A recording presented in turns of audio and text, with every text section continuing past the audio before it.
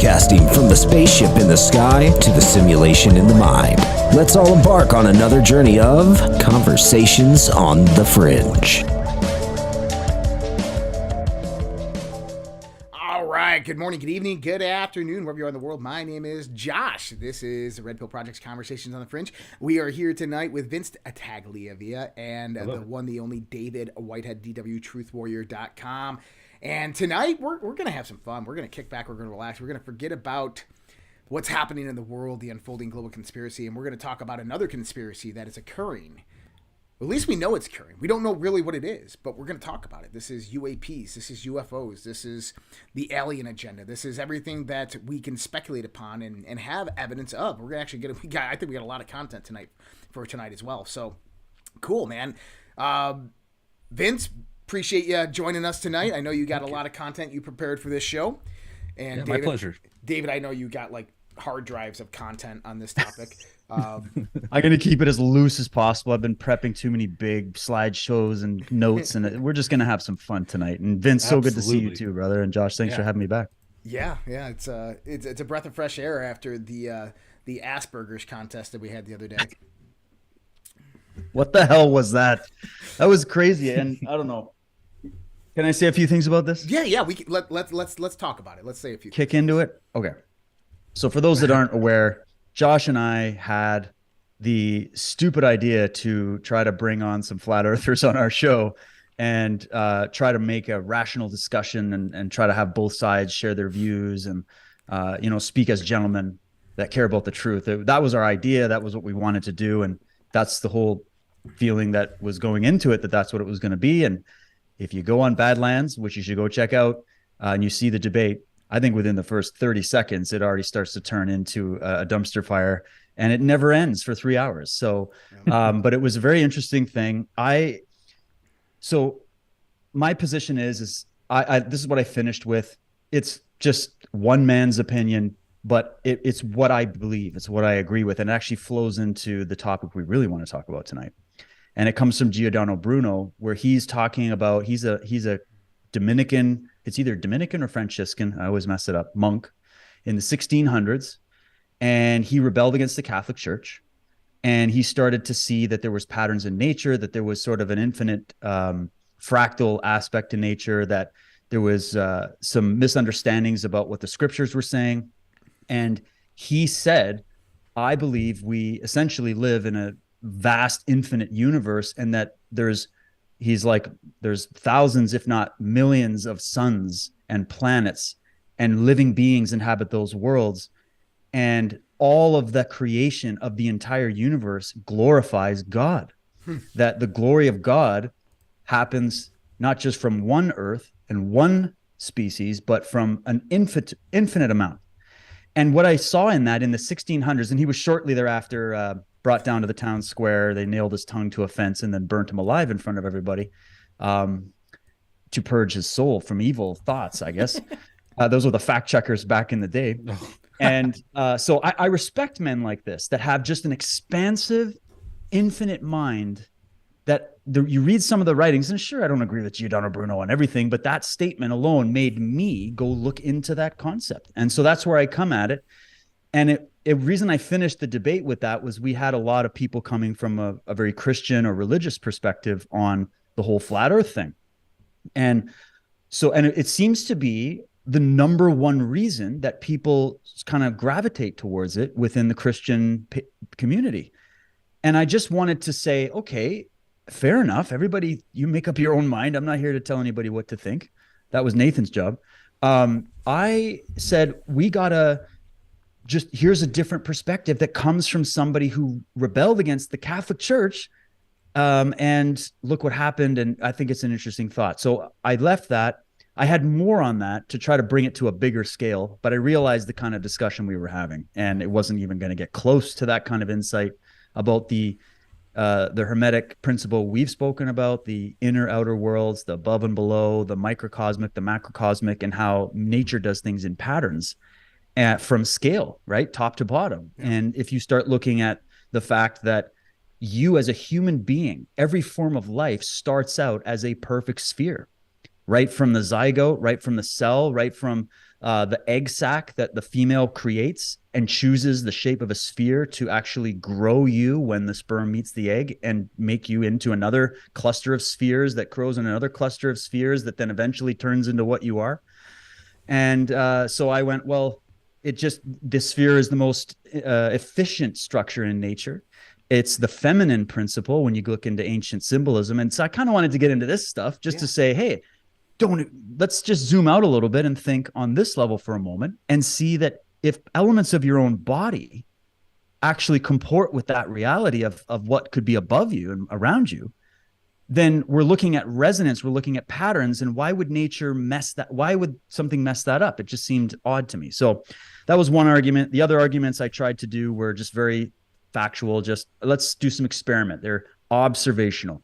I'll admit right out of the gate, I'm brutal with math and my geography isn't the best, and getting out, protractors and measuring arc seconds and things like that. I'm a white belt with maybe one stripe max. Okay. And that seemed to be where they wanted to go with shouting a bunch of math at me.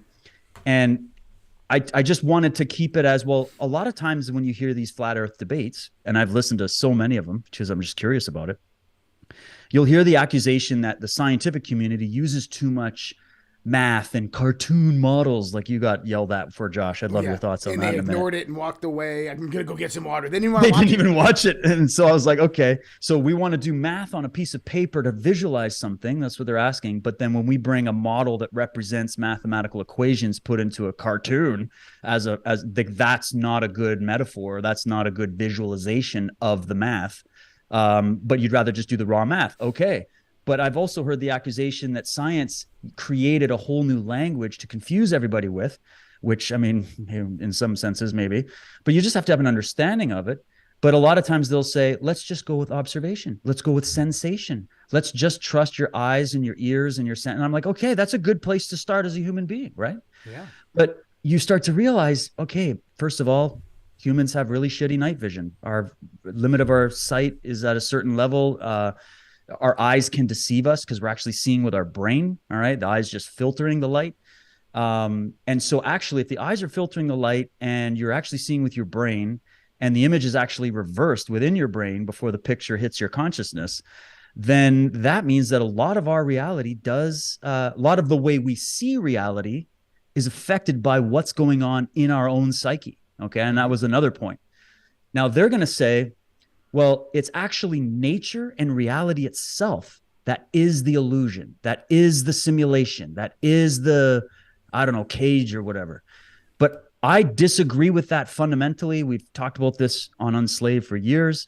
I go with the other, and I respect anybody that disagrees, but I go with the idea that it's not the actual reality itself that is the illusion.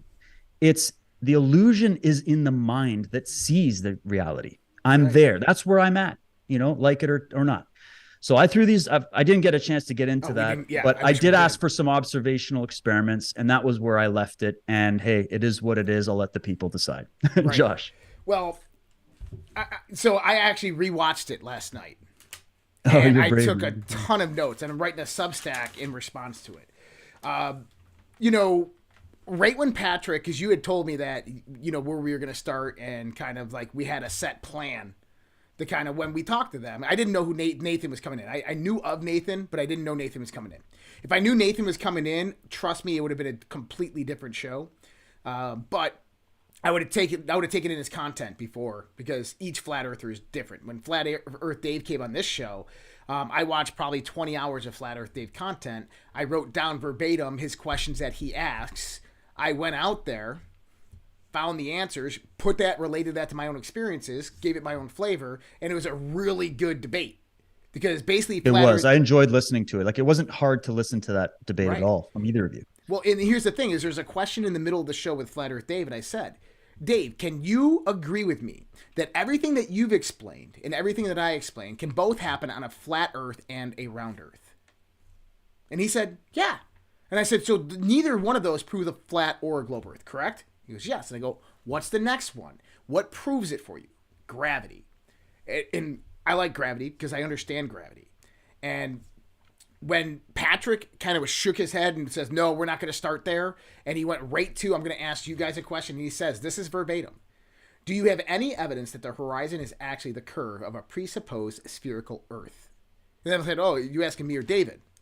And I kind of went into the formula because he had mentioned a formula 1.225 miles times the square root of the height of the observer. And I'm like, never heard it that way. And this is what they do. They change the formula over and over and over again. What that formula actually is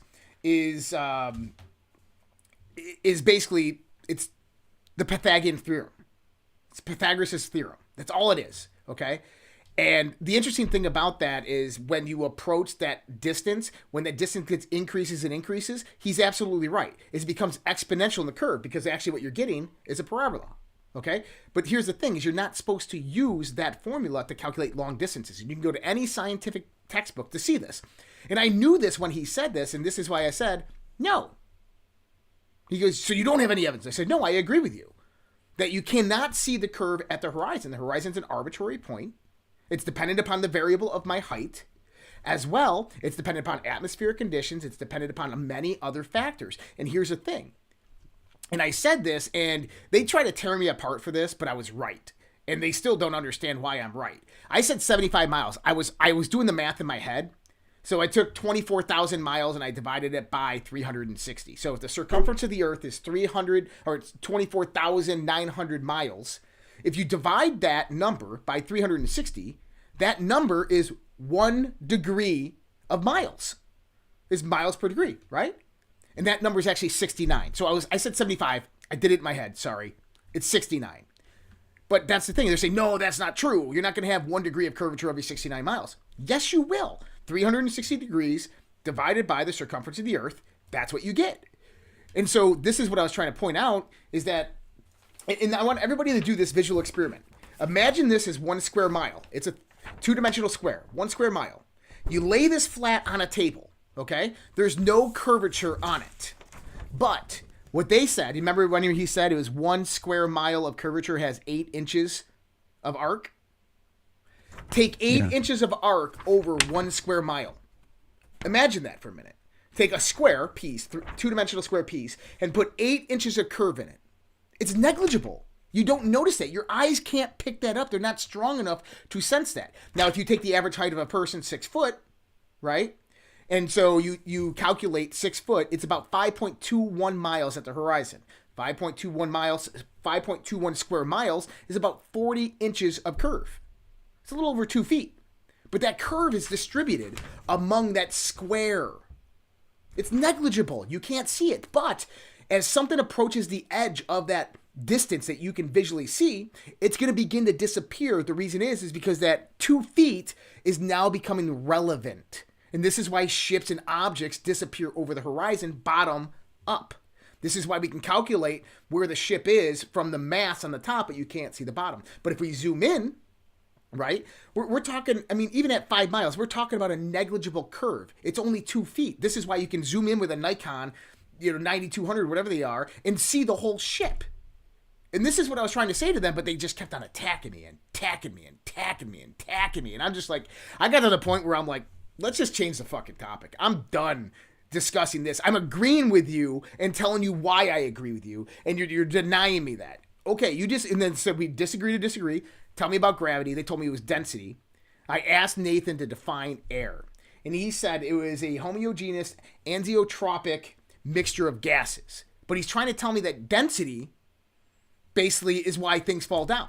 So how do you have a homogeneous anesotropic mixture of gases? Carbon dioxide, nitrogen, oxygen, water vapor, argon, all different densities floating together on the ground. They should be in substrates, like if you took water and oil.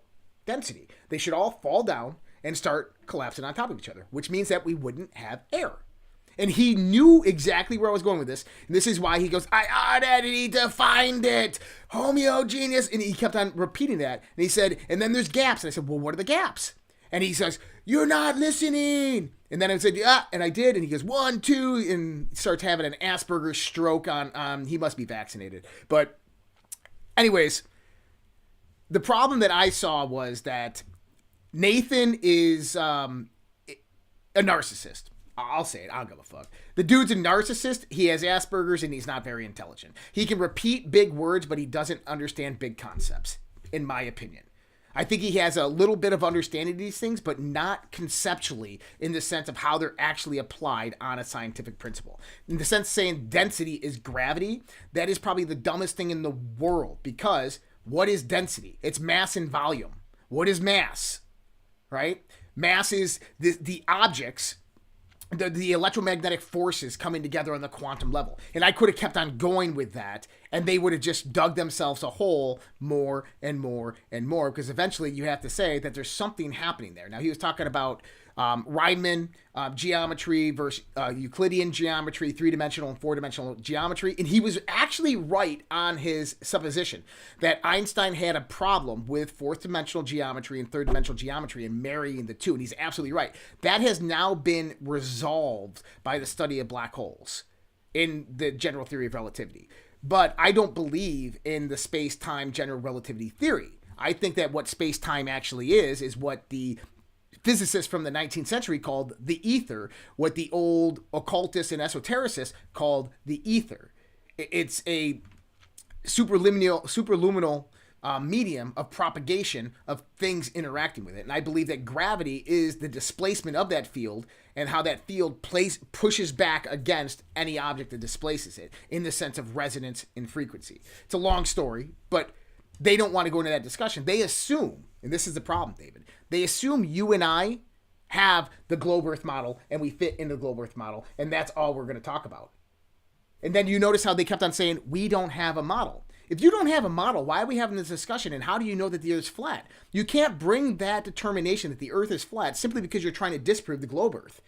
The earth could be a fucking, an oval, an egg. It could be anything, but you can't say that it's flat if you have no model. And then his whole perspective of experimentation is, you can't do an experiment, and an observation. You're like, well, the first point is observation. He goes, no. He had a problem with the words I was using. Yeah. Like, observation of phenomena. What the fuck do you think observation is? I know. I asked the audience, phenomena. I'm like, do you guys know what I mean? Like, okay, I might not be giving you the literal Wikipedia regurgitation of the definition, but like making an observation to me implies that we're observing something, meaning we're observing a phenomena. Do I have to say that in a sentence for it to be? So that became the problem, is like, anytime you start, and this is a strategy, okay? And I know, as I sat and I thought about it, I went, this is a strategy, and hey, good, whatever. If you're coming to war, I was expecting a nice friendly chat, I guess not. You come in and you just keep harping on how you're fighting. This is what happens even sometimes in like bad relationships, where you fight about how you're fighting. You fight about semantics. Nothing gets resolved because either both of you or one of you is blocking the conversation from getting to the root of the problem or getting to the focus at hand, right? And that's the issue. And I felt like I thought I was arguing with my ex-girlfriend, man, for a long time there. Yeah. But you're making so many good points. And then when it was a buddy of yours jumped in the chat and was talking about the arc, that he was missing the arc, because they kept moving the conversation and attacking other points. So we made the mistake of trying to address them. And I'm like, no, we should have just brought it right back. And every point, like, we have to clear this up before we move. Arc, like the arc, there's something where they're saying there's 6,000 feet of curvature missing on this Russian frozen lake if it was like this. And I'm like, wait a minute. And you were just describing it, like even with the bridge that I brought up, or the causeway, they're going to say, well, why is that the only place we see curvature and we don't see curvature on a longer lake or whatever? But but if you look at that longer lake, first of all, we got to do light refraction, but there's no object on the lake to balance out the view to really show, like what you said, there's no visual to reference. So the perspective comes in. But when now you have a big causeway that's like miles and miles and miles long with these big giant towers sticking up, that you have a reference frame when you're looking at this massive lake, now you can see, plus you have light refraction.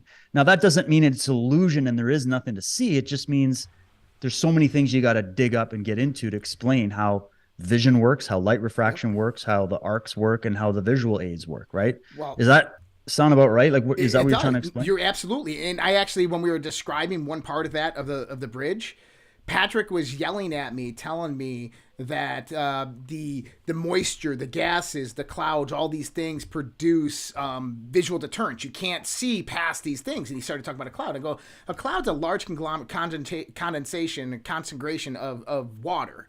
But when we're talking about things on the atmosphere, we're talking about various different gases that make up the atmospheric pressure, barometric pressure, these different types of things. And he goes, yeah, but they impede the vision. All of them do. And I said, no, they don't. I said, take a glass of water. Look through it. Does it magnify the object behind it? He goes, well, that's lensing. I go, you're telling me that doesn't happen? He goes, okay, well, yeah, it does. So he completely contradicted himself right there. And he proved exactly what you were saying and I was saying, that what was actually happening with that bridge was lensing of the curve that was coming forward. But they're never going to admit it. And that was the problem. So Wow. Well, and then there was the other thing too. I was listening to a physicist in a debate. He's a gent from Australia. He's a really nice guy. You can see he's genuinely trying with these people to be like he's trying to get a conversation going. And he pins them down on the term degree because he's like, why? Because this was figured out. I can't remember the name of the Greek guy that figured this out like thousands of years ago. They figured out the measurement based off of not Eratosthenes, but even before that, apparently there was another guy. And he calculated the curvature of the Earth very closely before Eratosthenes did. And he showed how he did it. And he utilized, with the longitude, latitude, and all that, he utilized the degree, the word degree. So the professor was asking this guy, he's like, why use the word degree? Because a degree is basically a unit. Here, I'm reading it now. A unit or measurement of angles, 1/360th of the circumference of a circle. So you can't have a flat plate. You have to have, it only works on a sphere to use that denomination of a degree, because the degree is assuming that there's a circumference, a three-dimensional circumference, right? This was what he was saying. I'm no expert, but I was like, that's an interesting point, is even the words that we use, that we've used for thousands of years. And then I also had some stuff on the first guys in India, in ancient India, 3,800 years ago, that calculated it independently of the Greeks and did the same thing and found out not only was it a sphere, but they were heliocentrists. It's part of the reason they became a lot of the sun worshipers and all that came out of there, right? So I'm just showing that, like, that's why I wanted to establish the motive. Why, for thousands of years, would there be this particular conspiracy? Why? What's the motive behind this? Because whoever's really running the show here can control shit regardless of the shape of the place they're trying to control. Like, I would have loved to have that conversation to find out, like, why do you think this is the be all and end all? Well, here's an interesting point as well, that many people don't know. And this is one thing I wanted to ask both him and Patrick, Nathan and Patrick, was about the Great Pyramid. Because obviously everybody who believes, because they say that the stars don't move, and they're completely wrong on that. There's stellar drift. And the Great Pyramids of Egypt, Giza, by the way, are no longer aligned to the Orion constellation, and the King and Queen Changer shafts are no longer aligned to Sirius and the other star. Okay, please understand that. The reason we know they were built 10,500 years ago is because that's when they last aligned to those constellations. But the interesting thing is if you use that variable of 42,500 discovered in the pyramid itself, in the height of the pyramid, and this comes from Randall Carlson, is that if you take the base of the Great Pyramid, it's different.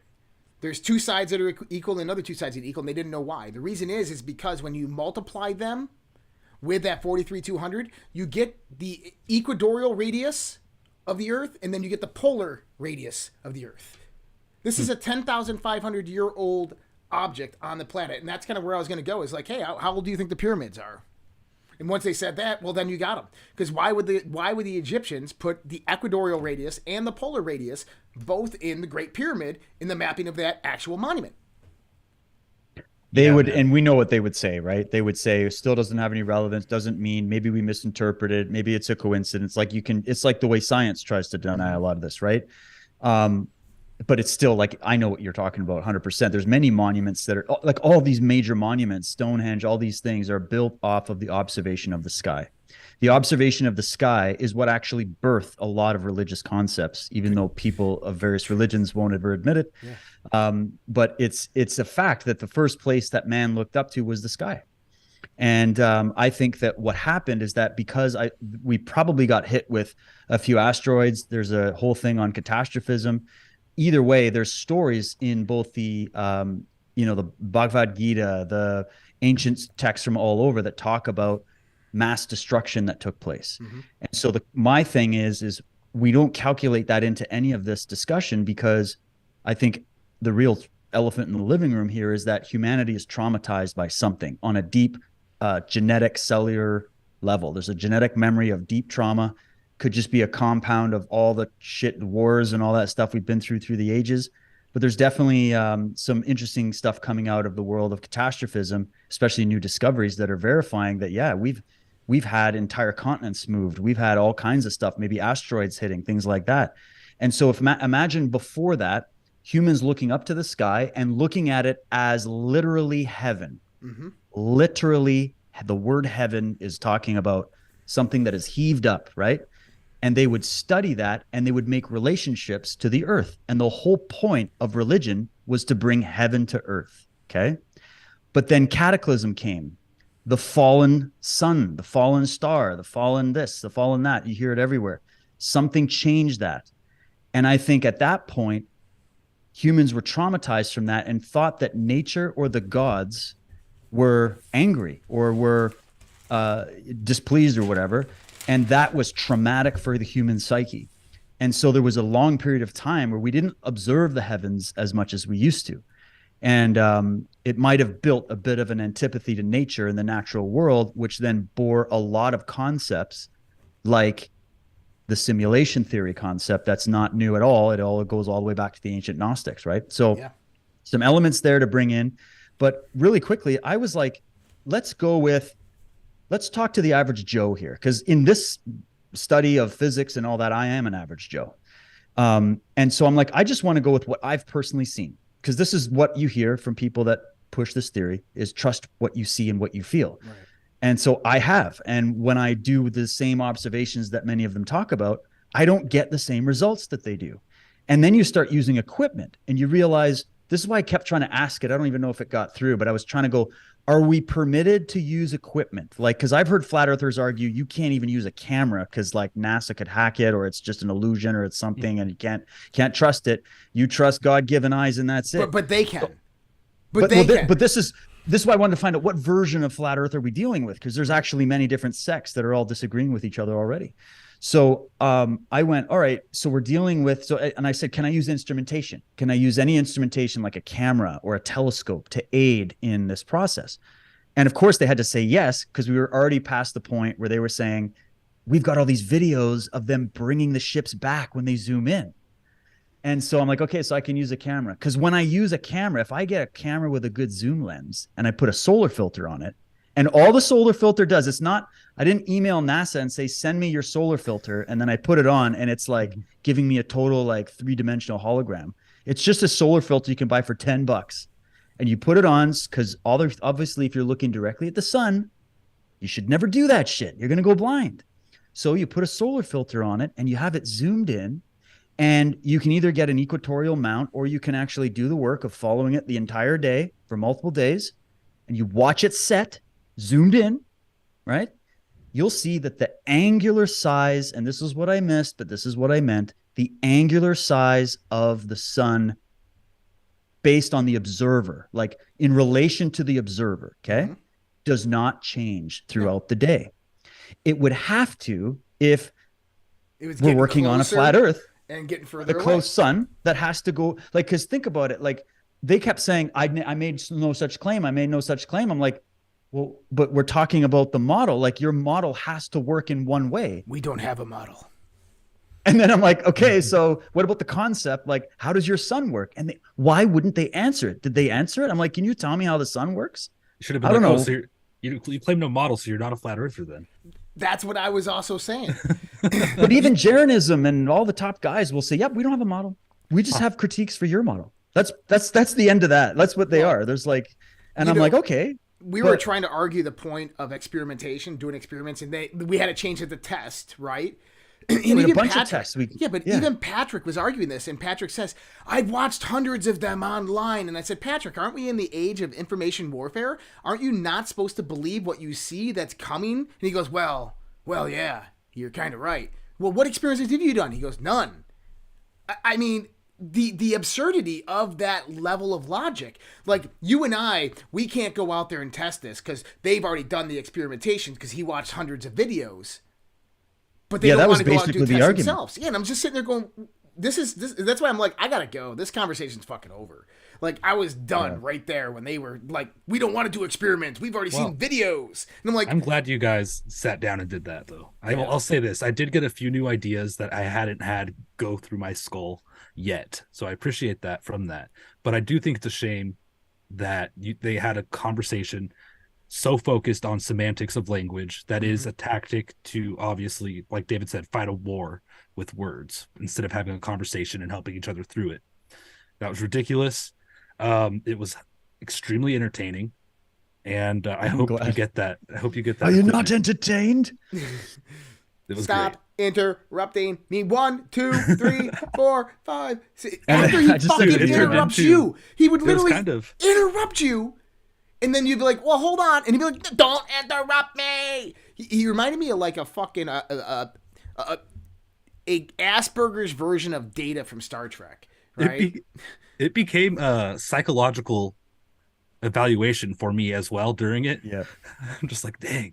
Yeah. His face and energy says it all. Like he almost had like I don't know. I don't want to get into the people. Look, They're people out there, listen, here's what I was trying to say at the end. I don't know if it came across because I was like, so it was crazy, but I was like, regardless of what you think the shape of the earth is, let's unite the clans around dealing with the presence of evil, tyranny, and corruption on this planet right now, like regardless of the shape. And if by the time we rout all this deep state and all these Illuminati groups and all these people out, these corrupt people, mafias, if we route them out and then we get access to the archives that have been hidden from humanity, and we find out that the earth is shaped like, I don't know, something else, or there's a totally different dimension of reality we don't understand, great. But if we're going to tear each other to bits and hyper focus on this point, I'm going to need you to give me the motive to tell me why we should focus on that point. And then when people start saying stuff like space is fake and it's all this, I start to ask them why. And when you actually ask somebody, they will tell you, and I've just seen it, unless somebody has a better answer, they will always tell you that the real conspiracy is to hide God and to hide the truth of the Bible, because they say there's 300 plus scripture verses that say the Bible says the earth is flat. And that's why I brought up a friend of mine who has a website. He has a book, and he's a Christian, and he goes through all the texts and he says, hey, this is not what it says at all. You're misinterpreting it, right? Because it's also relating to different things than the earth with the same language. So therefore they're using metaphorical poetry language to describe concepts. They're not defining a scientific analysis of the earth at all. That's not what the point of it is. And so it was just a different perspective. And I'm kind of like trying to find common ground, because we're all getting torn apart here in our community, which was, I would say, fairly united on many key points around to 2012, 2013. And then when this came in and went super viral, I remember watching this happen. We haven't recovered from it since. Yeah. And it's really torn a hole in this. And the problem is then when I go and I start talking about the COVID vaccine issues that are all just coming right out, we got Twitter files dropping with all this stuff coming out, the mainstream and the normies are going to say, oh, you're probably one of those flat earther, blah, blah, blah. And you start getting brought into a big basket where you say, I have to believe all of these tenets. And you start to get the pressure from the people in your chats and on your videos. They're not just trying to say, hey, I have a question, or I disagree, here's how I see it, or maybe research this. It's a direct assault trying to force convert you to the way they see things. And you start to realize that that's cult shit to me. That's defending dogma, the emotionality of it, the whole thing. That's why, in a way, I sit back and these guys will probably walk away and think, oh, we totally got it because they shouted a lot. I just had to sit back and say, let's roll the cameras, ask a few questions, and then just let them be themselves. And the energy of their psyche is going to prove everything, really, at the end of the day. And that's honestly how I feel. And I've felt that because that's pretty much how all these debates go. And you start to wonder why, and you get the same reaction when you challenge a Jehovah's Witness that comes to your door, or a Karen with 2 masks on their face, or all these kinds of things, right? And even though I know all of us are going to defend our positions, I believe that if you're a truly intelligent person, you can still hold your cherished opinions and have a rational discussion with somebody that disagrees with you. And you can still shake hands afterwards and say, we are allowed to disagree with each other. I'm not going to call you an Illuminati Jesuit shill or whatever because you disagree. I'm just going to say we disagree, and that's okay. But we agree on the fundamental principles of freedom and the pursuit of truth. And that's all that matters, right? At the end of the day. And that's what I was trying to get. And I don't feel like I got it. No. But that was honestly my intention, you know? That was my intention too. And I didn't want to, I even said before the show, I said, look, I don't want this to be an argumentation. I don't want to go back and forth. I don't want aggression. I don't want to be hostile. I just want to have a discussion. Let's just talk. Let's exchange ideas. And they immediately, right from the beginning, just, you could see it right in Nathan. He was just like ready to kill. But anyway. He was like that before the show started, man. He came on and right away started digging into me on stuff. And like, we were actually arguing. So people know we were arguing right up until the moment that I pressed go live. And then basically it just went right back into it. So they came on with not as much Patrick. I think in the beginning he was trying to keep the peace, and I would have preferred to just do it with Patrick. I think he would have been a lot more reasonable. But anyways, look, everybody, they don't like the challenging of their own beliefs. Hey, and fine. Just be what you want to be. Can we unite and stop the Great Reset? Let's just do that and then work from there. Okay. Well, first, before we get there, you mentioned there's actually some topics I wanted to touch on. We can touch on those later. It was about the cataclysm aspect that we were talking about. But right now, I guess this new Congress is looking into this whole UFO UAP thing. Now, there's some interesting articles that just came out. I had one right here somewhere in this conglomeration of articles that I have here amongst Flat Earth is, did aliens land on Earth in 1945? A defense bill seeks answers. This is the amendment tucked into the year's $858 billion National Defense Authorization Act, which funds the Department of Defense's annual operating budget, requires the department review of historical documents related to unidentified aerial phenomena, government lingo for UFOs dating to 1945. That is the year that, according to one account, a large avocado-shaped object struck a communications tower in a patch of New Mexico desert, now known as Trinity Site, where the world's first atomic bomb was detonated that July. So they're actually asking for all the documentation. Congress is asking for all the documentation on this specific event. This is fascinating. It is fascinating. And there's so much to that. I'm looking at another article from usnews.com, and I think it's talking about the same report. It's an intelligence office overseeing UFO investigations has done little to quell growing calls for greater transparency into the government's handling of what it calls unidentified aerial phenomena, or UAPs. Several senior members of Congress, including those responsible for ordering the review, almost immediately criticized the dearth of details in the 2022 annual report released Thursday afternoon by the Office of the Director of National Intelligence, the second such document since the government began to acknowledge publicly its analysis of UFO sightings reported largely by military pilots. So I have everybody may, if you're into UFOs, I'm sure some people, of Richard Dolan, his research. I like him because I feel like he's an honest researcher, and I know him. I know him personally. I've traveled across Canada multiple times with him. I've worked with him. I've talked with him, and that's all he does. On his YouTube channel, if you go look up Richard Dolan on YouTube and you sub his channel, he's doing live streams all the time, just breaking all this stuff down. Okay. And he has a different sort of theory on what's happening with this government disclosure project than a lot of ufologists. A lot of ufologists and a lot of people who are just passively looking at the subject think that this is Project Bluebeam. This is about setting up the fake alien invasion It's about, if you come from the religious perspective, a lot of people think this is about bringing in the Antichrist and the illusion and all of that. And that's a very popular trope. Okay. But Richard is of the opinion, and he brings a lot of just incredible detail and research to back it up, that there's actually a legitimate effort in the military and in the intelligence community, not the government. That's the battle. They're battling the government. But in the military and in the intelligence community, there are legitimate white hats that are trying to bring out what they know has been hidden and what is known on this planet by governments around the world, specifically the US government, about the UFO phenomena. It's been for 70 years, they've been hiding it. So he believes that there's a war happening. So it's like, and this is how I kind of look at it too, is there has been research on this from every corner of the planet for decades, if not thousands of years. You can go back to the Romans who saw flaming shields in the sky or whatever, but let's just look at modern ufology, right? The amount of information and documented mass sightings and the whole thing is there. The question has always been, what are they? Are they Nazi UFOs that were under the Project Bell program in Germany? Is that what that is? Is it some kind of inner Earth colony that has always been here that knows how to time travel, and that's what we're seeing as time travelers? Is it all atmospheric whatevers and gas, swamp gas? Is it just military technology they don't want us to know about? Like, whatever.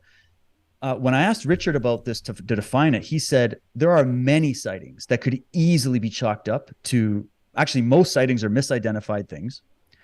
The next batch of sightings are most certainly military technology. Some of it is actually known. It's just that the public doesn't like research and keep up to date with it. So they don't know what the military is really working on.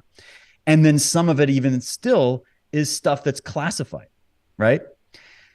But he said, then there's the category of stories that are documented even in the Canadian National Archive in Canada and also elsewhere. Because that's where he goes, is he goes to like the guys who are geodetic surveyors that are out there doing survey, or the guys that are out doing, they're mapping the Arctic, or they're trying to map K2, like those guys that are like pilots, and they're very, very smart people. They go out on these missions to try to do this work for research purposes. And they come back with just the most incredible stories of stuff that just no sound, appears directly overhead. They look up. It's the size of like something they've never seen before. And then it just floats by and then zips off at a speed that's impossible. Stuff like that. And this is stuff from the 50s and 60s. And on we go. So you start to wonder if there's any truth to it at all, that some of these are inexplicable.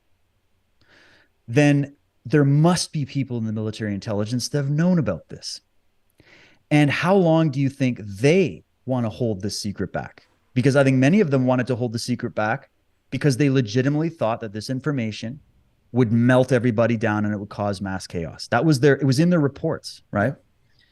And yet over time, even on some of their deathbeds, many of these top intelligence officers and even people who were experiencers came out and blew the whistle on everything before they passed.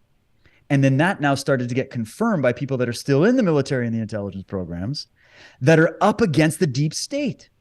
So you're in the place, you've got the data, you know what's going on, you've seen it for yourself.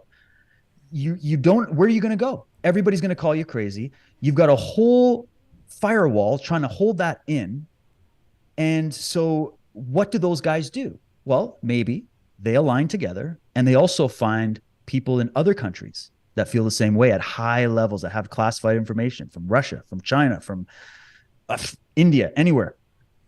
And you compare notes and you start a campaign to slowly drip it out to the public at a faster rate than can be squashed by the media and the deep state. So that's the theory. So the question is this particular thing going to come to anything? I don't know. But be careful to jump to the conclusion that everything to do with UFO leaks has to do with some Project Bluebeam. Right. And I actually did a whole show with Richard on Project Bluebeam. He thinks that a lot of people jump to the conclusions on it. Okay. But anyways, even if there was, what if there's also another faction that's trying to get the truth about the subject out? Because the government, if they ever did release it, they would want to release it in a way where they got to frame the entire narrative and control the narrative. So even if you get any truth about it, you're never going to get the whole story. But there's other guys working behind the scenes, even in private companies, Lockheed Martin, et cetera, that know what's going on, that want the truth out. Yeah. And so there's a war. Then that's what we're seeing. There's a war, like with every other subject going on about this subject. It's not just one monolithic faction controlling the whole thing anymore. Okay. I want to touch on this real quick because, firstly, Project Bluebeam, for anybody out there who doesn't know this came about from a woman by the name of Carol Rosen. She was the secretary that was at the deathbed of Werner von Braun, who was a Nazi who came over through Operation Paperclip. He was the man who invented the V-2 rockets. He's the man who basically created NASA for the United States of America when he came over from Nazi Germany to the United States of America. He's the man who basically put us on the moon through his technology. And on his deathbed to Carol, he told her of this coming war that was going to happen, of how UFOs will show up in the sky, and there will be a war with them. But these UFOs will not be aliens from another planet. They will be basically the deep state. They will be the military trying to scare us to unify the world into a new world order. My first part of this is that when I've seen, I think her name's Carol Rosen. When I've seen her talk about this, she's very passionate and very truthful. But the question I have is, Werner von Braun was a fucking Nazi. Does this guy not like come over here and maybe try to manipulate and infiltrate and maybe even control the narrative and information warfare? So when he's saying this, maybe what he's really trying to do is produce a counter movement to the actual ETs that were coming here. That if we start thinking that the ETs actually coming here are instead the deep state, the bad guys who are trying to push us into a new world order, we will fight against them. We'll be aggressive against them. And so we have to think about this from psychological warfare perspective as well. I at least that's how I look at it, is that, Werner von Braun, why are we assuming that this guy is a good guy? Or that he knows everything. Right. Okay, like this is what I think what happens is, like, over time, people find a subject they've never heard about before, and they look into it and they find, oh my God, there's actually a legitimate discussion about this. And they watch like Stephen Greer's 2001 press conference with all, that's where Rosen came out and told this story the first time.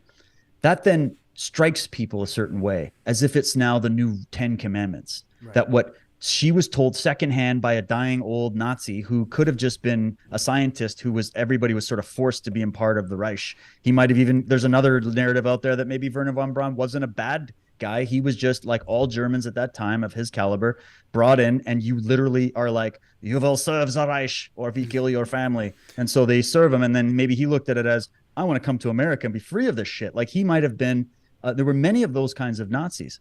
Just look up the story of Bruno Day, who actually was convicted like 5 years ago or so for 5,000 counts of crimes against humanity, even though he was against the Nazis. He was forcibly brought into the regiment. But just literally he was charged under the Nuremberg laws because he didn't do anything about the crimes against humanity that he was witnessing. That's the reason they charged him. He wasn't charged because he was participating or he agreed with it.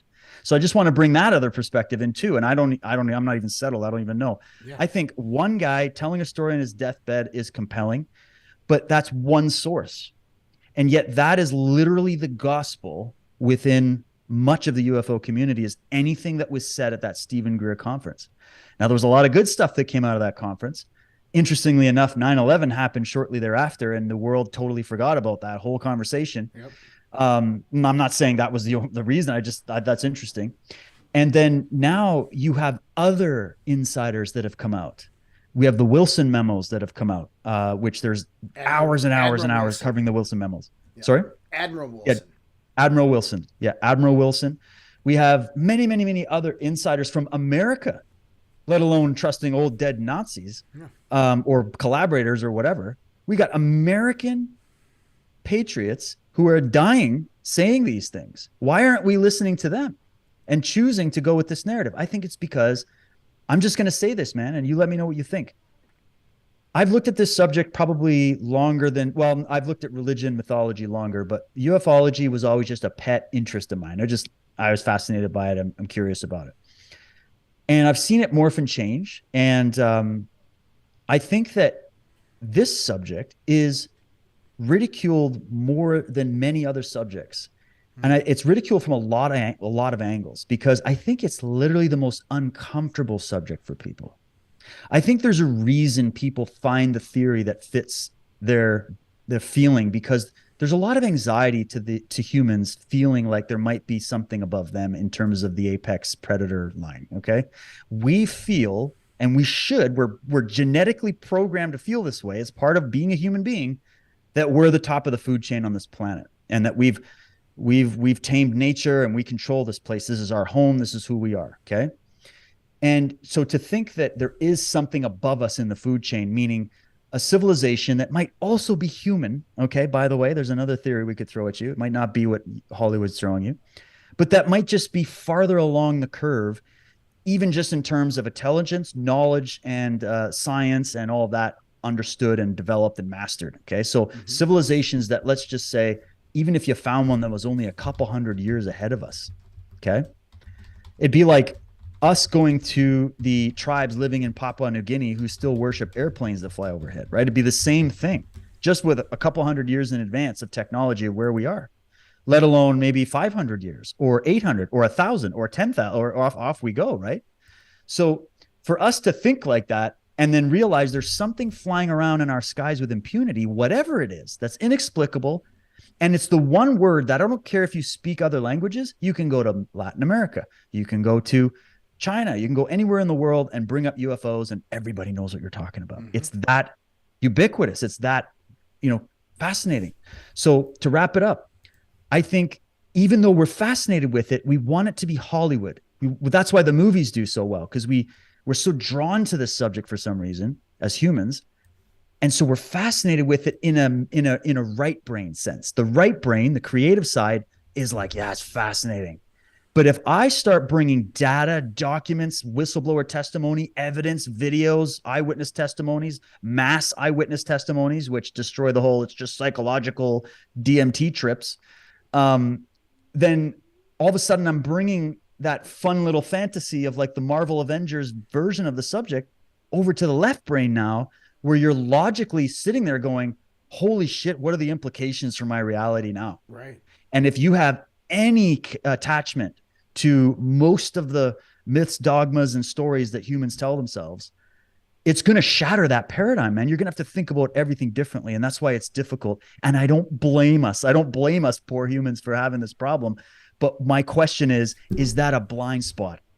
Is our emotionality about it, our fear of it, our misunderstanding of it, our desire to not know about it, whether it's true or not, and to make up something to defend and put camouflage in front of it, is that a psychological reaction to the fact that this subject terrifies all of us? Because what did Arthur C. Clarke say? He said, there's two possibilities that exist. Either we're alone in the universe or we're not, and both are equally terrifying. 100%. So there it is. I love it. Vince, what are your thoughts? Well, I feel like there's something there just based off my personal experiences. I think I've experienced a UFO one time in my life, and I'll tell you guys the story. I don't think I've ever told you. Sure. I've never yet. Tell me. I was all this time backpacking. I was backpacking in California in the high desert, and I go up to the top of this mountain. I think it's like 4-mile hike, whatever, with a few buddies. And we set up camp, and it's getting late. So we walk out to the front of this mountain looking south, and we're just sitting there, and there's this big, huge, like grate that we stood on top of, like, I don't know, like a man-made cement structure with a grate on top of it. So we all sat on top of this, and we're looking out, and we see this light just in front of us in the sky, and it's very bright and large, like it's a plane shining a light directly on us almost from the distance, like pretty far. And it just gets bigger and bigger and bigger until finally we're like, are you guys seeing this right here? We're like, what the fuck? It's getting closer. It's getting bigger. This is crazy. And it was the flat earth sun, Vince.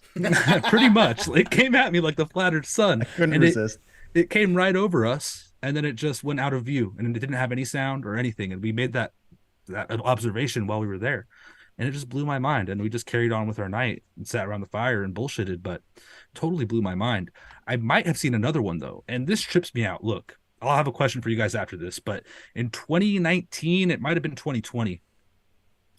I'm in Washington State, and I saw like I think it was 3 or 4 lights just going across the sky. And I'm like, oh my gosh, what the hell is that? UFO. Oh my goodness. And I got on Twitter and I'm like, what's going on? I start looking it up and everyone's like, oh, it's Starlink. It's just Starlink. Don't worry about it. And it's like, they're not equally spaced. It's weird. I've never seen anything like it.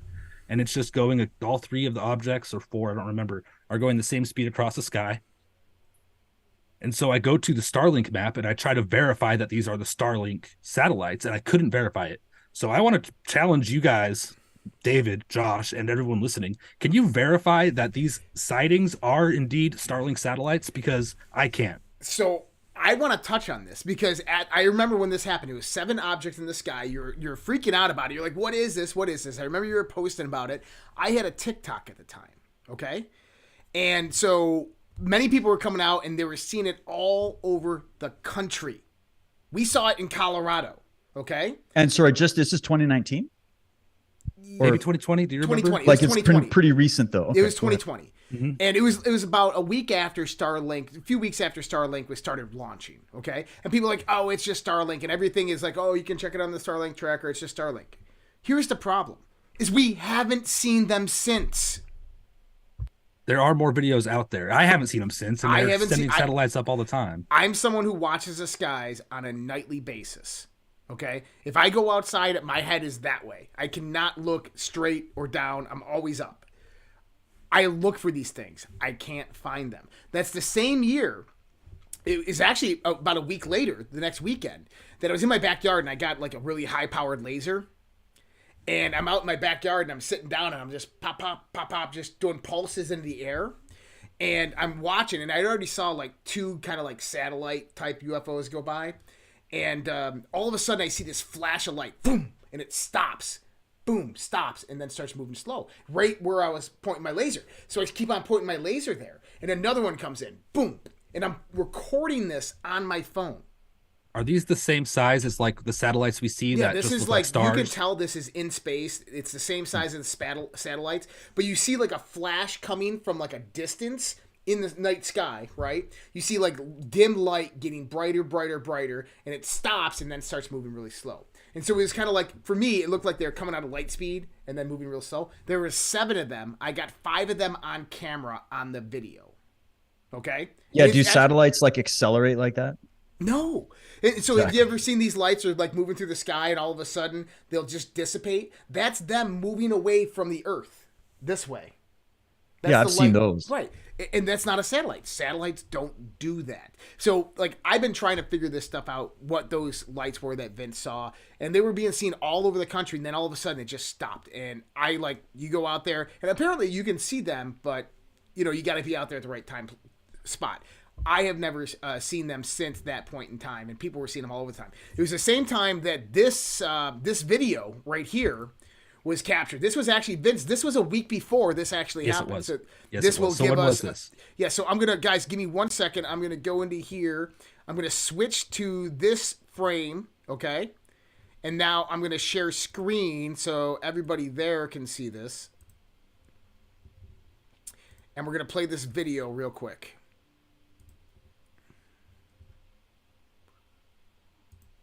Okay, hold on. Oop. Whoa! I thought you were. What the heck is? Oh, hold on. There we go. It's not showing up. That? Hold on, guys. For everybody up, I just fuck. Hold on a second. Oh, that's what I wanted to do. There it is. Boom. Okay. There's the video. Sorry. So here's the video. Whoa! I thought you were. What the heck is I that? thought you were pulling my leg. Dude, that's like a comet or something. Oh my god! Oh my gosh. It's a comet. That's a comet. It's shooting stars. So many. Wow. Look, I've never seen shooting stars, Andy. Never seen a shooting star in my life. I need you to text me your video because it's better than mine, I bet. Shooting stars. Andy. That's amazing. Andy, can I get out? Yeah. Oh my god. Look at this. Seeing this? Yes. This is amazing. Andy, they're changing color. That's a massive asteroid. That's Or so... comet or something. I don't know. That was is big. Insane, Andy. There's so many of them. It's That's like once in a lifetime right there. And it's just like So he says that's like once in a lifetime right there, right? So that right there happened a week before Vince saw those 7 objects. And I remember this because it was all like timed in sequence. This is when we thought, this was like right before the election when we thought a lot of stuff was going on. And that right there, they claimed to be a meteoroid breaking up. And I believe that was an Oregon sighting as well. Okay, Oregon, yes. Oregon, That was an Oregon sighting. But they claimed that was a meteor breaking up. The problem I have with that is the mass, the severe amount of debris that is coming down. That asteroid had to have been like massive. Yeah, and they tell us when things that big are coming to the atmosphere. Right. They know when things that big are coming to the atmosphere. There's one that snuck in and then Space Force shot it and broke it up before it came and impacted the planet. That could have been, but you would have seen debris scattered all over the place. I think that was something that got shot down, like a UFO or something. So it went over the ocean. Well, Vince, when you saw yours, how does it look in relation to that video? Way different. What I saw didn't have a trail. It didn't move downward. It moved at the same elevation just across the sky, like space level almost, or very high atmosphere. Brighter lights than stars, maybe like as bright as Jupiter, maybe a little brighter. And they stay in the same formation and slowly move the constant speed across the entire sky from horizon to horizon. Okay. But high up, like must have been a pretty high altitude. Must have been. And it's like it moved like a satellite. So you're like, okay, yeah, satellite, that makes sense. But I'm skeptical. Like, naturally, I just can't validate it. So it makes me curious. 2 days later after that, and someone just mentioned this in there, 2 days later after that, off the coast of Florida, something exactly like that was filmed. Another one exactly like that was filmed. It's fascinating. And this timeline here, by the way, you guys, remember Trump signed the executive order for the disclosure of UFOs, or whatever they call them, UAPs. Yep. In 2019. June 2019, right? Didn't he sneak that in like another executive order?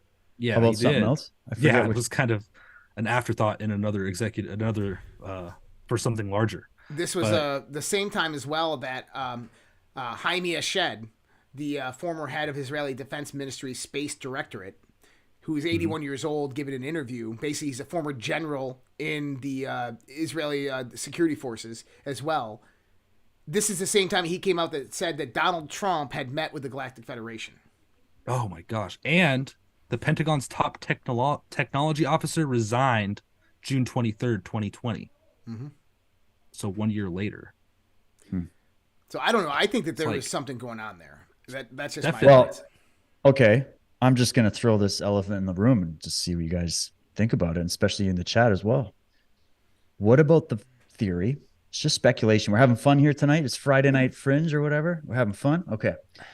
So just for fun, let's just speculate a little bit together that what if they're walking amongst us? I'll just leave it to the floor. What do you think? Interesting you said that. So I actually have I pulled something up when we were talking about this. Did you ever watch the show Stargate SG-1? I caught a few episodes. I never finished. I've seen the whole series like 10 times. Watch from first episode to last episode, just binge it 10 times. There's an episode out there. It's a 2-episode arc from 2010 to 2011. Earth's SG-1 team encounters an alien race known as the Ashen. They go to this one planet, and there's this primitive human beings on there that are agriculturists, and they have these massive technological machines that they're doing agriculture with. And they say, oh, we'll introduce you to the people who gave us this technology into this group of humanoids known as the Ashen. And the Ashen make a deal with the humans and say, hey, we will give you technology, we will give you weapons, we'll give you everything that you want. Just come into a trade agreement with us. And so they come in and they start revamping Earth, and they cure disease, they increase longevity, they give people 240-year lifespans, they give them weapons, technology, space travel, all this stuff. 10 years down the road, the human population has dwindled over 80%, and they don't know why. Nobody's having babies anymore. And what they come to find out is the Ashen, basically what they do is they come in and they give people the cures to all illnesses in their arms. No way. And over time, those people slowly go away and die out until their planet is free and open. They enslave the rest of the people the 500,000 that are left on the planet, and they use it as, instead of having a trade, it's just their farm. And this is what the Ashen do. And so, and the Ashen look just like you and me. They're humans. So it's kind of interesting. Then you get, the whole, the Arrival with Charlie Sheen, where they have the human meat suits on, the silicon meat suits of human beings, and they're pumping the greenhouse gases into the atmosphere that produce global warming because they're actually terraforming the planet. And at the same time, they're poisoning the food, the air, the water to basically get rid of humanity and produce infertility. When you put it like that, Hollywood, Vince, what do you think? That's wild. I think it's a possibility. I also think, just totally speculative here. Look, I don't know what the heck this is. I'll just say that. But what if this whole alien technology thing, obviously I'm coming from the side of this, there's something here, there's some phenomenon, whether it's aliens or us, I don't know. There's some technology, I think. Maybe it's multidimensional, like some people believe in the community. Mm-hmm. I think that's a possibility. But what if it's actually multifaceted, or actually just like it is with a lot of other things, whether it be political, etc., like we analyze in our lives? What if it's actually broken apart and there's different factions of people dealing with this technology? And it's a complex fight within itself. Yeah, you're on to it. Just shows you have an open mind that has creativity, and that's important. Because I think along those lines that it's a little bit of column A, B, C, D, Z, X, Y, Z. It's a bit of everything, because, but one reason I'm asking if they're walking amongst us just as a thing is there's actually a lot of ancient myths and stories that discuss this concept. It's where we got the idea of walk-ins or demon possession or angels coming from the sky, looked like humans, etc. But it was actually something that, it was actually something that Jordan Maxwell used to talk about a lot. It was one of his lines where he would say, everybody's asking the question, do they look like us? And he said, no, we look like them. We look like them, yeah. And I went, yeah, if you actually frame it like that, if you're thinking about this, we look like them, which is why we don't look like anything else, right? Because who sticks out like a sore thumb on this planet of all the species? We do. Who's building structures and civilization and putting masks on themselves and stopping their air? Like, who's doing this shit? It's us. We also look and are very different. We're very fragile physically compared to everything else, but we have this massive brain. And so you start getting into this. And again, we're just thinking about our reality here. And I just look at it like, I probably said this on Mars Chronicles, but I just think that there is a story in this research community, and you can read people actually. I don't have his book handy, but it's Brinsley Lepore Trench. Have you guys ever heard of this guy? No, tell me about it. Brinsley Lepore Trench was like one of the top UFO authors back in the 70s. Okay.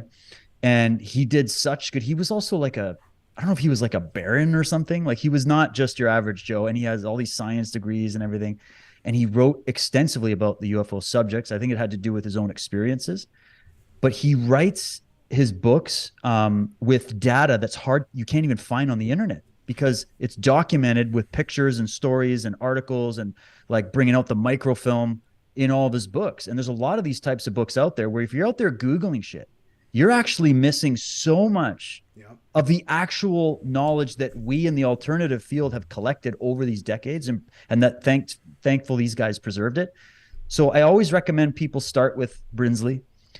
He's a really good guy to open up the door, and he also gives you a lot of very deep philosophical concepts to think about, and giving you visualizations. Like, think of it like this. He would say, what if what we call humanity, there might be variations, just as there are variations of races on the planet. We have Chinese people, we have Africans, we have Caucasians, all these different typologies of a human.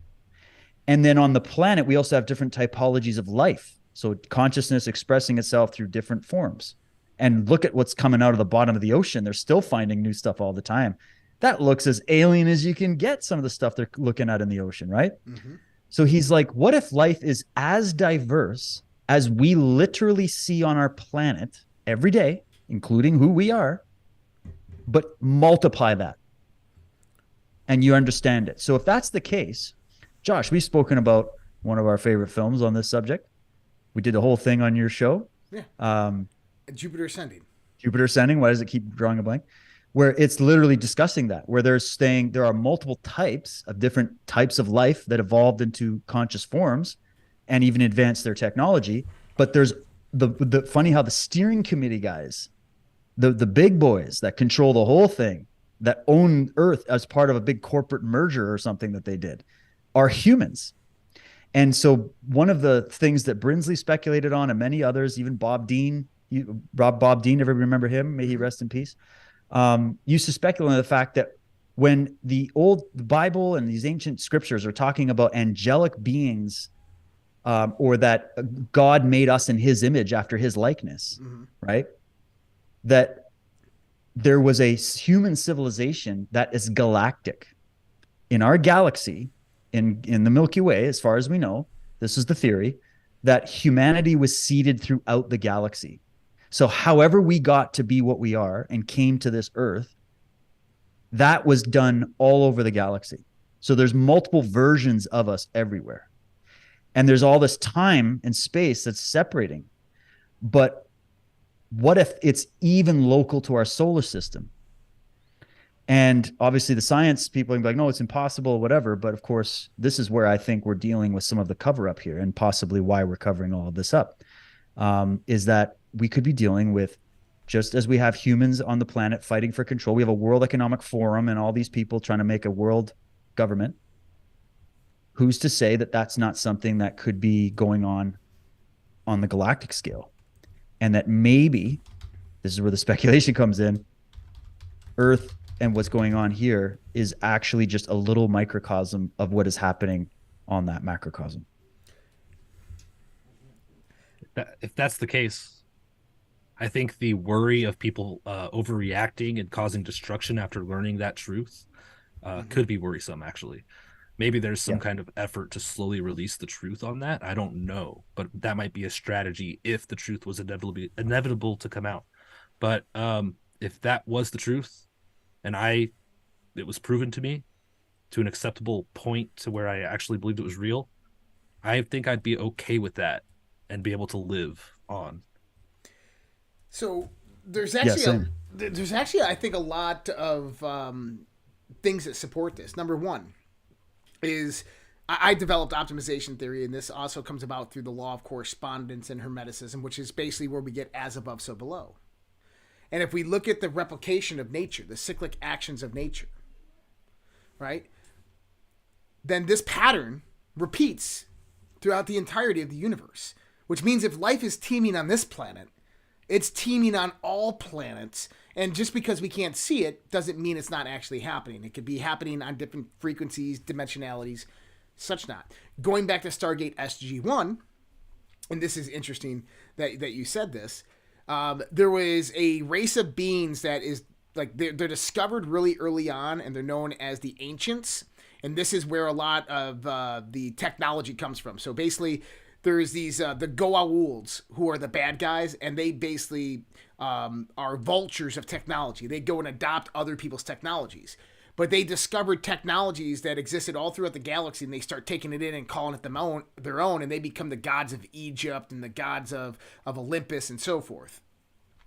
But what you find out later on in the show is this technology was actually of the Alteras. And the Alteras were from another galaxy who came to this galaxy, they were scientists, and seeded every planet that they could find that was habitable for life with their own genes. And guess what they were? They were human. And they ascended scientifically to another dimension and exist as energy, but all their technology was left behind. And Earth was one of their home planets that they had in this galaxy. And so Atlantis was their base. And so it fits into this whole allegory of the mythology, right? But it's interesting that you said that, because that's exactly what they did, is they seeded all the planets. By the way, Stargate SG-1, for people who don't know, Stargate was a movie that came out in the 1990s, late 1990s. Kirk Russell was in it. The alien in the movie was a gray alien. This is who played the main Goa'uld. His name was Ra, and basically the Stargate took you to another planet. Ra ruled over that planet and enslaved the people. It was a desert planet. They were humans. Kurt Russell goes over there with his team. They end up killing Ra by sending a nuke up into the spaceship, blows it up. They come back home. la-di-da, all good. They make a show out of it. Now, this came out on the Sci-Fi Channel. The Sci-Fi Channel went out to sought kind of like consultants for the show. And one of the people that they asked, or one of the groups they asked to consult for the show, was the United States Air Force. The Air Force came in and did a consulting project with the Sci-Fi Channel and said, we will help fund this show. You need to make these subtle changes. They got rid of the gray aliens, replaced them with a snake that goes in and suppresses your consciousness and takes over your body. Right? And then you have this kind of, it took place at Cheyenne Mountain in Colorado Springs. That's where it was based, Stargate Command. And it's interesting because you get this new world order aspect of it. You get what's called the Trust. It's a group of rich philanthropists and billionaires who are basically hoarding this technology, reverse engineering, and slowly releasing it to the public, but making tons of money, but also controlling humanity with it because it's so highly technologically advanced. I mean, it's all there. It's all been laid out for us. And here's the thing is we don't know what to believe because we really don't know what's true, but we have to use our own judgment, discernment when looking at this. Now, for me, when you say that this whole galaxy was seeded with life, whether it's human life or someone else's life, to me, that just resonates. To me, I feel that. It feels right to believe that because we have to understand that life is critical to the universe because without consciousness, the universe doesn't exist. This is what the Nobel Prize in Physics was just given for last year. It was talking about quantum entanglement, but it really brought about Schrodinger's cat and observation.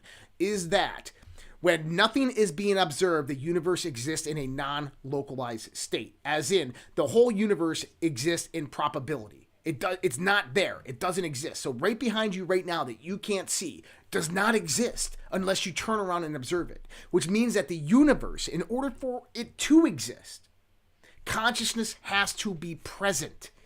And see, that's the thing, is the universe could not exist other than in a probabilistic form if life wasn't here from the beginning. And we're like supposed to be gardeners of this planet, right? Humans, like we have a function here. We're not just here happenstance. I don't believe that.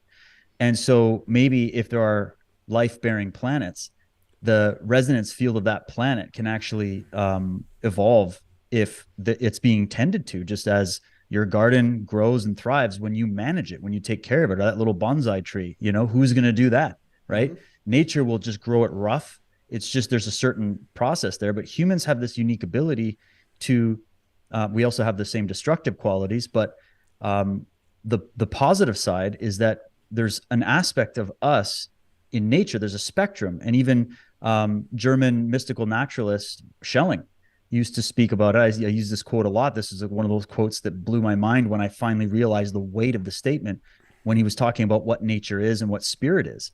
And he was saying it's just octaves of two different fields. So or the same field. So he's like, nature is visible spirit, spirit is invisible nature. Oh, that answers so many conundrums. Just one sentence. I'm like, all right, off we go. Makes sense to me.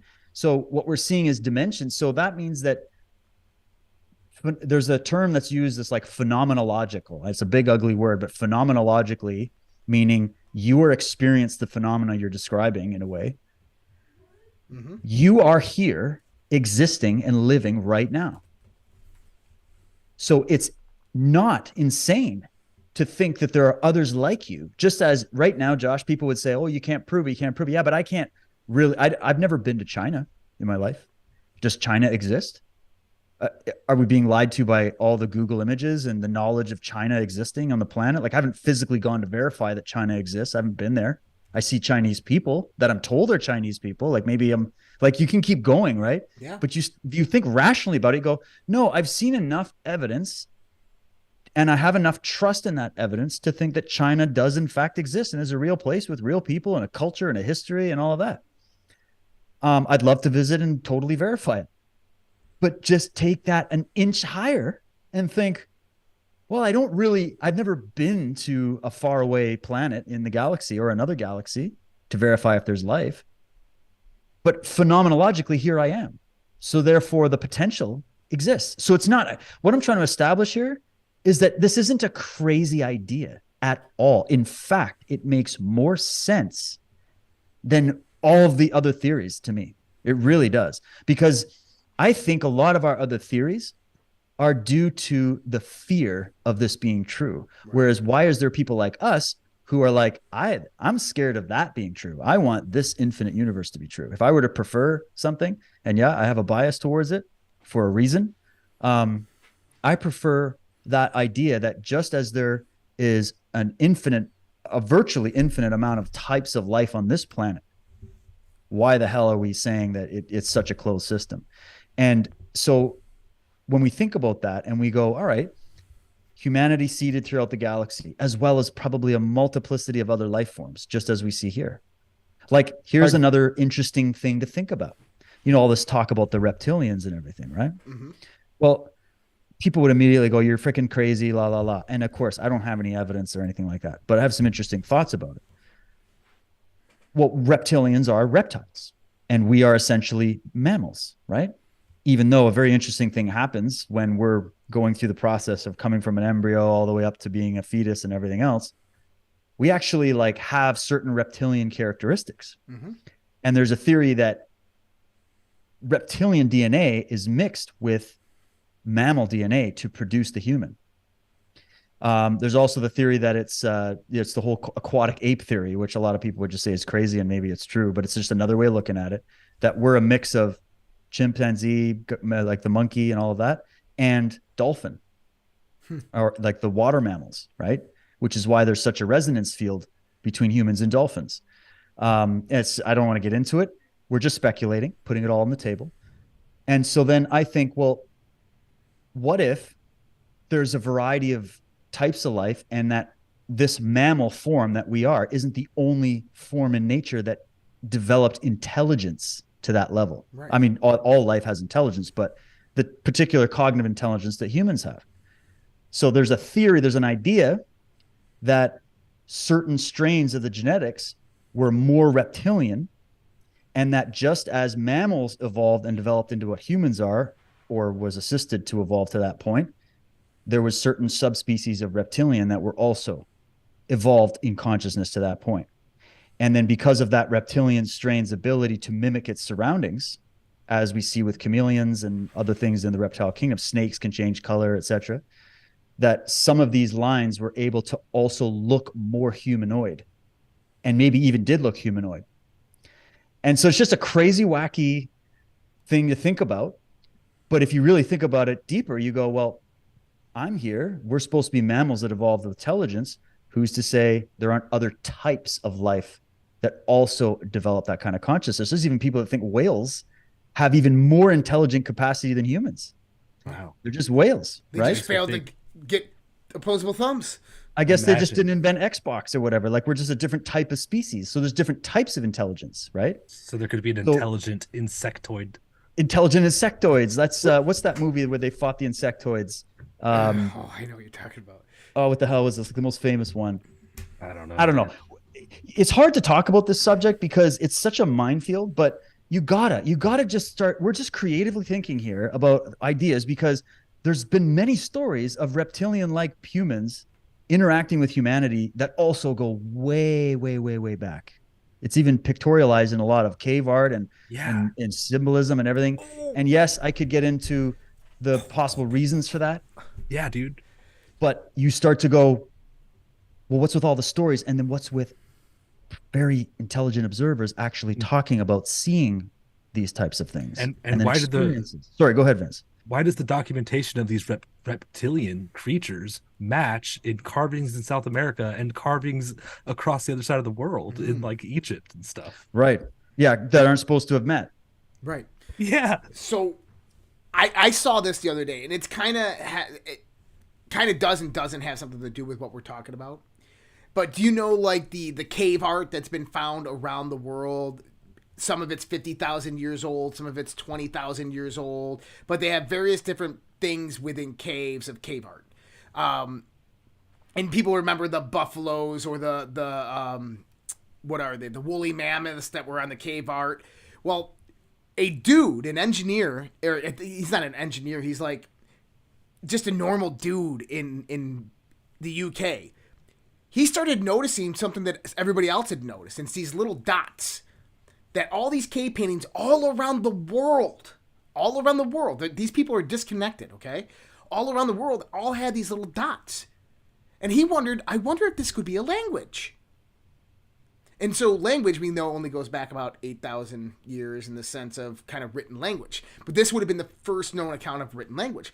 So he contacted some college professors with a few theories of what he had, and they all started looking into it. And they just published in Science last month that these dots that you find in all these cave paintings, they're lunar cycles of mating of all these animals. So if you had a horse, the dots were actually the lunar cycle of the mating habits of the horses or the woolly mammoths. And it was the same language all throughout the whole world in all the cave systems. 50,000 years ago. Oh, wow. I'd have to see this. I want to, send me the links on that. That's crazy. Yeah. Like, there's so many points. Let me just do one thing where I've talked about this quote, that also another quote that sort of gave me a lot to think about, from Charles Fort, who really specialized in this field back a long time ago, 1900s.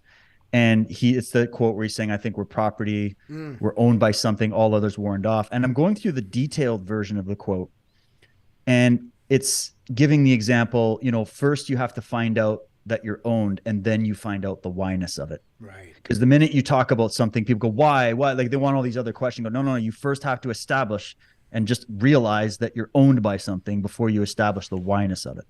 And then the other thing that he was like, he has this interesting description where he says, I suspected that after all we're useful, and that among contesting claimants, adjustment has occurred, or that something now has a legal right to us by force, or by having paid out analogs of beads for us to a former more primitive group of owners, all others warned off. And I was like, think about what he's suggesting here. Yeah.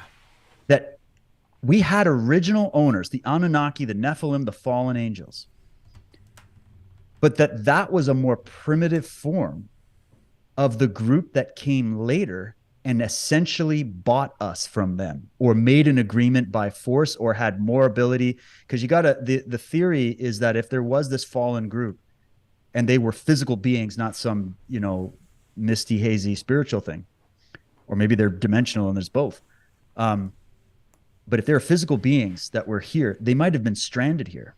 Mm-hmm. They might have actually crashed here. They may have actually been escaping. The myths talk about escaping a war from their own homeland, and they found themselves here against their own will. They didn't want to be here. This is the whole Agent Smith, I want to get off this place. I want to get out of here. Humans are a virus. You're a disease. I hate this place. I want to get the hell out of here. That was the vibe that's sort of coming into the idea of these stories, that the first beings that came here were here against their will, and they just took advantage of that situation and did everything they could, and they needed to find a way to rebuild their technology to get off the planet.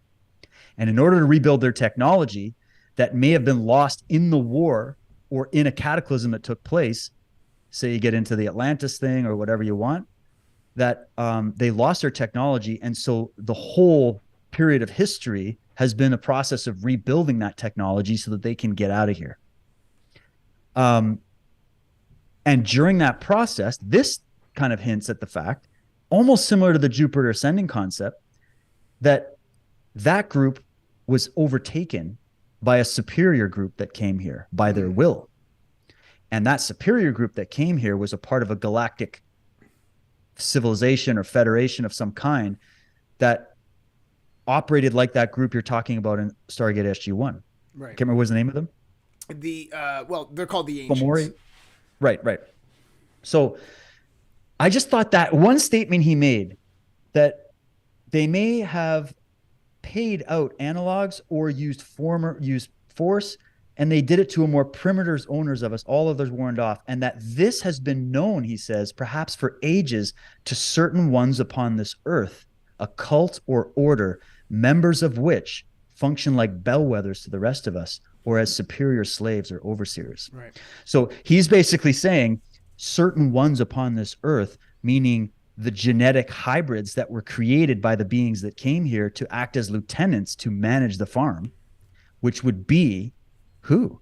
your secret societies, your roundtable groups, the underground world, the whole thing. And that's what the story unfolds from there. And if this is as wild as this might sound to people, does it sound more wild than literally any religion you can tell me in the world? Is it actually not maybe just a Star Trek interpretation of all religion? It is. And so in a way, it kind of trumps everything if this ends up being true. And it actually would explain a lot. But it is the most ridiculed, hated, that people get adversarial about it, theory that you could possibly come up with. And that makes me question, maybe in a way, we were genetically programmed to be blind to our slave masters. So I got something to add on to this too, because if you take the Jupiter ascending approach, that we were bought out by this galactic farming corporation, and that each planet, once it gets ripe for harvest, is harvested. Now take into account the Georgia Guidestones, now take into account the secret societies that we think are trying, I'm speculating here, that are really trying to kill us, but in actuality, what they're trying to do is stop these people from coming back. Right. By reducing the population, they're trying to stop them from coming back. Right. Oh, maybe there's no choice. That is an interesting idea. I've never thought of it like that. I know. I was thinking about it like maybe they need to make space because they want the rest of the resources of this planet for themselves, and they can't they don't need us anymore. They needed us in the beginning for all the mining and all the, think of like all the Zachariah Sitchin stuff and the Anunnaki. They needed us in the beginning, but now they've got their technology developed to a point where they don't need us for that anymore. They only need a certain group of us. They need the 500 million to keep the resonance field of the earth intact with our consciousness, something like that. Or they need the 500 million to work, whatever it is. But the idea would be that the whole process is, this is a terraforming operation. The whole thing. Right. But here's the thing is and look, I agree with all the points because there's so many different ways that we can take this. Yeah. It's just we're just having fun, guys. Everybody really, but what if the globalists and the elitists wanted to rule this world for their own? They had the control, the power, they had the technology, and they know that if population gets so large that they're going to come back down and harvest everybody, and they don't want that to happen. Mm-hmm. So they're slowly reducing the population back to a manageable level so that they don't come back. Or tainting the population so that they can't utilize the harvest. They're just theories. But we have to think about it in all different perceptions. Because there's something happening. We cannot deny that. Yeah, exactly. There's happening. Smoke. There's lots of smoke. There's something happening. Go ahead, Vince. We can't mention that without mentioning the flavor injection theory as well. That it's attracting them to come. The flavor injection theory. Oh, the flavor injection, yeah. Mm-hmm. It's enticing them to come and have their meals. Right. Obviously, right. Joking. Well, do you remember? I probably talked about it before, but do you remember guys like Phil Schneider who came out and talked about some of their experiences? Right. Yep. And I mean, there's never any way to validate anybody, but I mean, a lot of people think he was murdered for what he talked about. And his wife did an interview after he passed away, and it's a pretty shocking interview. I should share the link. I'll try to find it. It's hard to find. But he basically was a guy that built secret underground bases for the government. And on one of these expeditions, he learned that he said that they know there are beings that are off-world beings that are mining the earth. Mm-hmm. And they're setting up colonies, and they have underground and under ocean facilities. And that the U.S. government and all the government and many of the governments of the world are in a way forced to work with these groups.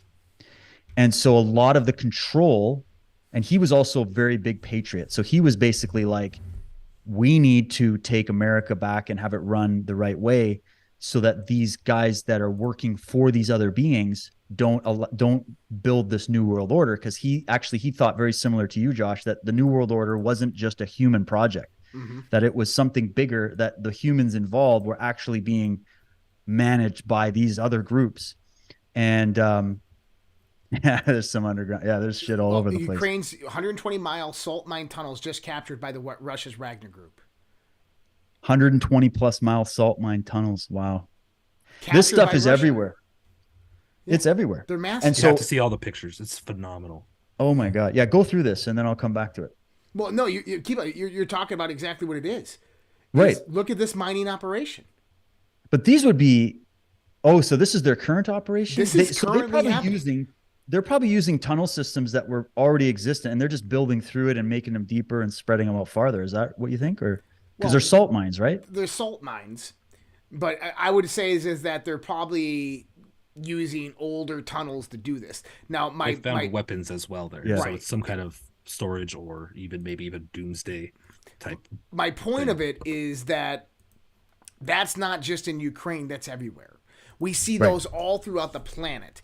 So we just did our annual camping trip at the sand dunes, the Great Sand Dunes in South Colorado, which is completely out of place. You have mountains and then mountains of sand, which make no sense. The reason that they say that those sand dunes are there is that water runoff from the mountains over time deposited the sand there. The sand is 120 feet high, okay? Like, water doesn't just run off and pile sand in one little place and then not in other places. There's no sand between the river up in the mountains and where the sand is now, okay? Mount Everest doesn't have the largest sand dunes in front of it. Right, Mount Everest doesn't have... So we were looking at it, and when you start picking up the granular sand, it's not sand, it's not silicon.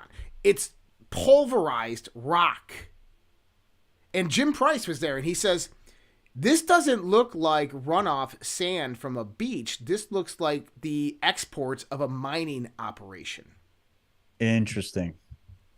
And the Native American legends were that the ant people burrowed the holes underneath the Rocky Mountains and produced the sand mines, the sand dunes.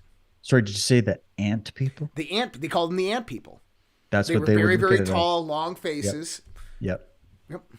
And then you got Credo Mutwa's testimony from Africa, or the Zulu shaman, who talked about how he's like, our people have eaten these creatures for a long time. Yeah. Like, there's a whole thing. And so I don't know, but when you hear, I guess the way it is we're looking at little puffs of smoke. Okay. That's what we do with this subject. That's all you can do. And we're just having some fun speculating on it, but there's enough puffs of smoke to know there's fire. All we're debating is how big the fire is, how intense is it? Like, there's a lot of details about it we're trying to figure out, but there is something producing the smoke, it just as a metaphor. And so when you got all these different points of information, and the reason I bring up people like Phil Schneider is because everybody's going to have a trust issue, right? Mm-hmm. Is that when he starts talking about stuff that other people have spoken about, including the Native American Indians and many other groups that are independent of the guy, and he's talking about it, there's obviously, he could have just scoured that information and built a big story and whatever, but he didn't do this for money or fame. And he ended up dying early as a result of it. And he didn't really get anything out of it. You know what I mean? So you start to think, what if and he was very rational about it. Like, you just look at the testimony, and what he said was there's these beings there, and that the American military back in the settler days, like, I don't know it would have been back maybe 1800s. He said he was told that that's when they made the first discovery of some of the cave entrances in the American area. Like, I don't know where it was again that he was working. And that was those cave discoveries that started the process of this underground digging and mining. And that during those mining operations, they made contact with beings that weren't us, that were already mining that. And that was the story that started it off. And ever since then, the US government has classified this under the direction of whoever these beings are. And so imagine this, just imagine, okay, even if you just want to think of it as a movie that we're talking about, a movie script. Imagine they made contact that long ago. And ever since then, the reason they've been able to keep this secret is because they have to keep this secret, because they're not running jack at the top. Right. It's compartmentalization. And when you meet something that is far superior to you in technology and whatever, then, you have to heal. And then deals get made, and then deals get broken, and then history moves on, and and off we go. And he talked about the fact that it actually turned into a war underground. the underground wars. And this gets into Dulce, New Mexico and all that stuff. And Phil Schneider had a lot to say on that also. Yep. And you just put all this together with what stories of people like Bob Lazar and some of these other guys that have come out. When you put all of it together, Bob Dean, again, military intelligence officer, came out and talked about how he came across classified documentation that literally plainly talked about relations with off-world beings, with the government. And this was classified to the nth degree. And that's what set him off his course. And, you know, he went off and talked about it forever. So there's just all these little data points that when you look at it, you go, that's interesting. That's interesting. When you put it together, a picture emerges. And then you go into the UFO stories. And this is why the UFO stories are important, is that you talk to people. And I did this, we did a conference in Canada called the Disclosure Tour. We had Richard Dolan, we had Paul Hellyer, who's the former defense minister of Canada. And we had Stanton Friedman. I think it was about 6 to 8 months before he passed away. Oh, wow. UFO legend in the field. Nuclear physicist, right? What a cool guy. We had dinner with him and his wife. He's a sweet man. And we had Grant Cameron. We had Stephen Bassett. So we tried to do like a smorgasbord of UFO guys that all disagree with each other on the theory, but that are all friendly. Like they're all like, yeah, I have a different theory, but we need different theories. And when we did this tour, we would have these little after parties, and we would have some guy would host it at his condo or at his barn or whatever. And we'd all go, and we met some of the most interesting people, and they would all tell us their stories. And I started collecting UFO stories from Canadians across the country, from Nova Scotia to British Columbia. I would get at least one or two of the audience, and I would sit down and film them and record their stories. And you can always tell the people that are just dying for attention. You can always tell the people that just want to tell you something, what you want to hear, to get on camera and wave to their fans and all that shit, versus the people that you almost have to beg to allow you to record it with the camera off, you know, and that you kind of have to pull by the hand to tell you the story, right? And I got a lot of those. And when you're talking, seeing, oh, maybe it's a meteor breaking up, or maybe it's just a satellite that I misinterpreted, or maybe it's this, or maybe it's that, versus one story that I was told where there's like 8 people that were all present telling me the story, that all were together, that saw a craft that was literally the size of a football field just blink on over top of them, float for about a mile, and then zip off at a speed that's literally impossible. And everybody saw it. And they even saw the wind current on the tops of the trees separate the top. Like, it didn't take the trees out, but imagine seeing like a wind gust just scatter through the tops of the trees. And it just goes like, so they didn't hear the craft. They just heard the wind. And they're like, this was in the 80s. They told us where it was, and they said, we've been like friends ever since, lifelong friends. And we talk about it, but it's one of those things that only we know. And it's like we like the fact that everybody think we're crazy, but we all saw it together. So imagine Vince, Josh, and me, we're out somewhere. We see something that dramatic, and then we try to come on this show and try to convince people that it was real. Right. How would you prove it? They would go, prove it. Like Nathan's in the room. Prove it. No, do the math. Give me the trigonometry of the angle of the, and they're like, no, dude, like I can't even describe it. I saw it. I felt it. I know I wasn't high on DMT, and we all saw it together. How do you prove that shit? Yeah.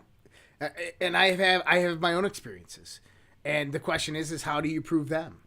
And that's the tough one. That's the tough one in today's society. But you know what? 1,000 years from now, or 400 years from now, human beings will laugh back at this time when we were very unaccepting of those stories. Like, oh my God, it was, you know, oh yeah, UFOs. Oh yeah, man, we jump in our time machine, we go back in there and fuck with them all the time, right? Like, right? It's happening. I want to give Rwood79 a call out for the $5 super chat on Rumble. And they asked, where does the salt come from? How did that much salt accumulate in Ukraine from the Great Flood? And there's a lot of various theories of how the salt actually accumulates under the substrata of the earth and so forth. One of the theories is that all continents are porous, and that the saltwater oceans actually seep up through, deposit salt, and then become freshwater beds of lakes and so forth. So other than that, I would assume that crystallization takes place, but We'll wonder how that actually happened. It could have been from the Great Flood. I agree. It could have been from the destruction of the planet Tiamat, which rained its salty waters down upon the earth, which is a point of mythology that we've talked about in the Mars Chronicles as well. So, but appreciate that $5 super chat right there.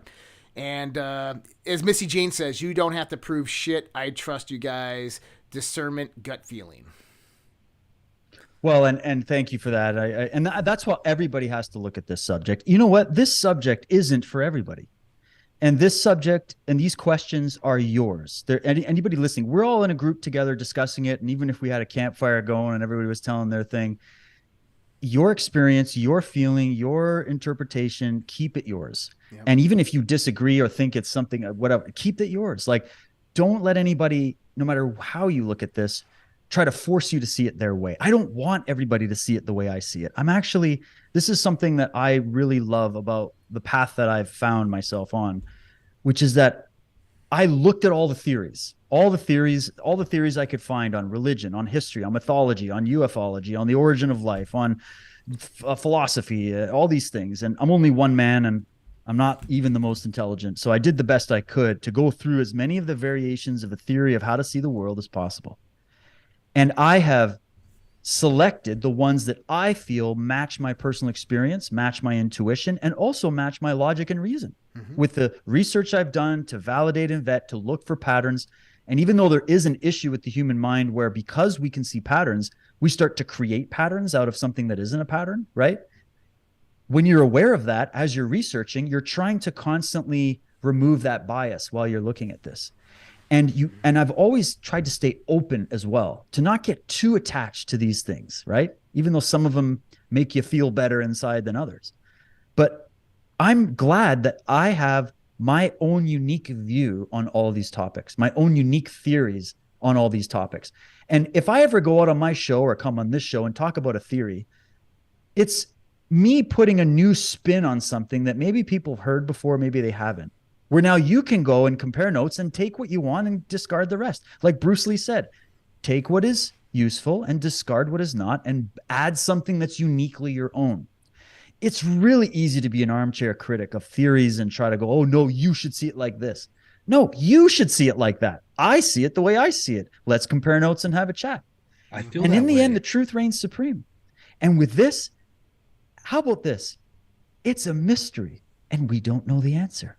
And that's awesome. That's okay. It's okay to have mystery. In fact, I like the people that have the mind that like the mystery, that like to explore, that like to see the infinite possibility. Those are the kinds of people I like to be around.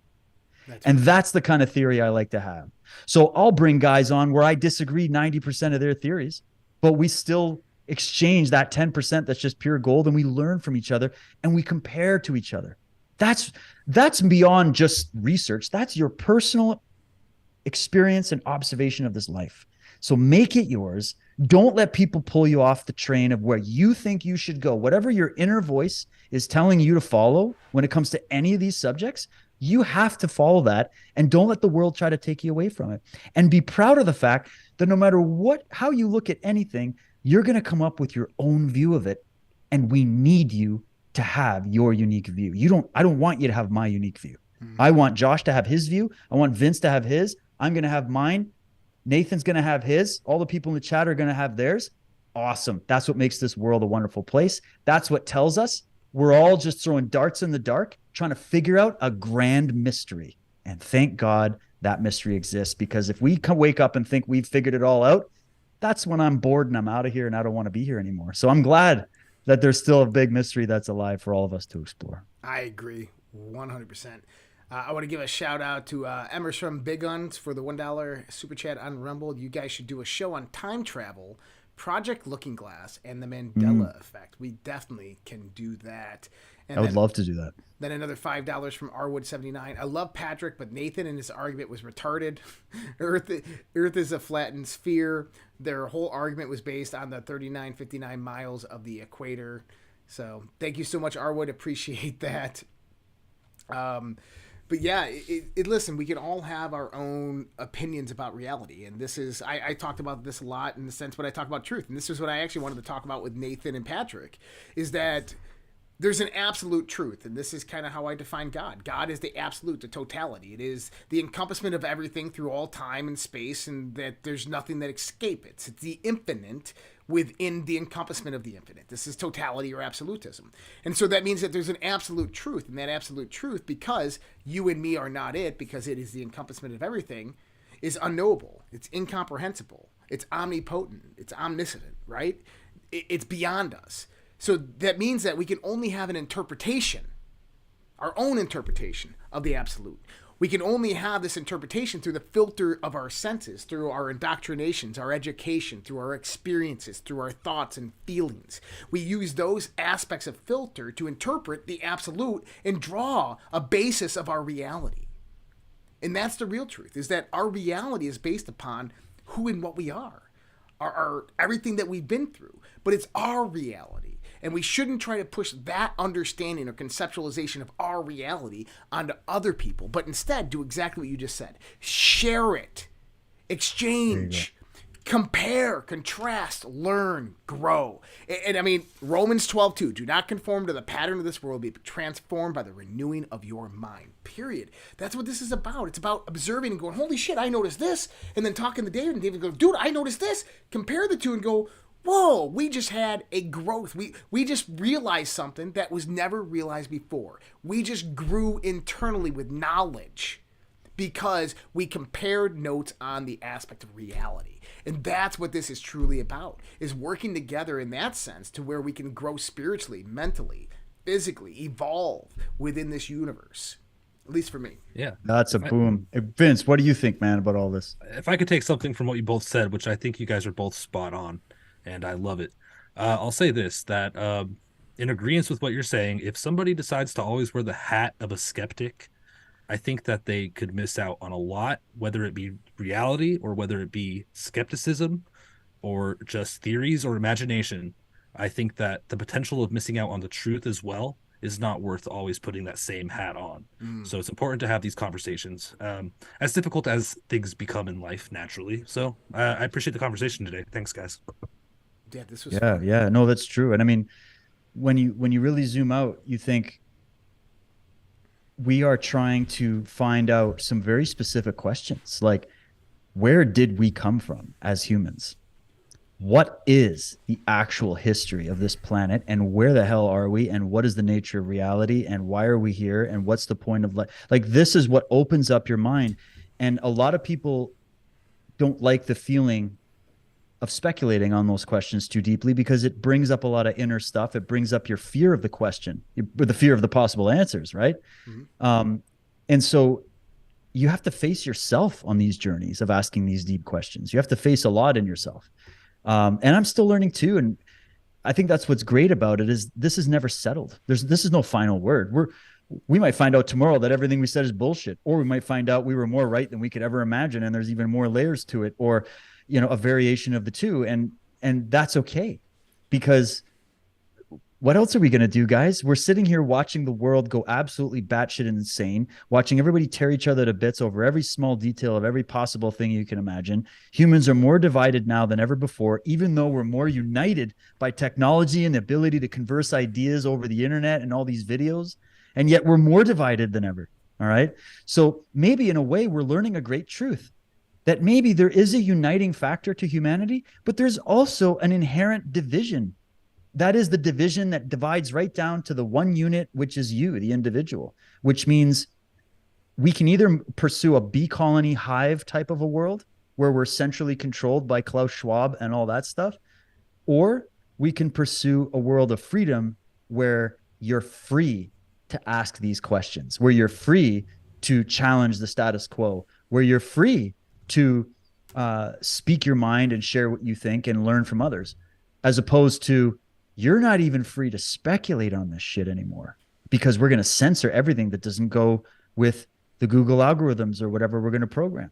And just wait till they get to the point where they can put Google and iPhone technology right inside of you, and then you're not thinking organically anymore and having that spectral thought. Right. You're now thinking the Google algorithms. And that's the hell that we all have to unite to fight against.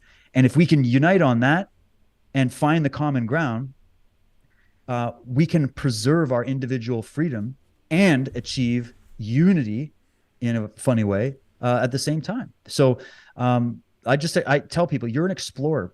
Have the explorer pioneer attitude, not the everything's settled. It's all hopeless. It doesn't mean anything and it's over mentality. Have the explorer, the optimism, the creativity, the imagination. But also remember, you don't have to believe 100% everything you hear and see. You just have to take it as notes and document it and put that on the back burner. Like some of the stuff I talk about today, I don't saying I believe it all 100%. It's just back burner shit. That's interesting. Right. Mm-hmm. But then you start finding that some of those things that were on the back burner once upon a time get confirmation as you go. And then you're like, oh, I'm going to bring that out and look at it again. Right. So that's what makes it fun. I love these subjects because of that, whether they're true or not. But honestly, deep down, if I were to ask myself, honestly, do I think something about this is true? I would have to say absolutely, positively, yes. And that's just me. I agree. Yeah.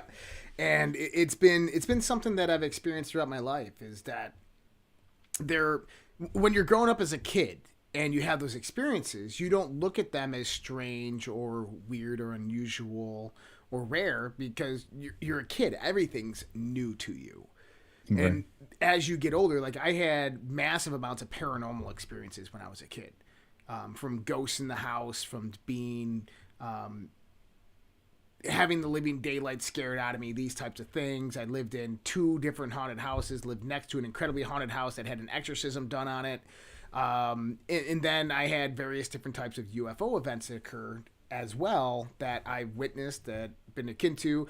Me and my brothers, after my father passed away, 2 of my brothers were all in San Diego, and we were talking about our childhood, reminiscent about our father. And one of the brothers mentioned how my father proclaimed that he was abducted by aliens, and they pulled him out of his window. My one brother's like, oh, yeah, that used to happen to me when I was a little kid all the time. I remember waking up and being dragged through the window. My other brother's like, dude, that same thing happened to me. And I'm like, well, hold on. I remember having that same thing happen to me. And we're all sitting there going, we've never talked about this before, right? Like, you have these things and you don't think anything of it. You think maybe it's an out-of-body experience or it's just a bad dream or a nightmare. But then you're correlating these same things with your brothers. And it's like, whoa, there's more to this than we could ever imagine. And that, we got to remember as well is that, our memories. Was that a dream? Did we all just share a common dream? Was it just, maybe it was a false memory implanted by our father telling us the story individually and us just remembering it and extrapolating it at the time of his death because of the emotional significance, right? The question is I don't know. At least you're thinking about right. It's all possibility, right? You have to bring all those possibilities in. So, but I've had other experiences where there's one that I never looked at as a UFO experience for the longest time. And this is kind of fucked up because when I tell the story, everybody's like, dude, you were abducted. I'm like, what? No. Because this is not the feeling I get or the thought I get when I tell this story. But now that I think about it with a kind of hypercritical mindset that looks back at it and goes, holy shit. Like, I see it, but I still don't right? It's like nothing because I was there, I experienced it. But then when I start to think about it, it now makes a lot more sense. And this is a story of me and my buddy Tom. We were 10 years old. We were big Ninja Turtle fans. We were both in Tatsudo, taking Tatsudo. I think we were both orange belts or blue belts at the time. And we were 10.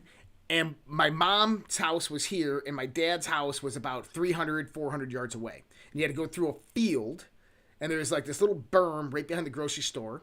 And it was an open field. And then my dad's house was over there. And we dressed up as ninjas. We had Tommy boots on, everything. And we had kitchen knives as, our swords and shit. And we snuck out about 11:30 at night. And we were crawling through the backyard. I remember because there's still, the dampness of the soil. And it's early summer, late June kind of thing. And we're going. We get behind the berm. And I remember we looked up and we're like, whoa, look at the plane coming in. Rochester International Airport was to the north and the plane was coming in from the south. And the plane was coming in and the light got brighter, kind of what Vince was saying. It was like the light started shining on us and towards us. And the plane was coming in. I remember not hearing it. We couldn't hear the plane. We always used to hear the planes as they flew by. And I remember me and him looking up at the plane. And it was getting closer and closer. We're like, whoa, that thing's getting really low. And next thing I know, we're crawling again. And now there's more dew because I was getting wet this time on my clothes. And we got up and we started walking. We get to my dad's house. And the lights are on. I'm like, oh no, the lights are on. Shit, we're in trouble. I didn't expect him to be awake. And we go to the back door and they're like, where the hell have you been? We've been looking for you for hours. And I'm like, dude, we left 15 minutes ago. What are you talking about? They're like, it's 5 o'clock in the morning. And I'm like, dude, we left it at like 11:30.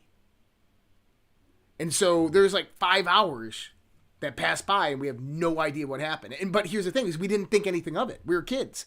We're like, oh, well, we must have fell asleep in the field, right? Like, oh, well. But now that I think back at it, I'm like, oh, shit. Like, maybe something did happen there. Maybe something more happened during that time.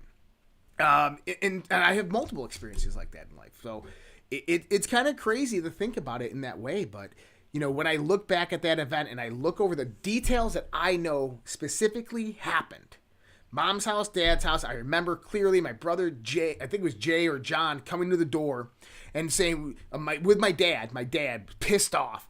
Never seen my dad so pissed off at me. Where the hell have you guys been? We've been looking for you. We're about to call the police. Because apparently my mom woke up in the middle of the night. We weren't there. She calls them. And they were all getting ready to go out and look for us. And we showed up there. And I remember they were so pissed. And then the sun started coming up. And I'm like, holy shit. Like, whoa, what the hell's going on here? But, you know, we just went to bed. And we didn't think anything of it. And now when I look back at that, I'm like, oh shit, man. Maybe that light wasn't a fucking plane. Maybe there was something else going on there. We didn't fall asleep in the field. Maybe something took us up and dropped us back off. You never know, man. And there's also the explanation of at least some of these things being the whole military abduction, MK Ultra thing, where some of these things are implanted, and there's this whole other theory of it. But it gets so specific and so detailed and so grandiose that you're at a point where you're like, we're just speculating on speculations, like, but we just have these little glimmers of information and experience that we're like, there's a mystery here. And it's almost like, how do ants feel, or birds or rabbits in my backyard when they see me walking by? Or imagine you're going to a place that's pretty untouched. Like there's a lot of those places out here in BC where I live where people don't go there. And there's a lot of apex wild animals out there. And if you go out there, they've never seen humans before. And so when they see you, you start to wonder, like, that's an alien encounter to them. That's a like first time, right? Here we are operating on the planet. We're dominant on the planet. There's wars going on. There's shit going on. There's digital currencies. And then we walk in and there's like a bear that sees you that's never seen a human before.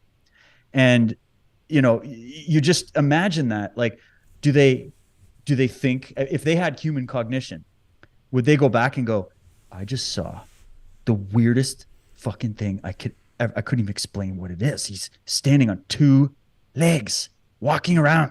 I don't get it. Like, what is that? I've never seen it. Machine. And everybody's like, that Brian, man, he's crazy. He's a crazy bear. He's seeing shit. And you just think like, it's the worst, it's a bad example, but imagine switching it to us. And there is something that is kind of on the periphery that we're just getting little glimpses and feels of here and there. And that's all we get right now. And as our consciousness expands, our awareness expands, our knowledge expands, we get to see a little bit more of what that is. And then maybe eventually you get to the point where you can actually be in the same time and space as that thing, whatever it is. And once in a while you get little glimmers, but that's all you get at this point. You know, it's crazy to think about. Yep. I want to give another shout out to Rwood79 for another $5 super chat. Much appreciated on that. My research has put me into 2 mindsets. I believe in a higher power. We have been through multiple civilizations with outside manipulation genetically, or we have migrated from another planet. I feel very strongly about those ideas as well. And then Jabbar17, to add on to Joshua's point, I think that when we are born, we are connected to a higher realm, but the older we get, we lose it. That is why kids are so connected to the paranormal and see more things. I agree with that statement as well. Yeah, the paranormal would be a fun thing to do as well, because there's different theories on what that is. But again, you just rub up against these things. I've had I had a really messed up Ouija board experience once. Really? I don't know if we have time for that, but and I got lots of time, but whatever you guys want to do. If you got time, let's rock and roll. Vince, you got time? Okay, because I also want to talk about Antarctica. Okay. If we have time see if I got that. any beers. Hold on. Yeah, Get a beer. Okay, let's do the Ouija board. I got beers. So I was against Ouija boards, and I have never used one since this experience. This was when I was probably, I want to say 17, and it was one of my ex-girlfriends from back in the day. She was like a hard-nosed materialist. Both her parents were psychologists, okay? Or psychiatrists, actually. Psychiatrists. So very like grounded, scientific. She was getting degrees in university. She had no time for this stuff. She just thought it was fun, the movies or whatever. And a friend of hers, it was her roommate, because she was in university, was a witch. And she was in like the Wicca thing. And she was not an actual, it was just like one of those like amateur, I looked up some stuff, read some books, and now I'm a witch. It was the one of LGBTQ witches. Yeah. I never hung out. I was like, okay. So she had said, hey guys, we should try out this Ouija game, and we should make one ourselves instead of buying it from like Fisher Price or whoever makes the game. And she's like, I looked up how to make it out of the natural elements so that it brings higher connection and all that. And I'm telling and so the whole group of our friend circle, there probably was about 8 of us. They're all like gung ho, we're going to do this. Something inside of me, and I'm Mr. Adventure, Mr. Curious. Maybe I watched too many horror movies growing up, but I was just like, I just don't want to have anything to do with this. I don't even want to be there. And I don't think you should do it. I don't know enough about this to know as to whether or not it's like stable or whatever. I've just heard stories and I don't know. And I was the one didn't want to do it. And I even told my ex-girlfriend, I'm like, I just really don't think you should try. I mean, I want you to do what you want to do, but this is kind of weird. And she's like, no, I'm doing it. So they do it. So I'm like, fine. So I was the one dragging my feet.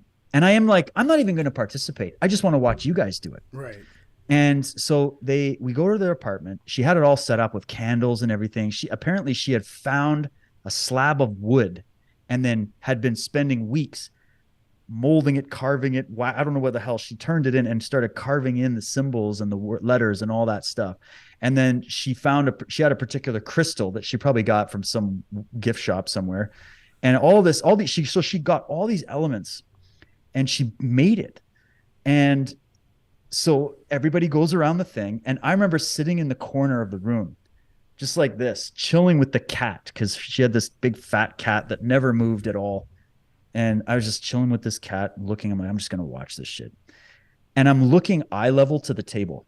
Mm-hmm. So I'm like, they're up here and everybody starts like, okay, we got to put our hands over the crystal and move it around or see if it moves.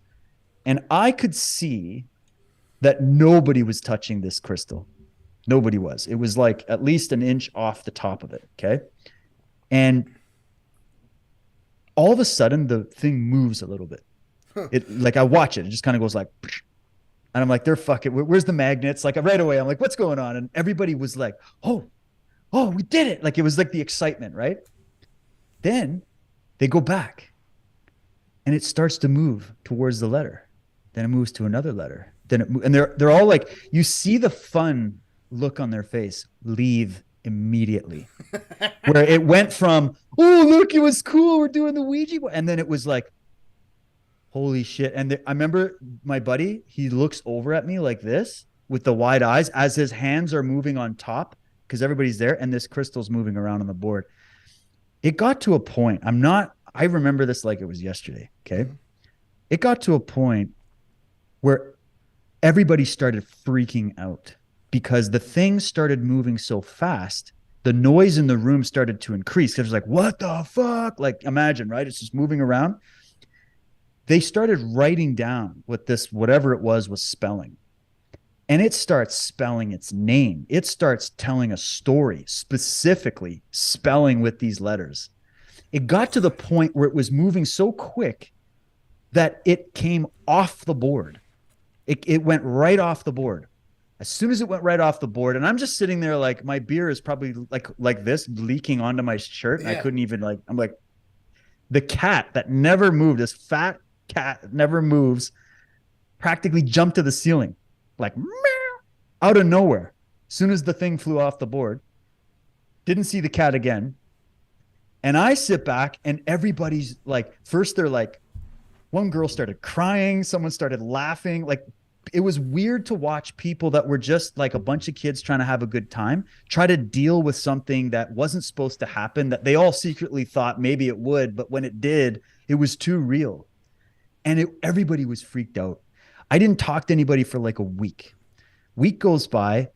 Suddenly, my girlfriend at the time starts telling me she's having these horrible nightmares because they're still living in the apartment where this event happened. She starts having these horrible nightmares. I'm like, well, you're probably overthinking it. Maybe don't do that shit again. She's like, and this is this scientifically minded person coming to me and saying, I think something's in our apartment. I think something came into our apartment. I feel it all the time watching me. And I'm like, what are you talking about? So you're overthinking about it. Just, forget about it. She's like, well, we tried to get rid of this Ouija board. So we brought it out with the garbage. We come back, and I don't know if it was the garbage man or whatever, but the Ouija board is sitting right on our porch when we come home. She's like, I was so terrified in that moment, I wanted to move back home. Like, that's how that freaked me out. Maybe someone played a prank. Maybe it was one of our buddies that was trying to, I don't know, but that's what happened. So they actually take it out and they burn it. Then my girlfriend starts almost like, I started to keep meeting up with her, and she's like looking more like she's not sleeping. Like, she just started looking like shit, and she's still in school and everything. I'm like, what's going on? She's like, I can't shake this. I'm seeing shit in the mirror. Every time I look in the mirror, stuff's coming out of the cupboards. Like I'm like, are you okay? I thought she was literally losing her mind. Okay. But she was so convinced that there was something real to it. Well, doesn't she go and try to do it again with her friends at a different place? Turns out the same whatever, spelt the same name. I can't remember what it was. Oh. Some ancient name, Azazel or some shit like that. But dude, I was just like, thinking it's not Azazel. It's not Azazel, but it's like one of those kind of names. Like, it was something very particular. And I'm like, stop messing with this thing. Like, stop. And she's like, I can't stop. And I'm like, no, it's driving you nuts. Whatever this is, it's driving you nuts. She's like, no, I can't. That was the start of the end of our relationship. And it wasn't even my choice. It was her choice. It was just the way it went. So that story, I'd never mess with that shit ever again, but I'd even contacted some of the people in that friend circle a few years after that. And I was like, did we see that? Did that happen? And they were all like, oh, that fucking happened, but I don't want to talk about it. Like, none of them wanted to talk about it. It wasn't a fun story. And I thought that was interesting. It made it a little more real for me to go, yeah, this was something that wasn't supposed to happen. So that's my Ouija board story. It's the only one I had. I've never used that shit again, but you start to wonder, how is what I saw possible? And anybody listening could say to me, oh, I don't believe in that shit. And I'm like, yeah, I didn't believe in it either. And then it just happened. And I'm stuck with it, and I can't prove it to you. It's just what I saw. I watched it in 3 reality. I was only into a neck of beer at the time. So I wasn't like hammered. We didn't smoke any weed. We didn't have any of that shit going on. And that was it. And I just watched it happen in physical 3D reality. And me and that cat can't explain it to this day. Wow, that's amazing. You got one, Vince? Negative. No. Okay. So, in the small town I grew up in people who live in or around Rochester, New York, and go to the town of Caledonia, and right down on State Street, at the cross sections of Maple Street, there's a house there. It's now an apartment. I lived right next to that at 3208 State Street. That house, when I was growing up, for most of my youth, was a realtor's agency. Now, my buddy, who lived in the house next to me, his mom was a realtor that worked at that realtor's agency. And they had a rule: be out by dark. Lock the doors, turn off all the lights, and have to be out by nighttime. And this is back in the 90s, late 80s, 90s, and they had computers, they had Apples, and you had to unplug all the electronics when you left. Nobody knew why. They just did. And you'd go into this place when nightfall will start coming, and you just get this weird feeling. My father, and I was really young. My brother Jay can tell you this story. My brother John can tell you this story. They were there when all this happened. A family lived in that house. And the family moved a few houses down. My father was good friends with them. The father was a raging alcoholic and drug addict as well. And his kids back in like the late 1970s, early 1980s were 11 and 12, very young. They were in one room, and his dad and some friends took a whole bunch of LSD and had a Ouija board. And they went into their this is crazy. They went into the kid's closet.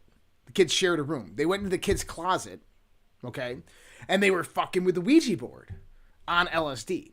And they left the Ouija board there, and they didn't think anything of it. And, you know, the next day comes, the day after that, and the father's sober again. And the two kids, Danny and Eric, came into their parents' room about a week later, like, Mommy, Daddy, we're scared. Can we sleep with you? And the dad would beat the piss out of them and send them back to bed. And this is the story that was told my father afterwards. My father experienced part of this. I'll get to that in a second. And the next day, they come in there and they go, Mommy and Daddy, we're scared. There's something in our room. Can we sleep with you? And the dad would beat them and take them back to the room. And then they came in one night just screaming, Mom, Dad, there's something in our room and it's trying to hurt us. And the father would whoop their ass and send them back to bed.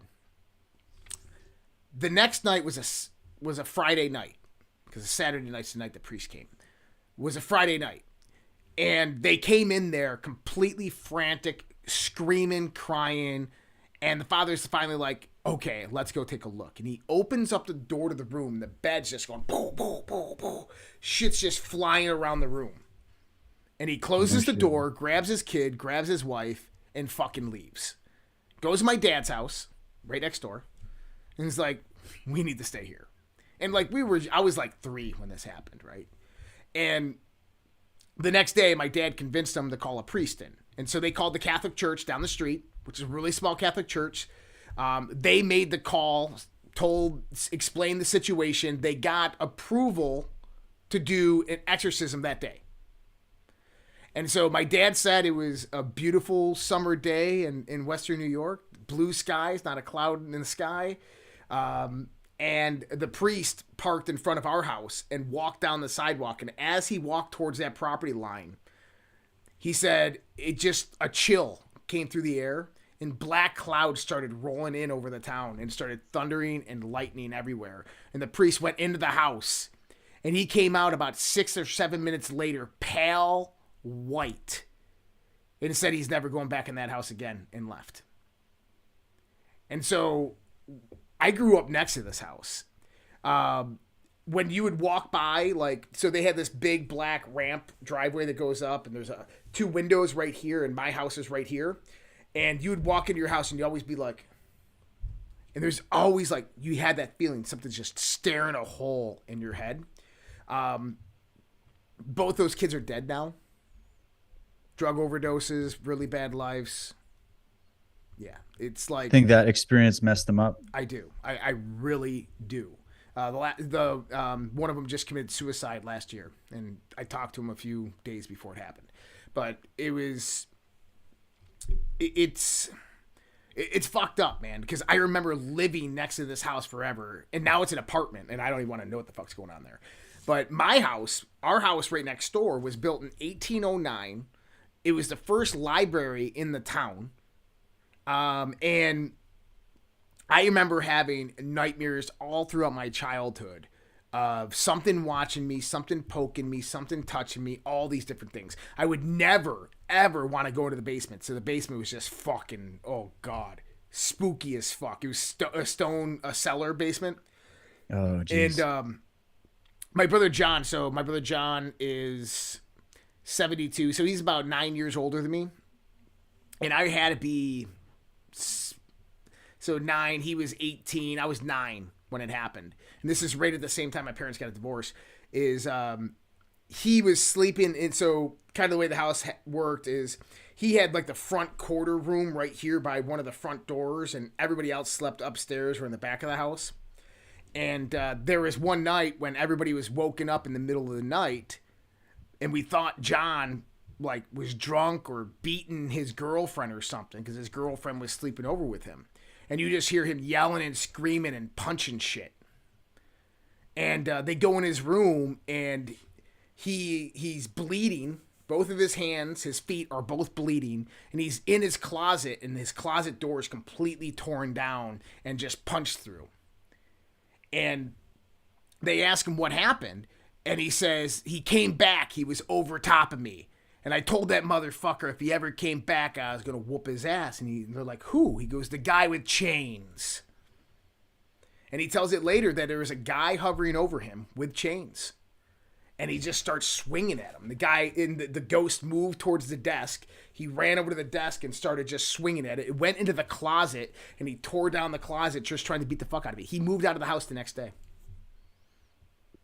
Ghost fights. That would be a good show to do. That would be a good show to do. Find a ghost. Oh my gosh. What do you think this is? Like, and anybody in the chat too, because there's all the explanations, right? But like, are there any alternative ideas to what everybody kind of thinks that this ghost phenomena is? Like, what other, like, this is something that's everywhere. Is it just people masking memories, people going through psychological phenomena? Is it blueprinting, where like our soul leaves like a blueprint essence here and we just sometimes interface with that? Is it actually just what we think, soul's bodiless soul? Like, what do you think that shit is? So I would say that it's actually all of the above. I think that there's many various explanations for it from phenomena that we don't understand. Let me call this one out. Sonia, thank you so much for the $5 on Rumble. 4 of us at the pool, boyfriend's house, tried to levitate a wooden stool, jam box, no batteries, not plugged in. It began to play on its own, and we left. And I've had similar experiences like that. Thank you, Sonia, for that. But yeah, I mean, I think that there's... I think that time kind of laps over each other with frequency, okay? That if we look at conservation of how the universe operates, it's not going to create something new when it can reuse what it's already happened before, right? And so that time just kind of goes through these octaves, and occasionally these octaves run over each other. And that you can have residual emotional energy that's left within that fabric of time and space that seeps through when those time variations begin to meet. I think that's one explanation. I think another part of this is interdimensional. I think it's subdimensional, right? That there really is an astral plane, and the astral plane is just an interdimensional plane to where a higher level of our consciousness, a vibrational level of our being exists. And that when it's kind of like a loading room. You know, you ever played VR and you're in that waiting room and you're waiting to get into the game? It's kind of like that waiting room before you get in, and this is where everybody's hanging out, and some people are just dickheads, and they're going around pushing people and poking people and making fun of people, scaring people across the corner, and, you know, and there's some crazy shit that can happen in there. So I think there's just a whole bunch of different phenomena that are occurring. And what I would actually like to see is I'd like to see somebody with a scientific mindset go out there and look at all the various types of sightings of ghosts and experiences of ghosts and paranormal and start categorizing them as such. Like, I bet you there's got to be, there's so many shows on this. There's so many ghost hunters. That gets like one of the most popular things. They tried to bring me in on some of the episodes they were doing with some of these History Channel shows, and I turned them down because I'm like, this is a fascination of mine, but it's not my area of expertise. But like, there's so many of these groups of people and authors and these guys that go stay in all the haunted hotels and document shit and bring all these like different measurement tools and whatever. And you get to a point where so much of it is, I think, bunk, like a lot of what they show you. But then there's those things you experience and those stories that you hear that isn't, you know, it's like everything else. And so part of us, we're really fascinated with this stuff. And so part of our imagination maybe fills the gap. But there's still something happening. There's something happening. And some guys would say, oh, it's just all psychological phenomena. But then when you get into stuff where you're all seeing, like, how is it psychological phenomena when all of us saw the same thing and it was very real and there were physical consequences in the room? Like, things moved around and they stayed moved around afterwards. And trauma. Right. So I'll bet you a lot of things can be explained as psychological phenomena or some other thing.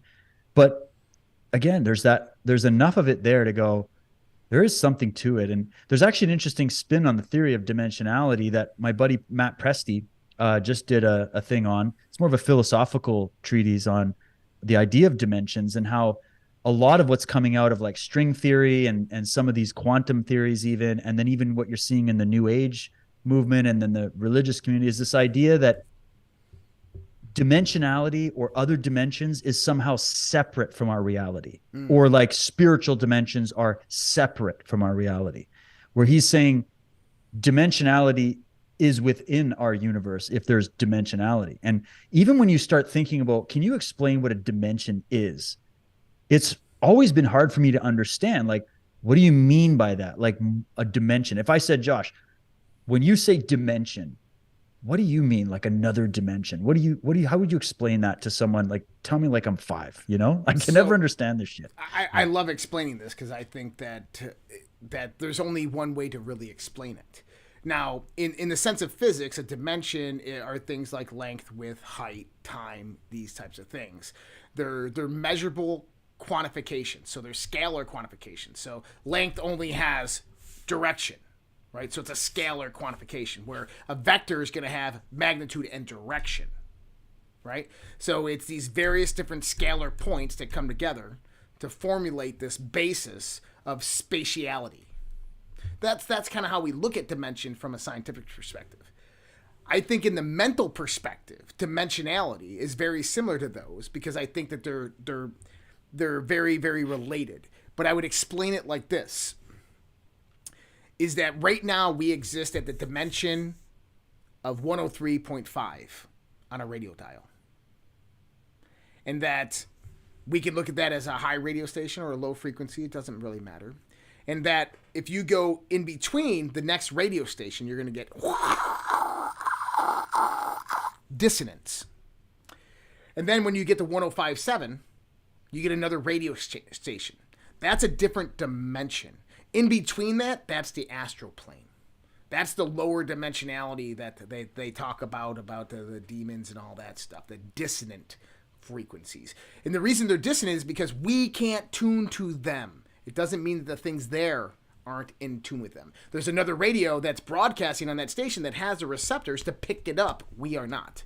And so I look at dimensionality as frequency, and that we are tuned radios, and that our bodies, our physicality is a tuned radio, and that our spirit is a frequency that's being broadcast, and the tuned radio picks up the frequency. And that we can attune to various different frequencies that are on our level of octave. We can resonate with all A's, no matter how high or high-low, right? And that's just who we are. And so when we talk about dimensionality, that dimensionality is an increasing or decreasing of our vibrational rate of spirit or vibrational rate of being. It's fascinating, dude. I have kind of a different thought process for dimensions, if I may. Go ahead. Please. So the way I look at it is there is the kind of mathematical way of looking at it, and then there's the reality way of looking at it, because I understand what you mean, David, by it's kind of an abstract idea when you try to conceptualize it or put it into words. But from like a scientific standpoint or a mathematical standpoint, one dimension would be like a single point. Mm-hmm. 2 dimensions would be like a square or a line or any shape that is flat. Here's the problem. When you're talking about flat in a 3-dimensional world like we live in, you can't imagine flat. Flat does not make sense in our reality. So that's where you get this weirdness of like, okay, I don't know how to imagine that. And then you say, well, we're in the 3 dimensions. We're in 3 dimensions because, you know, you have movement on your X and Y and Z plane and all this stuff. And that's 3 dimensions. And it's like, okay, so then what's the 4th dimension?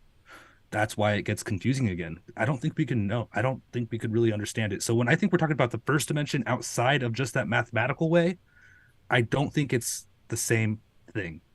Yeah, you're right about the problem of us being able to, even though here we are on the 3rd dimension, understanding that there could be a 1st and 2nd to lead to the 3rd, but we still can't imagine it from the point of view of being in the 3rd.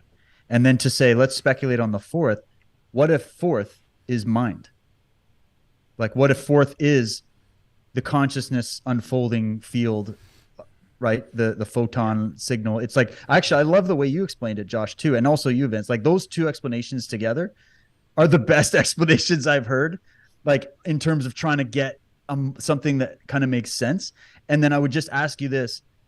Josh, when you're talking about the radio frequencies, so the radio is the device that has the ability to pick up the frequency, and then you're going to come in and turn the dial, and there's the station and then the in between the station, etc. Mm-hmm. Is that entire radio and all the signals that the radio is picking up contained within our universe reality, or do you look at it as it's something that is coming from outside, right? Like, is it external to the thing?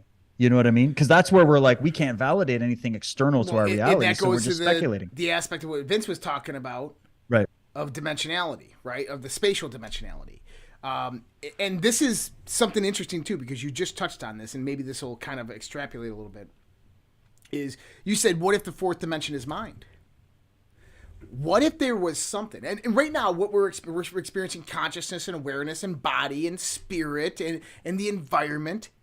What if there was something that actually was producing all of this, that existed at a higher dimensionality that we don't even have an understanding, conceptualization, knowledge, or even an inkling about right now, that's producing what we perceive as mind? And mind is just mind is a little cell going beep, beep, beep.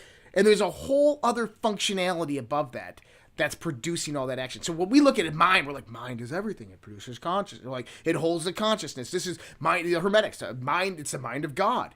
And mind is this small, little, minute concept compared to the actual truth of what it all is that of like what's behind the mind, right? What's behind the mind is so much bigger. We can't even conceptualize or begin to understand it, that it has nothing to do with anything that we're even perceiving it to be, that it's nobody's ever thought the thought before, at least in this reality.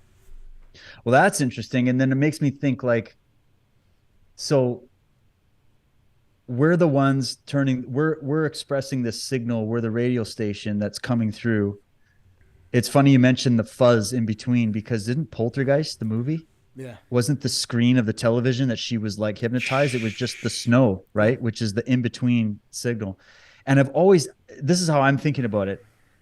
My dad is a technical engineer. He used to work for a media company here a long time, and then he left because they went totally retarded and woke and all that stuff. And but he did that for like many years. And I've asked him, he's a radio tech, he knows how this shit works. He could take it apart and build it again. And I've asked him many times, like, okay, I have good knowledge of how to work my podcast gear and how to work radios and my television.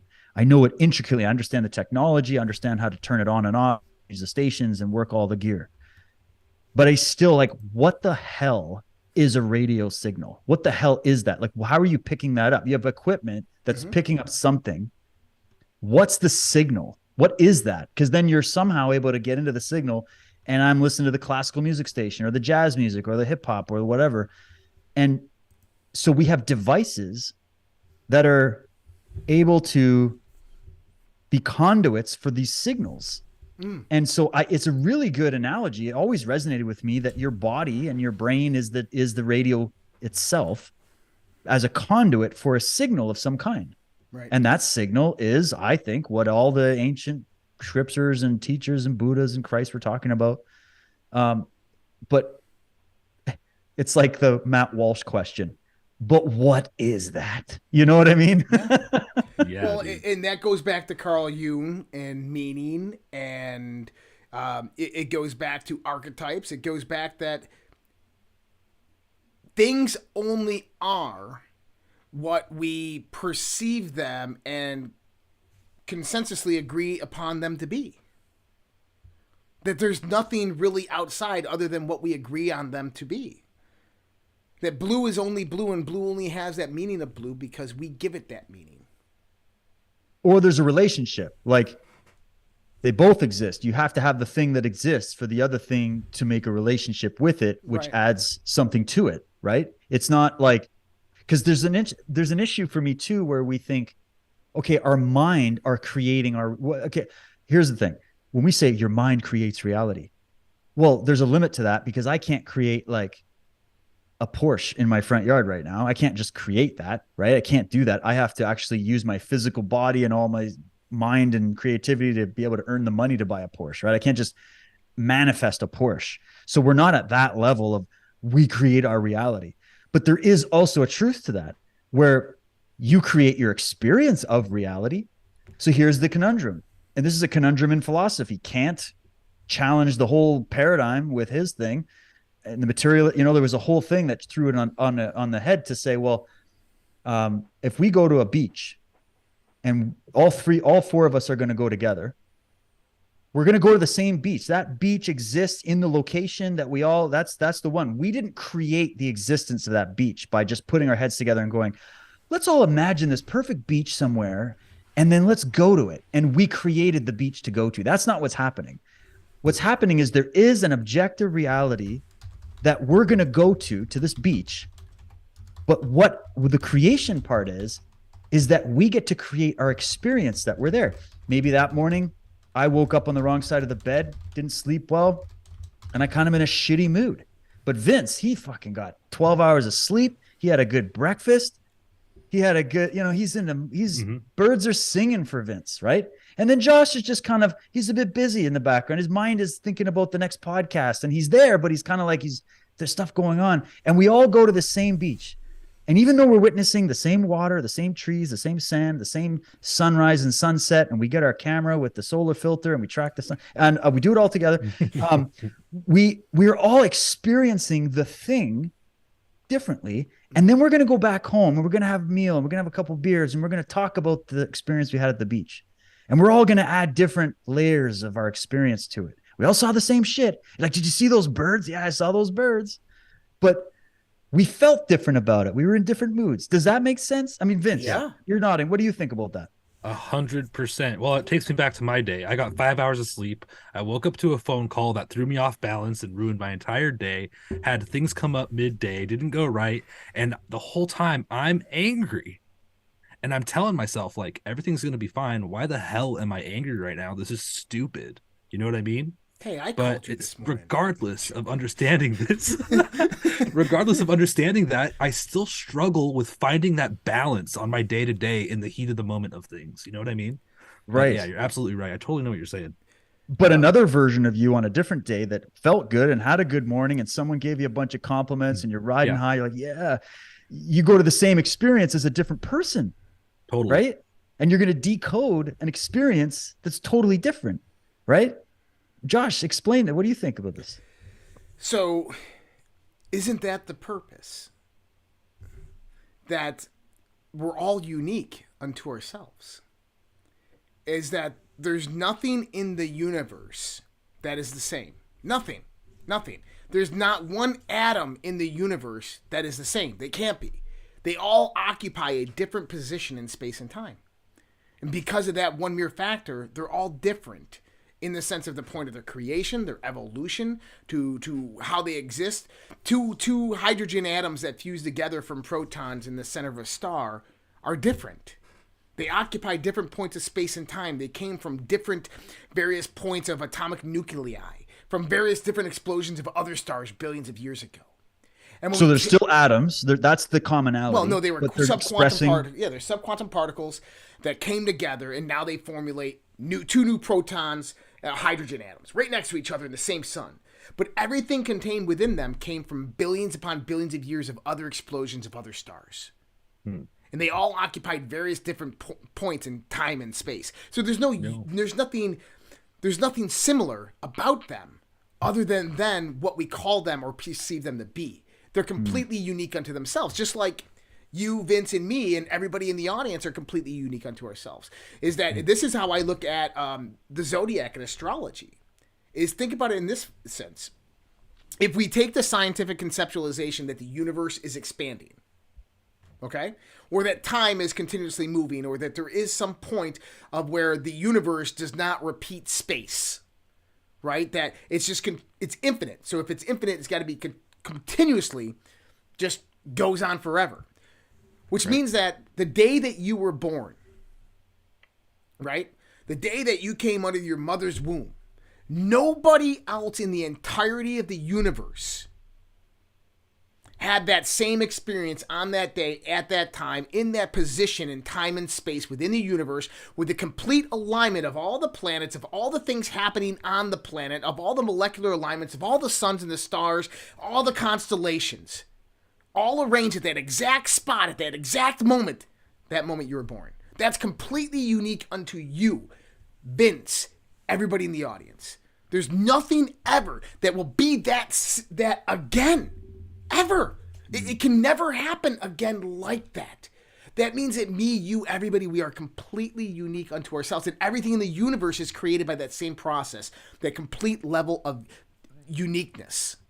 And that brings about this idea that everything in the universe is brought about for its own unique experience, its own individualized perception of reality, its understanding of reality. And I look at it in the sense that if God is infinite, all-knowing, all-powerful, then God has no questions to ask because all questions are answered. And if there's no questions to ask, then you know nothing. Because it's the questions that draw in the curiosity, that draw in the curiousness, right? The what if, what is, what happens. But if you are all-knowing, you are infinite, you already know that. So guess what? There's nothing to know. You know nothing. This is why Socrates said, I came to the realization that I know nothing. What I do know is that I know nothing. And this is the point, is that when you're in this state of samadhi or whatever it might be, is you know nothing because you realize you are one with God. When you're in that state of being one with God, you know nothing. Because there's nothing to know because you're connected to the infinite. Which means that God had to fracture himself. God had to take consciousness and separate it and put it into levels of uniqueness to experience itself, to learn about itself, to grow. Because that is the only way that growth can come about through an all-knowing mind, is through the experience of itself through various different unique perspectives. At least that's my thought. Infinite. Dude, I got goosebumps a few times during that. I mean, what we should start telling kids this shit. Like, yeah.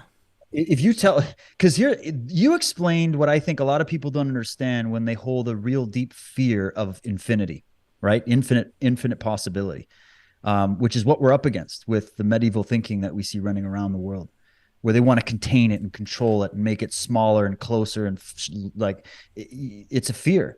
What you've just done is explain it in a way that immediately takes away all fear. It's kind of like the statement made by Alan Watts that I love so much. I put it in my chapter 9. Where he's talking about the real you. It's one of my favorite videos of all time. I had somebody send a comment after, like, yeah, man, Alan Watts is bass as fuck, man. He's awesome. I love Anyways, Alan Watts. he came out, he said, you are something that the universe is doing. You are something that the whole universe is doing, that mind of God that you're talking about. So he said, the real deep down you is something that the whole universe is doing in the same way that a wave is something that the whole ocean is doing. Right.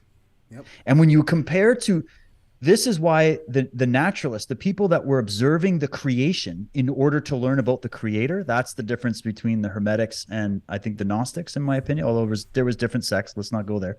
Just the natural philosophers that went, let's study the creation, the Taoists, the Shintoists, whatever. Let's study the creation to learn about the creator.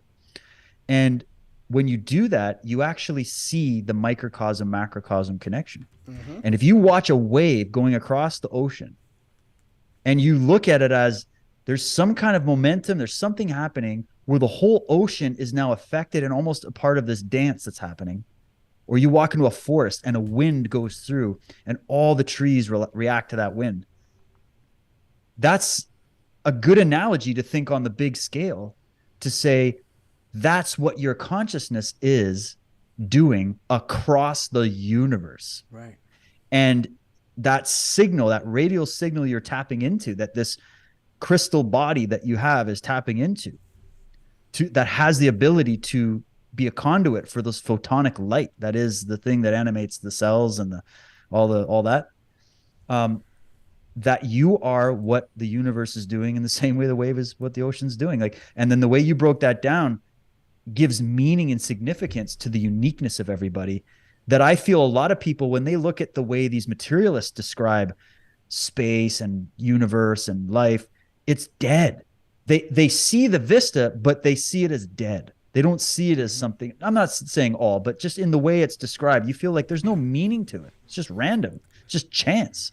But this way, the more mystical way on this side of it is saying, no, it's an unfolding. And you are a little capsule of the ocean. Like you took a glass and you filled it up with the ocean water. That's still ocean water in you. That's God essence within you. The glass is the physical container holding that water. And that glass is your body. And when that glass decays, gets cracked or breaks, that water goes back to the source. And then another glass picks it up. That's another way to look at it, right? So that takes away anxiety for me. That's something that says, no, you looking at because a lot of people feel when I look at the universe and that it makes you feel insignificant. You feel insignificant. Like, well, that's you. I don't feel insignificant when I can't wait to go out tonight and look at the stars and see the infinite nature. Because when I see that infinite nature, I'm seeing my infinite nature because I understand the relationship with the as above, so below. And so, man, a salute to the explanation, because that to me is the explanation that just vibrates my cells with energy. Whereas the opposite of that is like, I'm like, oh, that's just, I can't even, that's not it, man. You know, and I think people have it misunderstood. Well, and going to that Alan Watts quote, right, is that study the creation and to know about the creator, or that, that one wave is an act of the entire universe. Now, think about this in the sense of that unique point of which you came about. The culmination of all events in the universe led up to that one unique moment. Think about that.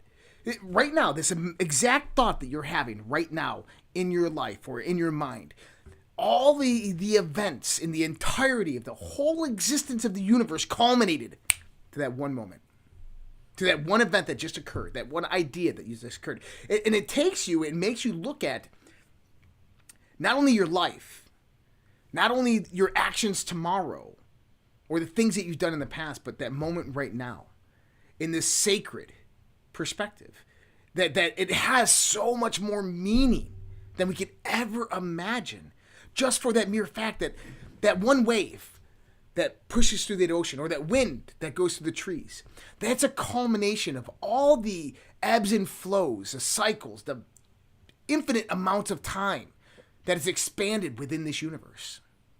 That all the events, all the stars that had exploded, all the stars and civilizations that ended, all came to that one singular point to where that wind blew over the trees. Because that's the truth. Dang. And we can see it. And then, man, fuck, I just had another explosion here. Sorry, Vince, I want you to go. I just have to say this real quick. Epiphanies. My wife showed me, I'm getting fucking emotional about this. So I was present for both my children when they were born, right? Yep, one was born in the hospital through the 27 hours of labor. My wife, it was her first time. Her water broke. She was afraid. They talked her into Pitocin, and it was like, I thought she wasn't going to survive this birth. That's how crazy it was. Mm-hmm. Okay. And then our second daughter was born at home in our bed in 45 minutes. And my wife was like sweeping the floor one moment, had the baby. We luckily got the midwife and the paramedic there in time to help, because otherwise I was the one ready to catch. Yeah. And then my wife had the baby, and literally later that night, she was back finishing the stuff she was doing, like just so natural, so beautiful. So I got to see both extremes, right? And it was around that time that she said, I'm going to add another layer of meaning to this for you as the father. Okay. And because I was melting, and I was like, oh my God, it's so beautiful. I was so like, and she shows me this video of they have 3D imaging now of literally the process from the sperm insemination, the sperm, the egg, the growth, all the way to the birth. Like what happens, the forces that have to come together in your body, in two bodies coming together, the odds, like how many sperm are eliminated like right out of the gate. It's like Star Wars, just that the female is just like killing everything, and then it's like only the fast ones get through. Well, some of the fast ones, and then you get in, and the process that happens from there when you watch it in these 3D recordings and whatever, dude. Adding it on top of that, so you were talking about the preceding stages the preceding stages of all the mechanics and all the energy and of the universe coming together at a singular point in time to make something that otherwise should be impossible possible, to produce the moment. Because sometimes, you know, you have sex and there is no baby at the end. It just that didn't work that time, right? Both our kids weren't like planned. It just happened that the timing was right. And then that's the first stage. The next stage is what we watch, the physical process of cells turning into clumps, turning into this, turning into the fetus, turning into a child coming out of the womb. That is just the most intense thing you'll ever watch as a man anyways. And then you see the child grow, and now they're talking to me. These things are talking to me. What all the abortionists are saying, it's just clumps of cells. They're not real. They're talking to me. They're drawing pictures. They're coming up with ideas I've never thought before. They're doing stuff that's like, I can't even imagine. They're thinking beings, rationalizing on their own, coming to their own conclusions. Watching that, you're a father, Josh. Like, and Vince, I don't know, I'm sure you've seen kids and you understand this to some degree, right? Like, absolutely. Like, it's a freaking miracle, and it works out perfectly. And then you get into like what an eyeball is. The science, they can make cameras, they can do stuff, but just whatever we are is so far advanced from whatever Klaus Schwab and Yuval Harari are going to come up with in terms of that conscious awareness, that it blows the mind. So if you put all that together, how the hell can you feel insignificant? How the hell can you believe that life has no meaning or purpose? You got to be wanting that to be the truth to believe that after hearing what you just said. The magic word. You have to want that to be the truth, because it validates a deep down ingrained belief that you have an emotional attachment to, that if you didn't have that attachment, the predicate from that would be fear, because you don't know. Now think about flat earth. Seriously, like, now think about why they hold on to flat earth so much, because they're afraid to lose that evidence that they have of God, because they can't see any other way to logically, rationally understand God. Maybe in some cases. I would say in a lot of the cases, at least the people I've talked to, I think that and I don't want to transition this topic because I want to keep on going on this. It's fine. But in some of the flat earthers that I've talked to, they know they're full of shit. They know that they're arguing a mute point, and they're just trying to argue with you, the strong arm you, because they're making money off it. Flat Earth Dave. Whereas Nathan, I think Nathan wholly believes everything he's fucking saying because he's a narcissist and he's too dumb to realize otherwise. I think Patrick believes what he's trying to say because I think Patrick has a dogmatic connection to that belief that brings him closer to God. But here's the thing, is I like that expansion right there, right? I like how I put that together, because it was a deep thought that came to me one time on LSD a long time ago. Is that I remember I was tripping on acid, and I'm sitting there and I'm watching everything just kind of breathe. And I remember a voice inside my head saying, you were witnessing the culmination of all the events that have occurred in the entirety of existence happen right now before you. And it's so profound to think about it that way. That if the universe is a being and it's breathing, that one breath that you just experienced was the culmination of that whole meiosis, mitosis process of the cells coming together, bringing together, clumping together, forming the fetus growing, getting nurtured by the mother, coming out of the womb, becoming a baby, learning to read, write, and draw art and everything like that, to breathe one day, to just exhale and have a breath of happiness or joy. That the culmination of all the events that had to happen occurred before that. That the uniqueness of every single one of those events that occurred before that, completely unique unto themselves. Those events will never happen again.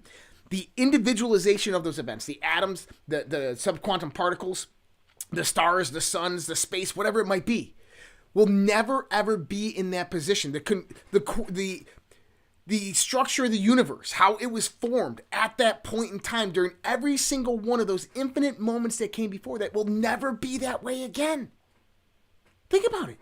Is that if everything's in constant motion, nothing is ever going to be in that same spot ever again. Which means that it was aligned in a certain way at every single moment of being.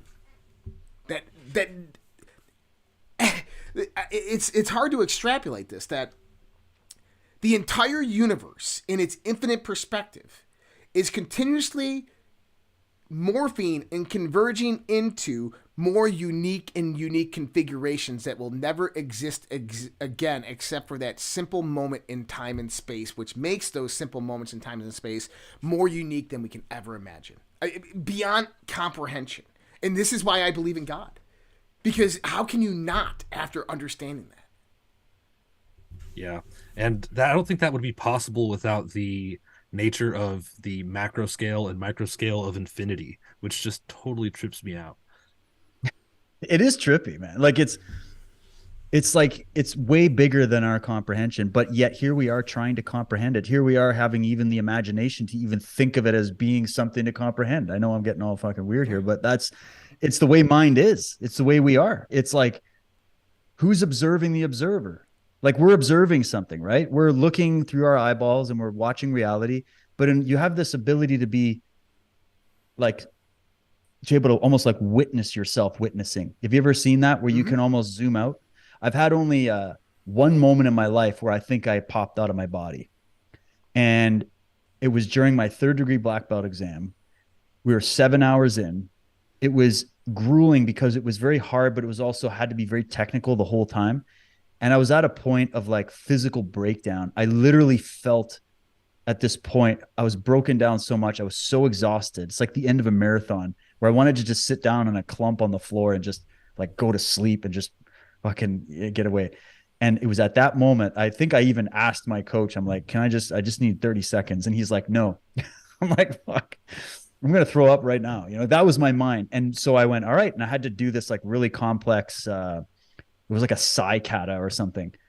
And it's also kind of dangerous because they were like real size. And I'm like, if they slip out of my hand, I'll take someone's eye out. So I'm like, all right, I have to focus and do this. And as I do it, I almost felt like in order for me to stay standing right now, I'm so exhausted. I have to like channel another part of myself. So I'm like, all right, just go. Like, imagine you're fresh. Like, I was just like, imagine you're fresh. And as soon as I started doing it, my body started to just give out on me.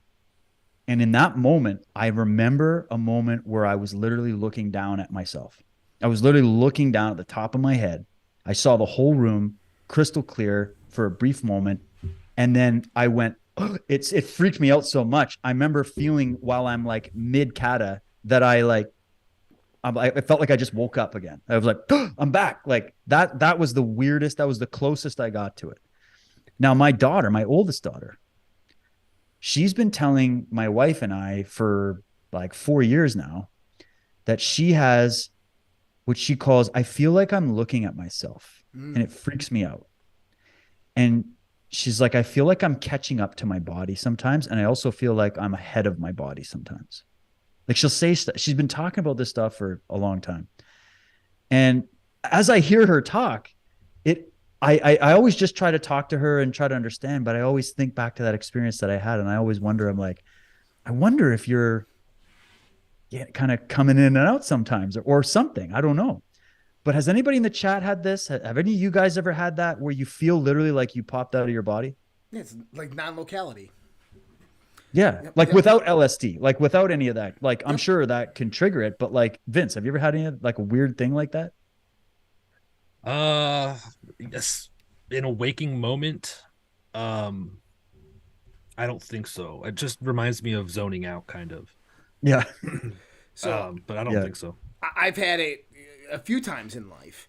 I used to have it all the time when I was a younger kid, but I can remember clearly I was playing guitar one day. I was like this, and I was completely sober, and you had this moment where everything kind of like shuddered in towards the moment, not towards the guitar, but towards the moment. And you were like, you're there observing you there, but not there. I know exactly what you're saying. And like, you're like, and then you come in and you're like, it's like you're popped back into reality. And also in that moment, it's as if time was like, whoa, holy shit. That's so long. And then all yeah, of a sudden, time doesn't exist or something Right. for a moment. You lose time or you gain time. Yeah, I've had like that. in a flow state kind of deal. Right. Yeah, flow state. There you go. I've experienced the flow Yeah, state too. for sure. And Yeah, music yeah, yeah. too. Isn't that interesting? Music? Yeah. music definitely does it too. But I've had brings multiple out of body experiences, and so I've used like the Monroe Institute's HemiSync. I got the actual CDs. Those things are fantastic. I think it's called Shamanic Dreams. Oh, probably one of the best freaking. If you want to have an out of body experience, get this actual CD from the Monroe Institute, Shamanic Dreams, if you can still find it. And that thing will take you on a journey in your fucking mind. I guarantee you'll have an out of body experience. I used to put headphones on. I worked in the military, and so at nighttime I worked the overnight shift. And all I did is sat in a chair and watch videos and study and read. And this is kind of where I got a lot of this education from. And I'd go in there some nights and I'd just put on my headphones and I'd sit in my chair like this, put my head back, and I just close my eyes and I just listen to the music. And one day I remember I'm sitting there and I kind of open my eyes and I can see everything. Like I can see the people behind me. I can see them walking around. I can see everything out here. And Like 360. 360. My eyes are seeing, but my eyelids are closed. And it was like looking through a foggy lens of my eyelids. Weird. And like I'm bouncing inside my body. Like I want to go. But here is the craziest thing. And I know the sound too. Is my whole, you ever like fell asleep, like had your arm fall asleep, and when it comes back, it's like tingling? Yeah. Okay. That sensation was over my whole body, except for the fact that it was not only that sensation, but it was like, this sound, loud. You could hear it? Oh, it was loud, massively loud.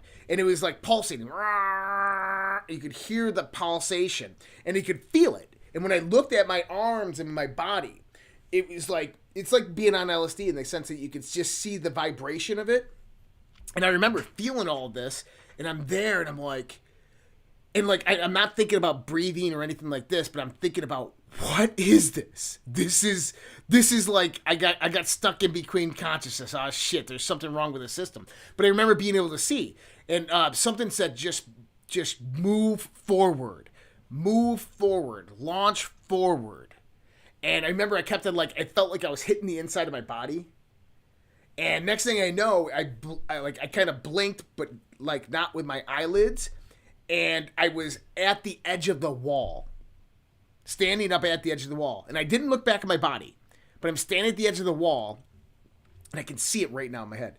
And I look at the wall, and I go to push through it, and it's not a wall. It's just kind of like this blue mist that kind of moves when I touched it. And I walked into it, and it was just this kind of, I call it the Matrix. I don't know. This is just what it is for me. But it was kind of this room that has this very, very light blue mist. And you walk around it, and there's this ambience of music playing. But you can't listen to the music. You can't hear it. You can't hum it. But you hear it, and you feel it. You know it's there. But when you try to focus on it, it's like not there, if that makes sense. And the feeling in this place is just incredibly peaceful, but it just felt massive and infinite. And so it was just, think about like in the Matrix when he loads the construct, right? And it's just nothing but white space forever and ever. It was just like this kind of bluey, misty space. And I remember kind of like closing my eyes, and I saw this figure in front of me in lotus, kind of his positioned hands like this in lotus. And it was hovering above the mist of the air and kind of like connected between 2 points. And he opens his eyes and kind of just, I remember just having this communication with it. And next thing I know, it's like, boom, back in my body. I'm like, like, what the fuck just happened?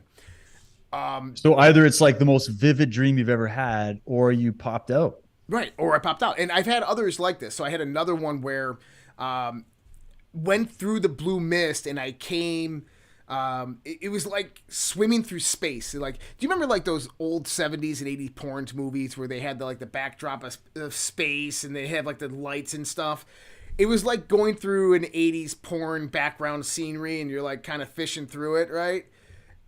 But it was this is a past life experience. It sounds no, this is past porn life. Yeah, past porn life experience. This is legit as shit. This is an experience I had, and this is one of the most profound. This is one of experiences that I learned the most about a lot of this stuff that I talk about. And for most of my life, it's been unfolding. It's been unraveling this message of what I've learned. And every time I go back to this point in my mind, more things come out of it.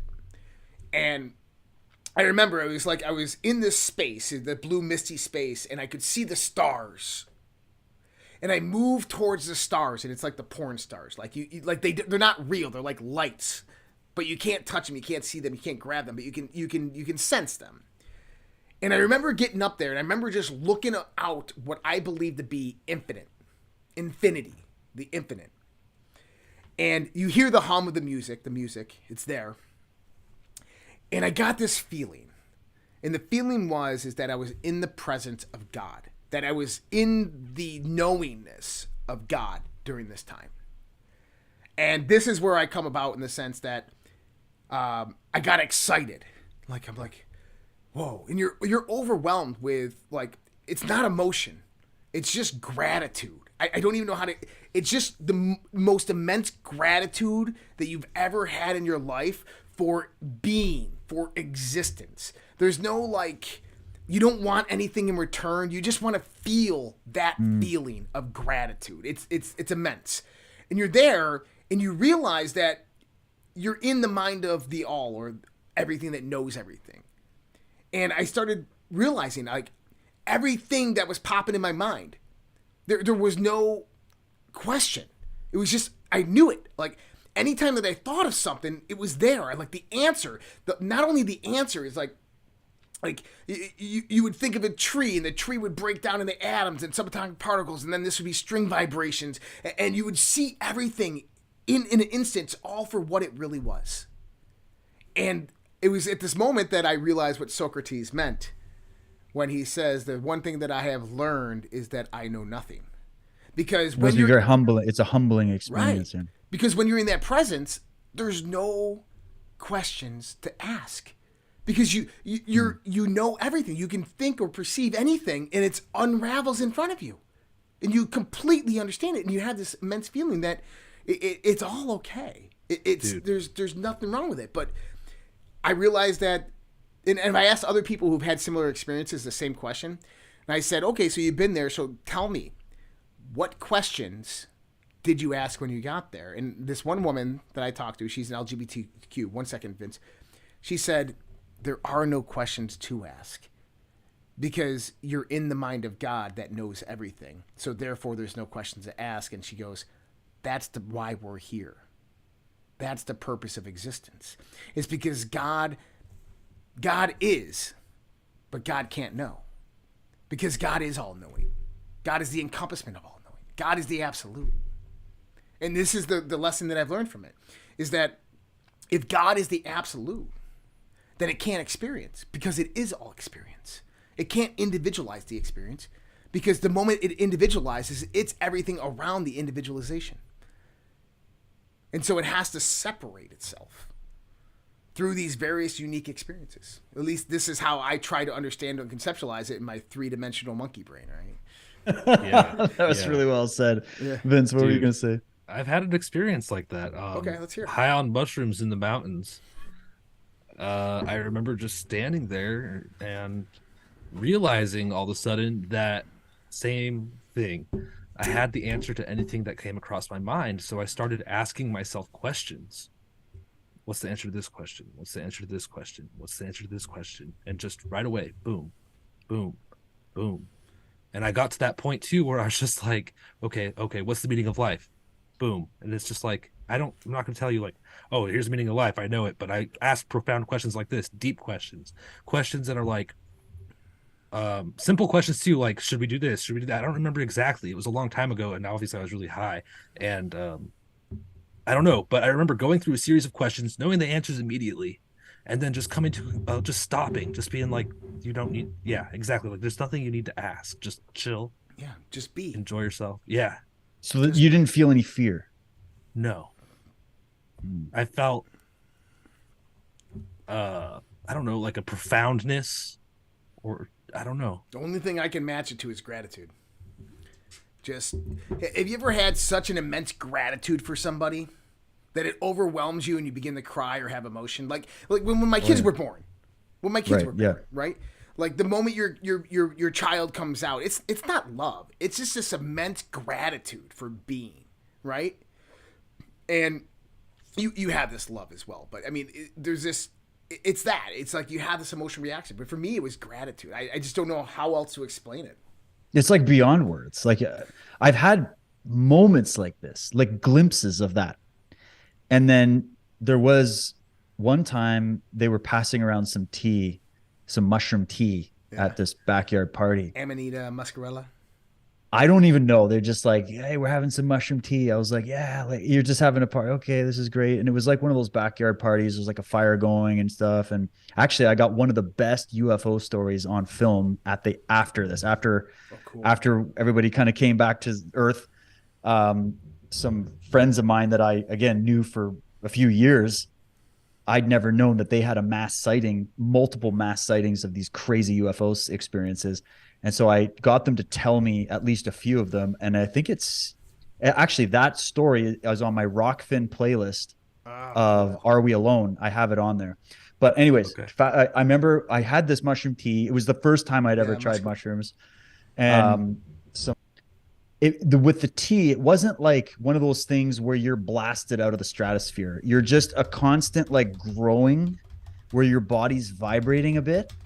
And then it's like your brain stem starts to vibrate. Like you're like, and suddenly you feel like you can feel everything around you all of a sudden. And I already have experimented with this in my martial art training through putting the body through grueling experiences to try to experience that same thing. So it felt familiar to me this first time. And that's why I'm saying like, it wasn't like the mushrooms were influencing me. It was like it was pulling down a few gates that are normally there with the logical mind. And then like you're getting a more raw signal of whatever you are. Like, I don't know how else to explain it. That's how I felt. That's great. So it wasn't like crazy. I was still having conversations with people. I knew where I was and actually I felt more clear than ever. There was zero fog of anything. And then I remember finding myself sitting in the grass by myself. I had to like get away from people. I didn't want to be around people. Get away, sit by myself. And I just start like, I couldn't stop just feeling the grass. And then I'm sitting by this tree and I'm like, I felt when I looked at this tree, this is going to sound so hippie, but I look at this tree and I'm like, we go way back, you know, like I'm not in terms of an essence, like you feel a connection to things you don't feel. There's a barrier that's been removed all of a sudden. And then I start I've had it only a couple times since. I don't do it. It was like 3 times in my life. But I remember like, as I was starting to kind of come back to even more normal feeling, I'm walking around and I'm feeling like my best self. Like I feel very confident, but not arrogant. I feel very at peace with myself. I feel very sure of myself. I feel like there's nothing to fear. I feel like I can do whatever I need to do. But at the same time, that feeling of gratitude and humility is also there. It was the weirdest experience ever. And then as I'm starting to come in and I'm like seeing like purple around people and like energy and shit, they come up and they're like, Dave, they're talking about UFOs over there. I bet you'd be in. You should go talk to them. I'm like, oh, perfect timing. I go sit down. And that's when I start recording this interview with these people. And I was so clear. There was no fuzz. There was no nothing. And so maybe the final thing I'll bring up then is, what do you think happens when we die after we bring all that in? What is that process? What's your speculation? Go ahead, Vince. Man, I don't know. I think that I really have no idea. But I do think that things continue on. I think that energy lives on. I think something happens beyond my comprehension. No idea. Yeah, that's fair, man. I think I look at it like a system that's evolving. I think some of those systems are like the leaves on a tree, right? We've seen this analogy before where the tree gets ready for winter and it pulls all the nutrients, all the water, all the chlorophyll out of the leaf back into the tree. The leaf falls off and dies. The tree begins to bud. And then that spring, those buds, the new leaves, get injected with that old life from those old leaves, but the tree's growing a little bit stronger and a little bit bigger, and the leaves are more healthy and these types of things. And that's one perspective. And I think that that's kind of like the renewal of the soul on this planet, is that we have reincarnation. We have evidence of that, that souls die, and a few weeks later, they're being reborn again on this planet. But then I also think that some of those souls don't. I think that they might be reborn in a different version, a different realm, a different dimension. Some people, they've achieved that level up bonus and they go to the next one. And so when you die, all of a sudden you're sitting there going, whoa, what is this? Is this heaven? I see the light. And you start moving towards the light and it's just another pussy you're coming out of. Right? And you're going through that tunnel and all of a sudden you're looking up and there's, like, damn, I got Earth again. Damn it. No, you come out and it's a different planet. And it's a different star system, but it's a human. Right? Like, who knows? And that's the beauty of it. And it's another mystery. It is a mystery, but I think it's one of those that we can all say that there's a very, very slim chance that it's a cold, dark sleep. I agree. Remember, that was another Alan Watts brilliant video where he was talking about that. And he was like, children even think about this, about, am I just going to get locked up in a dark room forever when my body dies? But he's like, but think about that. That's not an experience. Because his belief is that this unfolding consciousness has to experience, because that's the purpose. Yeah. So to say that your experience ends and that's the end and it's just a dark room, doesn't make any sense. That's not an experience. So that can't happen because energy cannot die. Your body can die, matter can decay and change and rot, but the animation, the thing that lights up your eyes, that photon spark, that can't die. That's just going to reorder itself. And I was listening to Bill Donahue about this.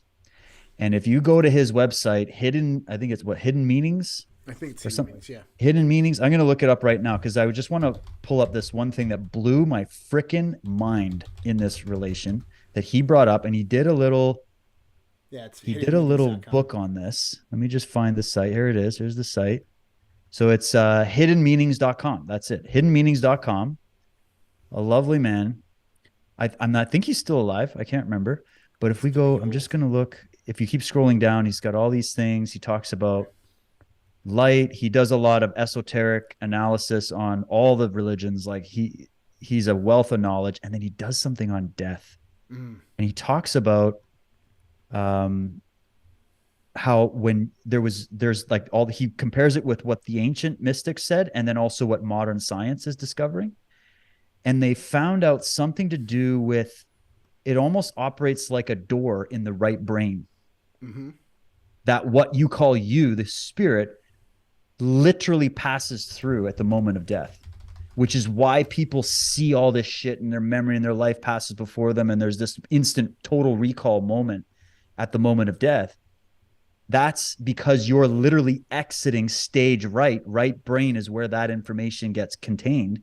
And then he said, based on the quantum particle experiments, what did he say? It's quantum teleportation.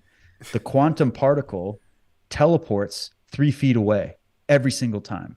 And it takes the characteristics of the entanglement that it's involved. It's like the entanglement of the particle. Mm-hmm. It takes those characteristics and it reanimates 3 feet away. Something like that. I'm probably butchering it. Go to the site and hear it from him because he brings up all the science to it as well, right? Biocentrism, How Life and Consciousness Are the Keys to Understanding the Nature of the Universe.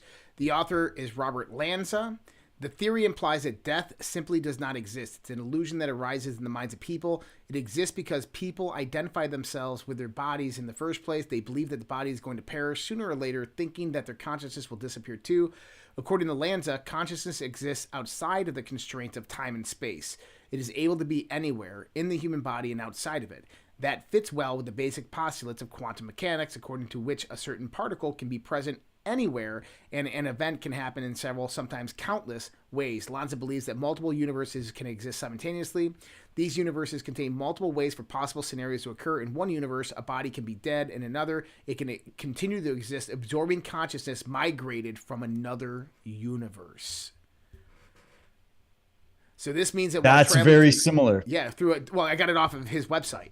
So, right, yeah, because the article's called "An Electric Door in Your Head." Yep. So this means that while traveling through the tunnel, a dead person ends up in a similar world but is alive. And so, okay, so that's actually a cool article. I want to read that later.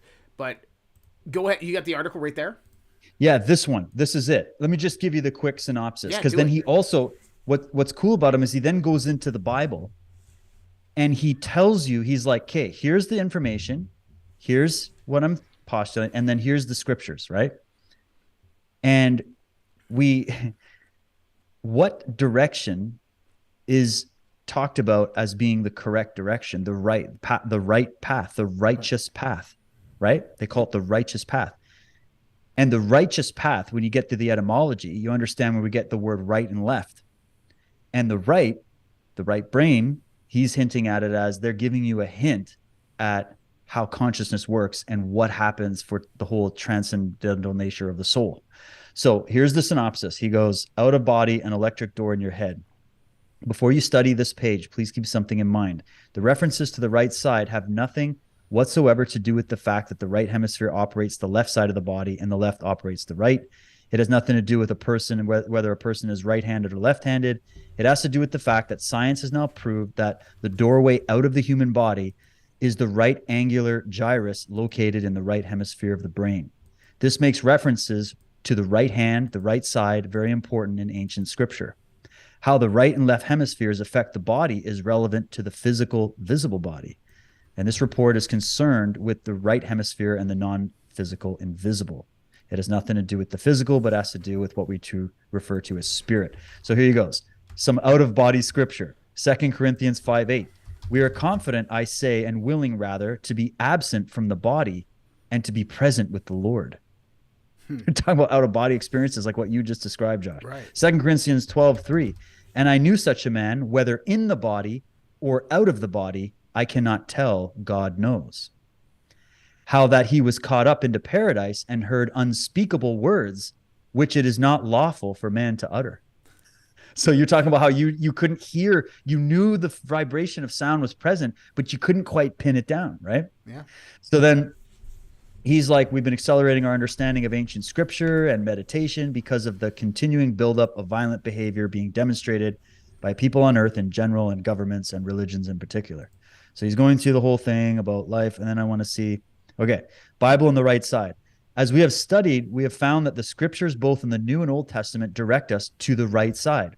As we have studied, we have concluded that all the biblical stories are mythologically speaking of the brain mind and the need to seek out the right side in meditation.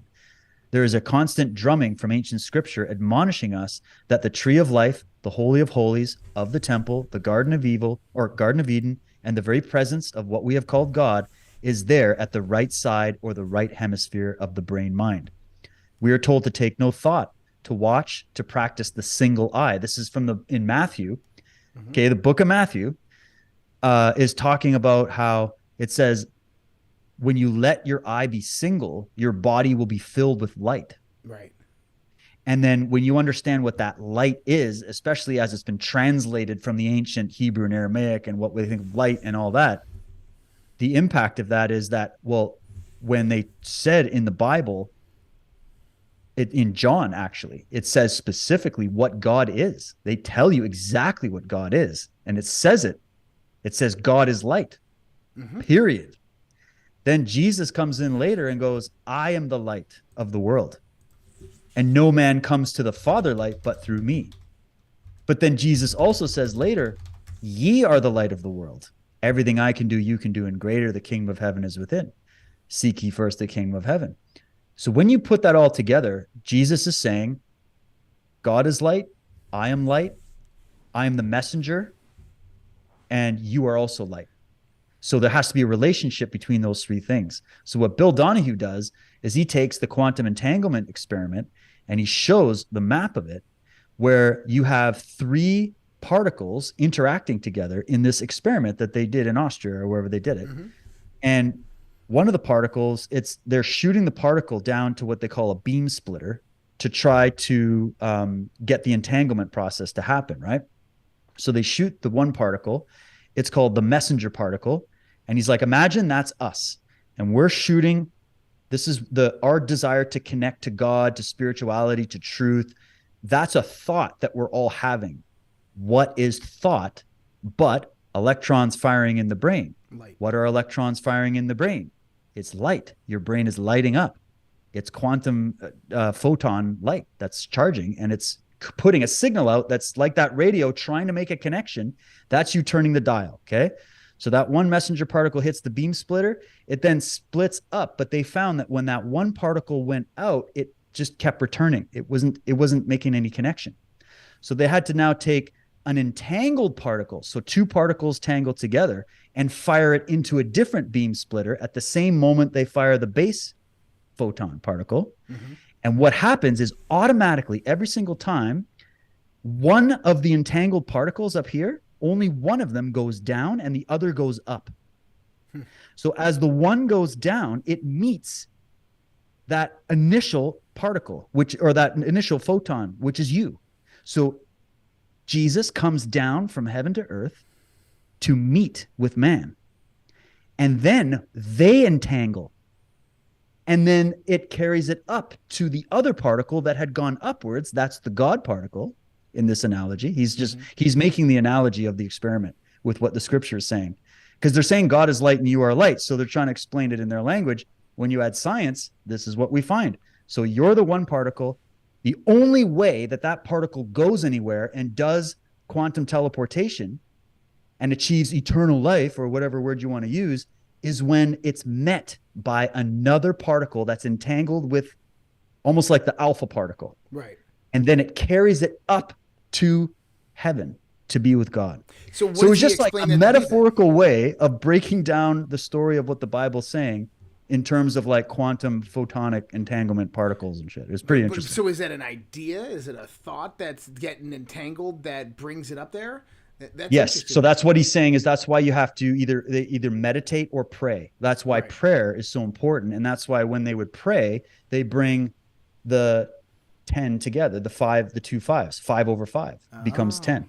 And then when those, especially the what happens when you put the tips of your fingers together, they're saying you're connecting all the nerve endings into one.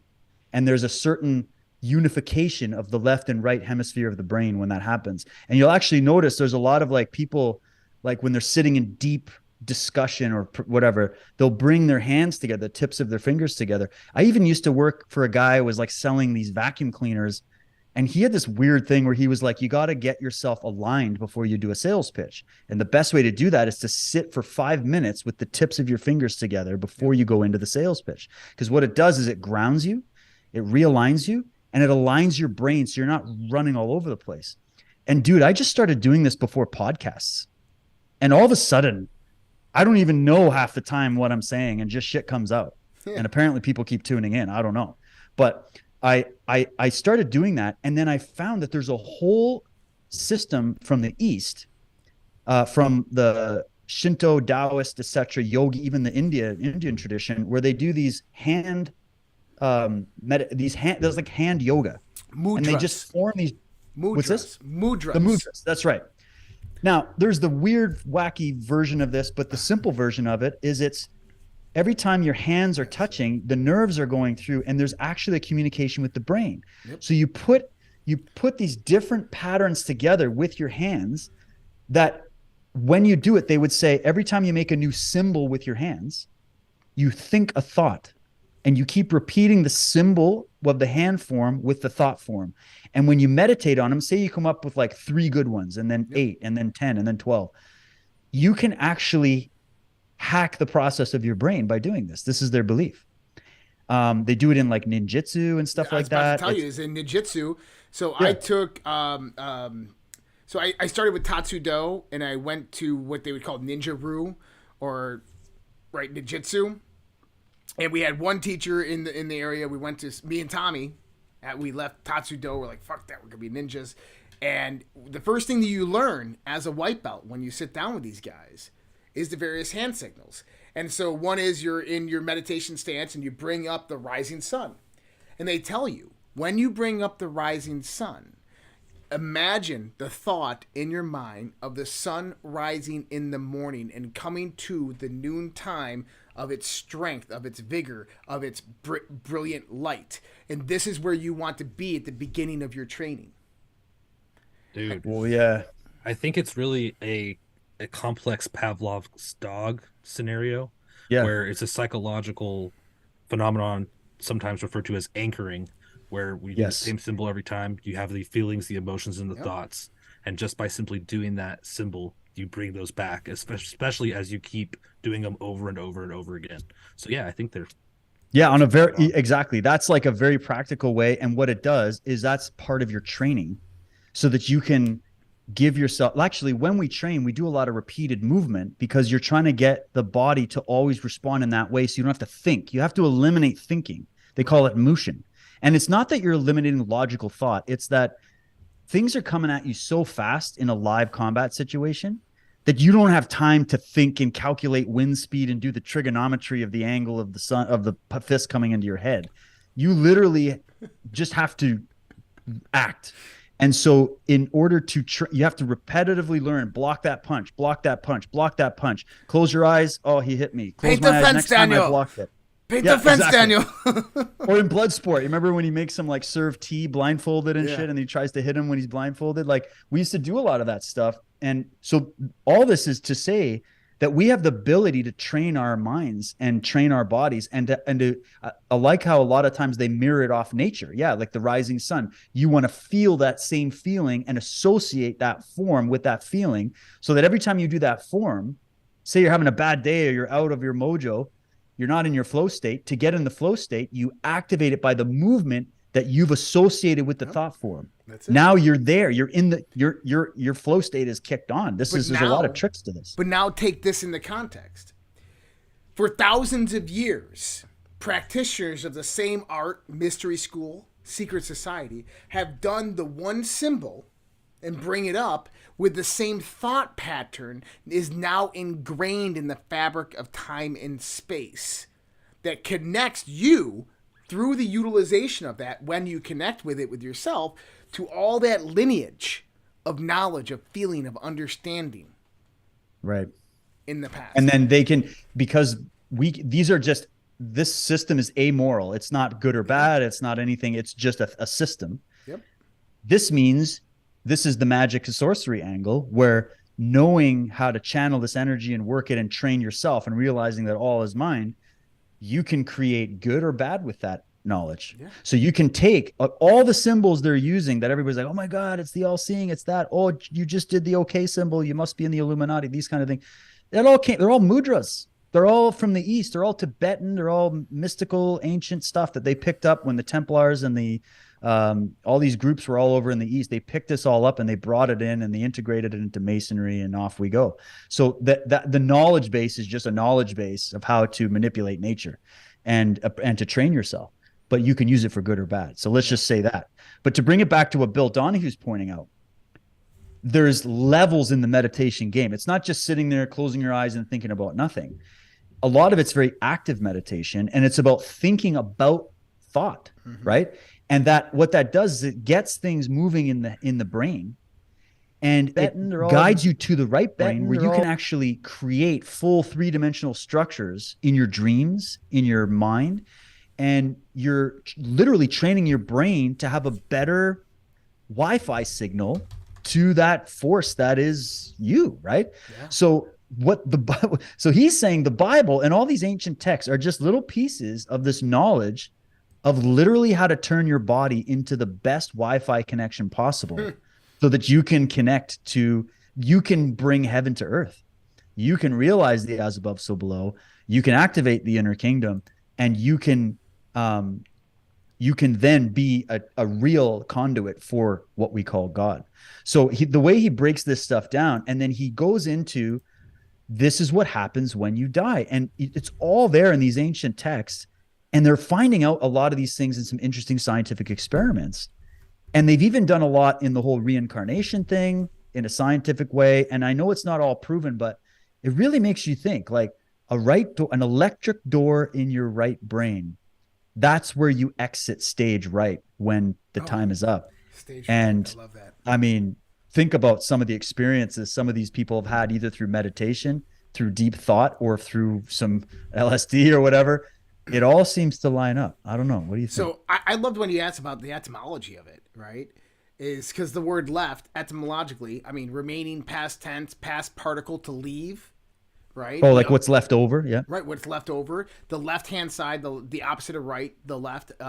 So if we look at I'm looking for the etymological root of this word. On the left-hand side, adjacent military formations, political sense. It's not really giving me the...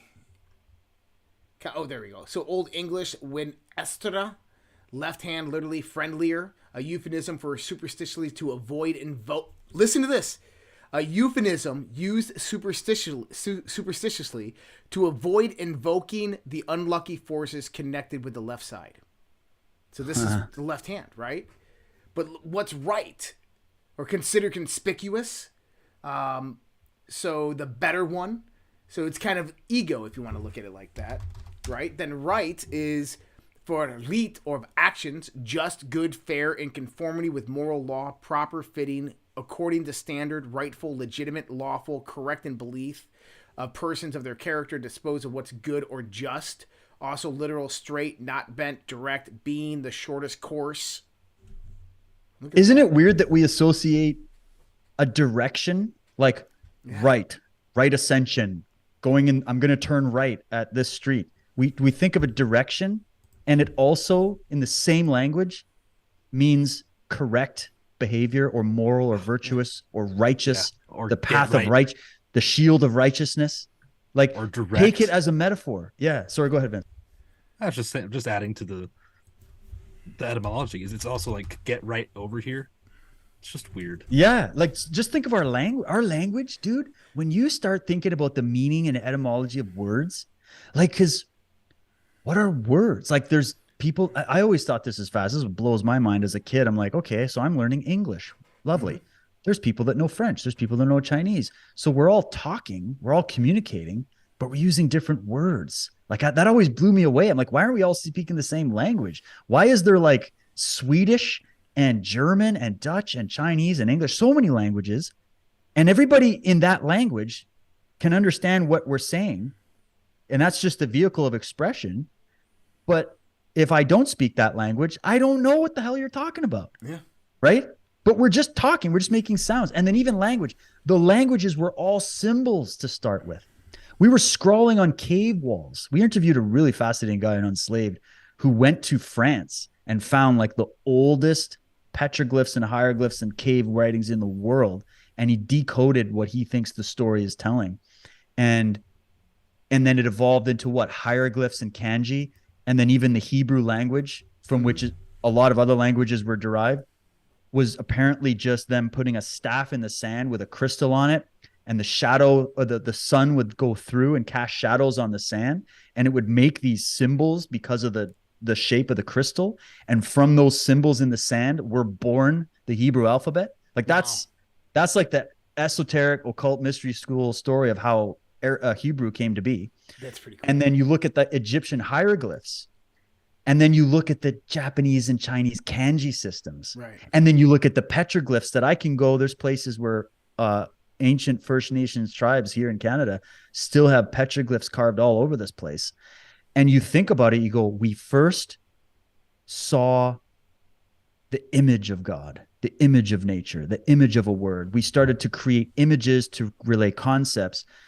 And then we started eventually developing more of the left brain, which was much more analytical, more specific.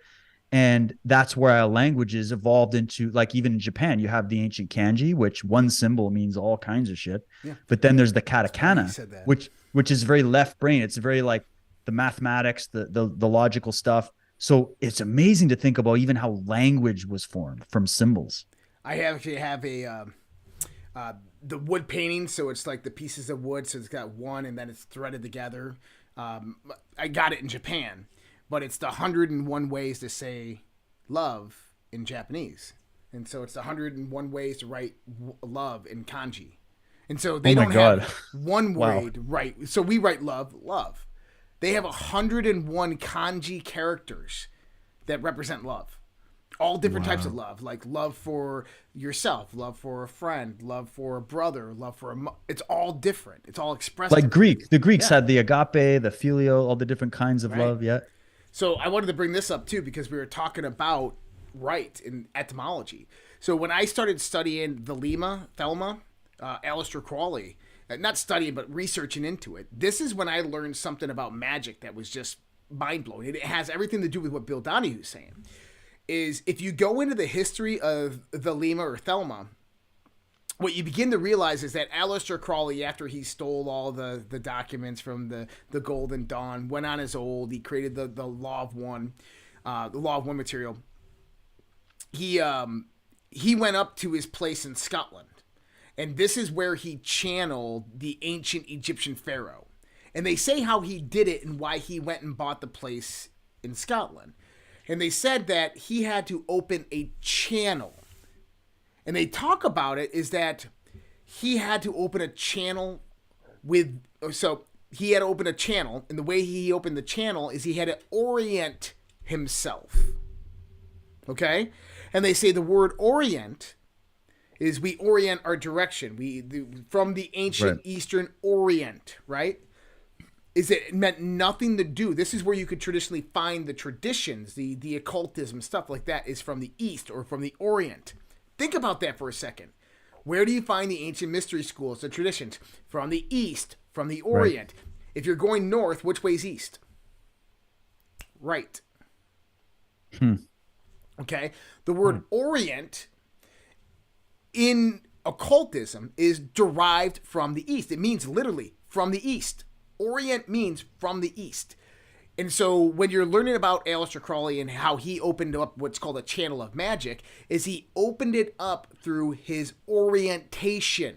And they tell you right there that he does it through his mind, through the right-hand side of the brain. That when he's orienting the channel of magic, he's opening it up through his right side of the brain.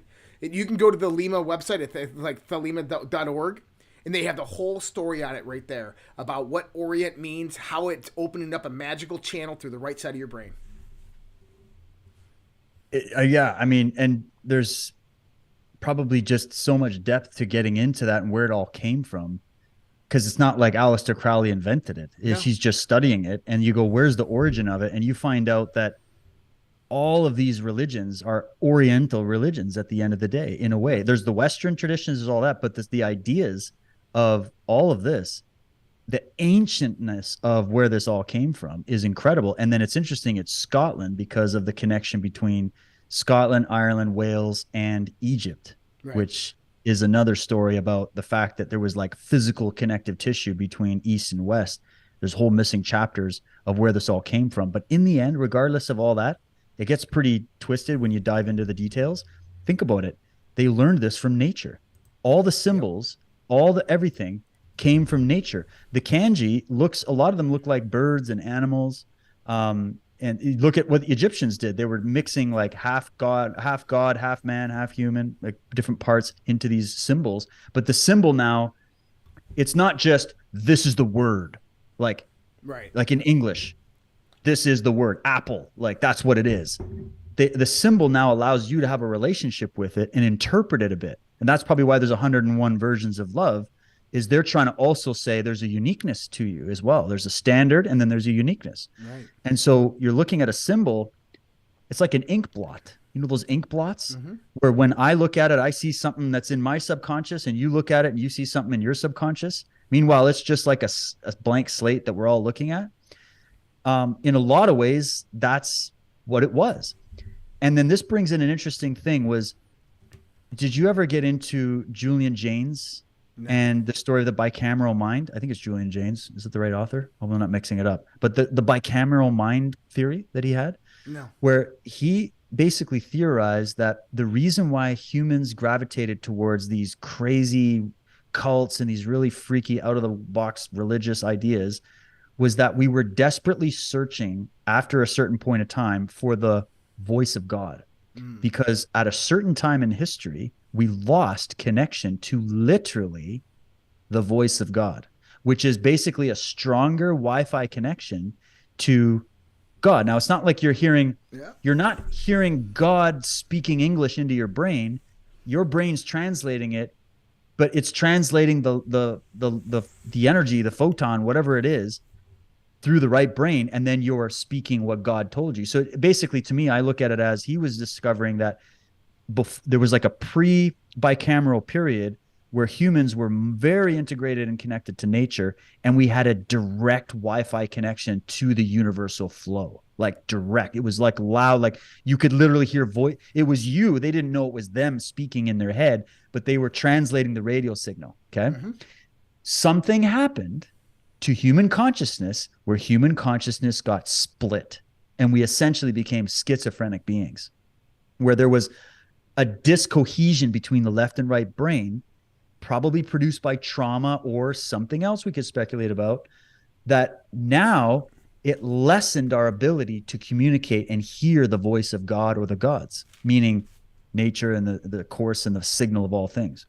Well, Bill Donahue said at one point, he goes, if you want to hear the electrical current of your body, to understand this, close your eyes, plug your ears as deep as you can, and just listen. And even though your ears are plugged, you're going to hear a roar, a rumble, a frequency. You're going to hear it. That was probably that blaring sound you heard, Josh, when you went into that state. All you probably did was just like that magnified. The voice of God that the ancients used to have that we eventually lost, you were able to connect to because you were out of the firewall that shut that off. And so this is the theory anyways. And when you put it all together, he's like, only a living being can hear that sound. And guess what tone that sound makes when you do this? Oh, exactly. And that is, and then you go to the creation myths. How many creation myths from around the world talk about how creation was sung into existence or came into existence by way of a song or music or something like that, a frequency, a rate, a vibration. Yep. And that gets you into, what's that science called? Cement? No, it's where they take plates and they put sand or cymatic. If you get into cymatics after listening to what I just told you, it makes perfect geometrical structures when you hit certain resonance and it hits the plate and vibrates at that plate.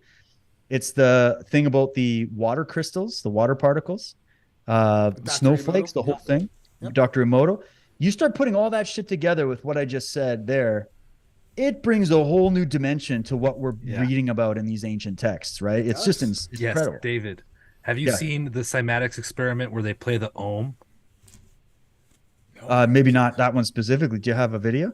I could send one to you later after. Oh, please. I love this shit. So I want to get into this more. The cymatics. Dude, can I spoil it or do you want to just check it out? No, spoil it. Go ahead. Because I've seen a lot of them. So yeah. Dude, so they play an ohm to the plate. What they do is to get a metal plate, they put sand on it, they play a frequency, and it'll make a complex geometric pattern. Well, they played the ohm, and it made an ellipse shape. No way. Yeah. What does that mean to you? The eye. It's kind of the like eye. But I don't know. Like the eye of God or something? God. Yeah. Yep. The ellipse. That's incredible. Like just the fact that works and it makes perfect geometrical structures. Okay. So then. Go ahead. Real quick before you move on, I saw two pictures of the ocean where you could see a cymatic pattern on the ocean, like how the waves form. You could even see them kind of be like perpendicular lines to each other and create patterns like on a larger scale on the ocean, actually, by the vibration of the earth itself is the theory. Oh, I think I was thinking of another video where it was dolphins blowing bubbles. And somebody did that, like dolphins or whales blowing bubble. I think it was dolphins, and they were tracking it. And when the bubbles would come up, they were coming up in these like amazing patterns. And you just what it is like, you just go, think of the Fibonacci, think of all this stuff, right? Sacred geometry. That's what we're talking about, is that there's a pattern, there's a language going through nature. And we are the vehicle that we can actually tune into it in a few different ways. We can see it where it's like we did this, I think, last time, Josh, with the Pink Floyd prism, where you have what's known as like the white light, which is like the light that the naked eye can't see. It starts in a white light, but when it hits a crystal, it refracts the light color spectrum. And then when it's in the color spectrum, then the human eye can pick it up.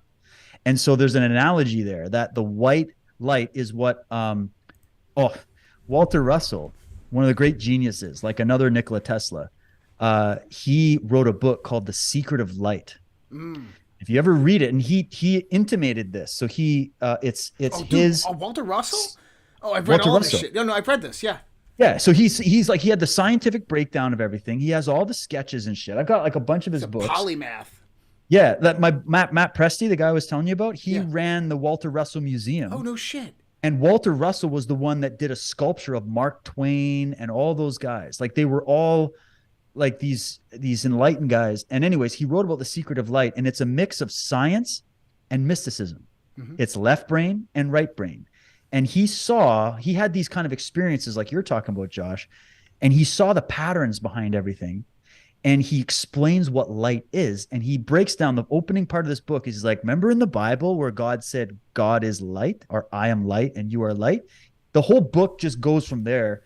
And he breaks it down. And then he has these like mystical poetry side by side to science. And it's such a crazy book. Because if you heard what we just talked about in this show and then read that book, your mind is going to explode out of your skull at this point, because you're going to realize that he talks about it as the undifferentiated light. Right. So that white light is the undifferentiated light. It's just pure. It's like what you're saying, where God, that God force or whatever, or spirit, or the German mystics would call it Geist, whatever word you want.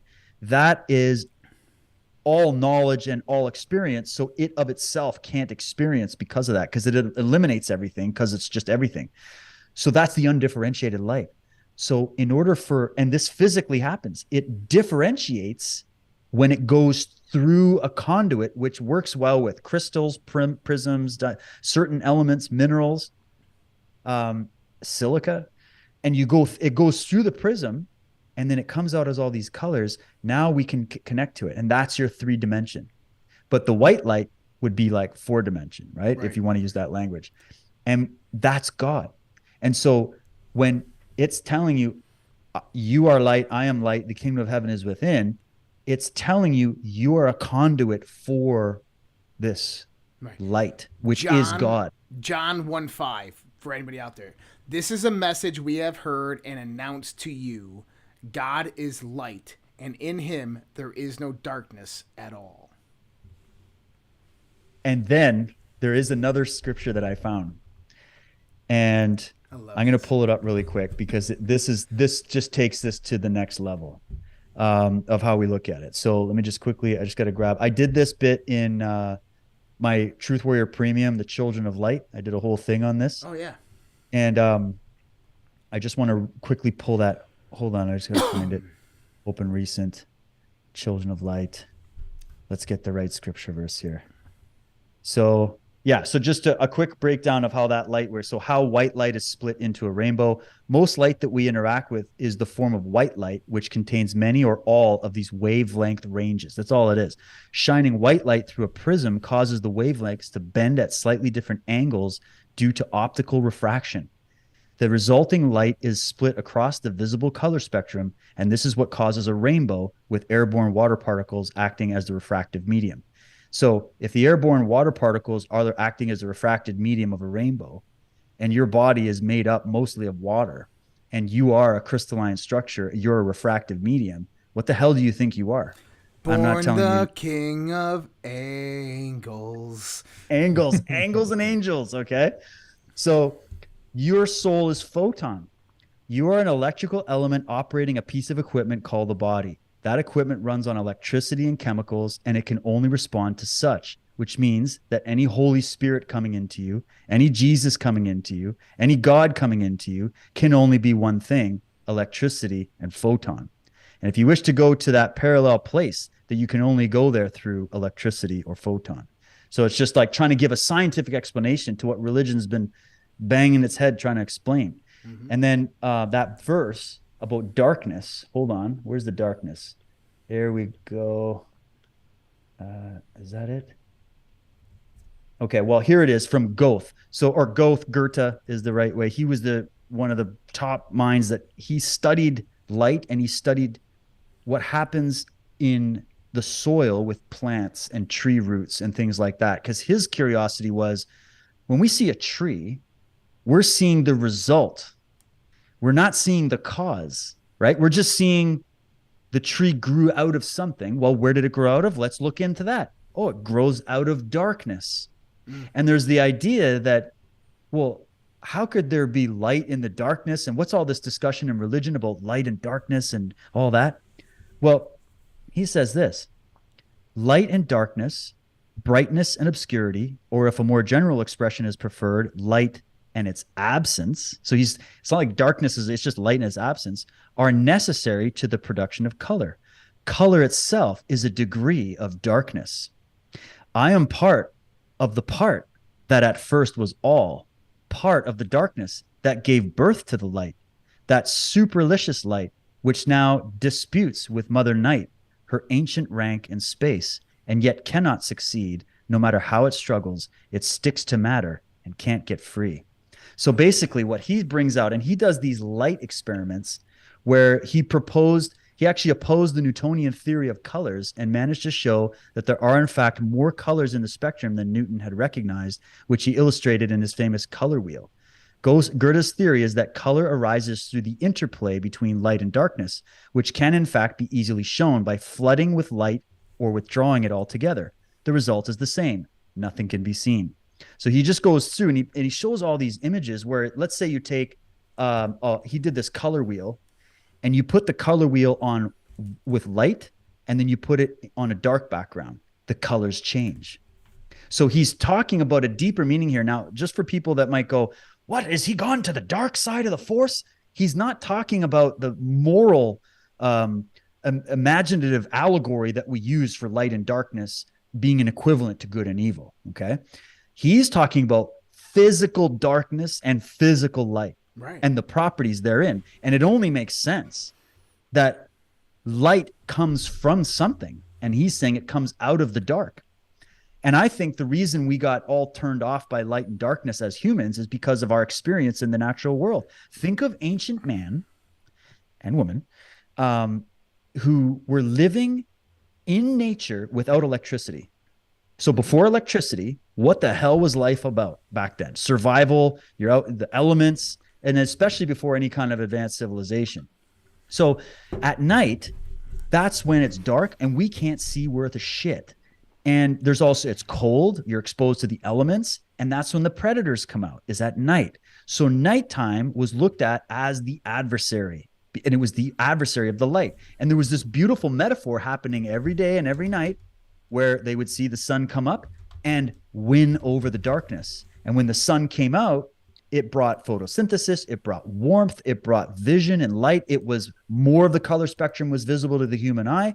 And therefore, the light saved mankind from darkness. So that was the metaphor, was just nature happening right there. But you also have a duality to this. Go to Genesis 1:3, and this is what I've always talked about. And God said, let there be light, and there was light. God saw that the light was good, and he separated the light from the darkness. As in, there's one eternal light. God saw that this light was good, and he separated, and now you have two, light and darkness. So the darkness came from the light. But what could this light be? Is this the physical light, or is this the light of the soul, which grows? Well, is it the light of the soul that observes reality, learns about it, and advances because I learn how to use fire? The soul observes reality. I observe the pattern. I see fire. Oh, fire's warm. That's the light of the soul. So the question is there's this duality here. There's the physical light, Right. but there's that darkness. And then inside there's the spiritual light and the spiritual darkness. And Right, neither exactly. one of them are bad or good. They're all there. They're there. I just don't want people to get mixed up between the Right. two, thinking that when you say darkness, like you're talking about like the dark side of the force in Star Correct. Wars, We're or not. evil, or We're and, not. you know, it's not that. We use it as a metaphor because darkness means ignorance metaphorically. I wish because I had the you can't book here. see. I have a right? Manly P. Hall book, and he talks about the Rosicrucian perspective of the darkness, of Saturn, of darkness, of how they look at it. And he comes out and says plainly, it's not evil. People who pervert this as evil have no idea what they're talking about. But the darkness, he claims that the darkness is the real light. Right, because it's the source. That's what Goethe's saying as a philosopher. And then here, because right in the Bible, everything bursts from the darkness. Your womb, There you inside go. the mother's womb, there's no light. The seed in the ground, there is no light. It's only darkness. Everything bursts from the darkness. And you just wrapped it up. That with the tree roots and everything else. And he found there was this amazing structure of like life happening in the dark. And then he's like, what if I could show you? And he would bring the other philosophers, because he was the father philosopher for Schelling, for all these other philosophers in Germany. And he would bring them in and show them experiments where he was showing people how light actually works in the darkness underground. It's crazy. But anyways, here's the scripture verse that kind of made me go, interesting. Matthew 6:23. Because you know about let thy eye be single and you body be full of light. We're talking about the release of melatonin by the pineal gland. Well, this is saying about the darkness. But if thine eye be evil, thy whole body shall be full of darkness. If therefore the light that is in thee be darkness, how great is that darkness? Now, a lot of people are conflating this by reading it as a moral thing. They're talking about the evil thing, darkness. But this seems to me, if you look at it from this perspective, that they're speculating on this phenomena, that you have the inner darkness and there's the external darkness and the light, and there's a relationship between the two. And so I just thought, wow, that is fascinating. And then you go, all right, now that we know about the rainbow and the color spectrum and light and darkness and how it works, read the story of Joseph and the Technicolor Dreamcoat again as a metaphor. And you will see that Joseph is the sun in the story, and the coat of many colors is the light spectrum of the sun rays animated through the human being. So just another esoteric way to look at these same things, brings a whole new dimension to it. And there's proofs in philosophy, there's proofs in science. And I think if we were to look at the sum total of human knowledge that we have gained on this, we're getting a lot closer to the real nature of reality. And it's just all this dogma and all these traps that get in the way of our ability to see it, right? Because again, we only see what we want to see. Our brain can select and edit reality for us, right? So there's another issue is like our perspective can be limited in so many ways. Right. So yeah, what a fascinating mind trip of a subject that is. I love this. This is fascinating. And I wanted to play this video, so let me push this over like this. We're gonna play this. Let me share it on the Zoom. And Here, I'll just mute here. You're fine, yeah. I'm gonna go into here like this. We're gonna blow this up. There's your own. That of course is me.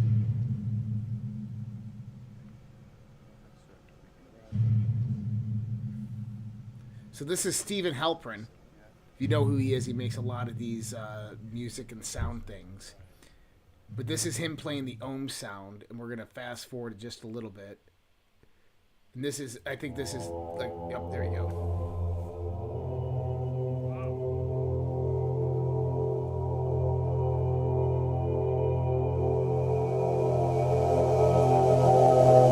See the ellipse? Oh yes! Wow!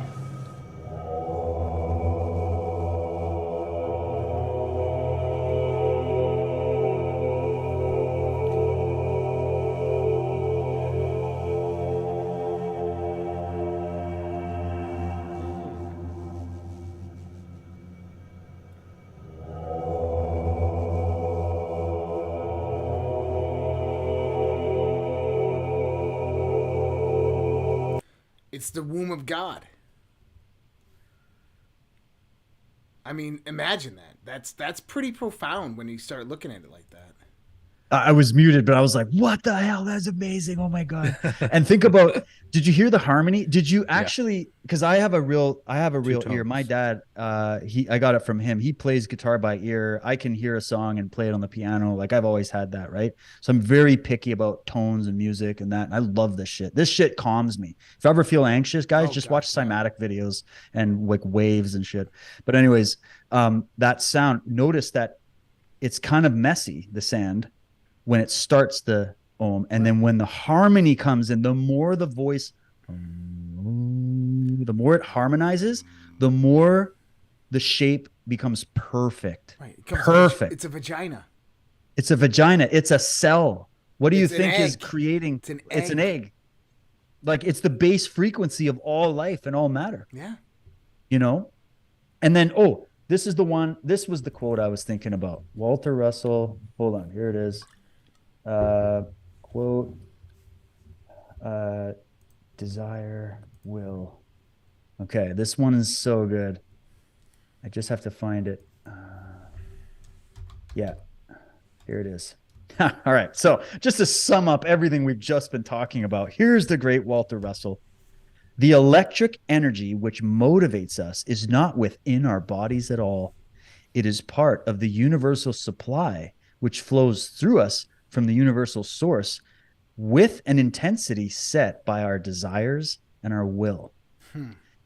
Now, if you read that quote a few times, you're going to pick up a few things that I think the New Age movement and most of religion forgot, which is that you are a body that is a beautifully made machine. And I got a quote from Tesla to bring that in, but it's a conduit for this electric energy that motivates us. That isn't really within our body's conducting it. It's part of that universal supply. It's the universal source, but here's where free will comes in. That source field is set at an intensity that is directed by our desire and our will. Now, when you hear a philosopher like Walter Russell talking about desire, please don't conflate that with like the carnal, lust, whatever you think, the bad lust, the whatever you think is bad about that. He's talking about real desire. And there's actually a theory that because of all of our programming, we're actually afraid of pleasure and we're afraid of desire. That's been part of the programming. We have a fear of it.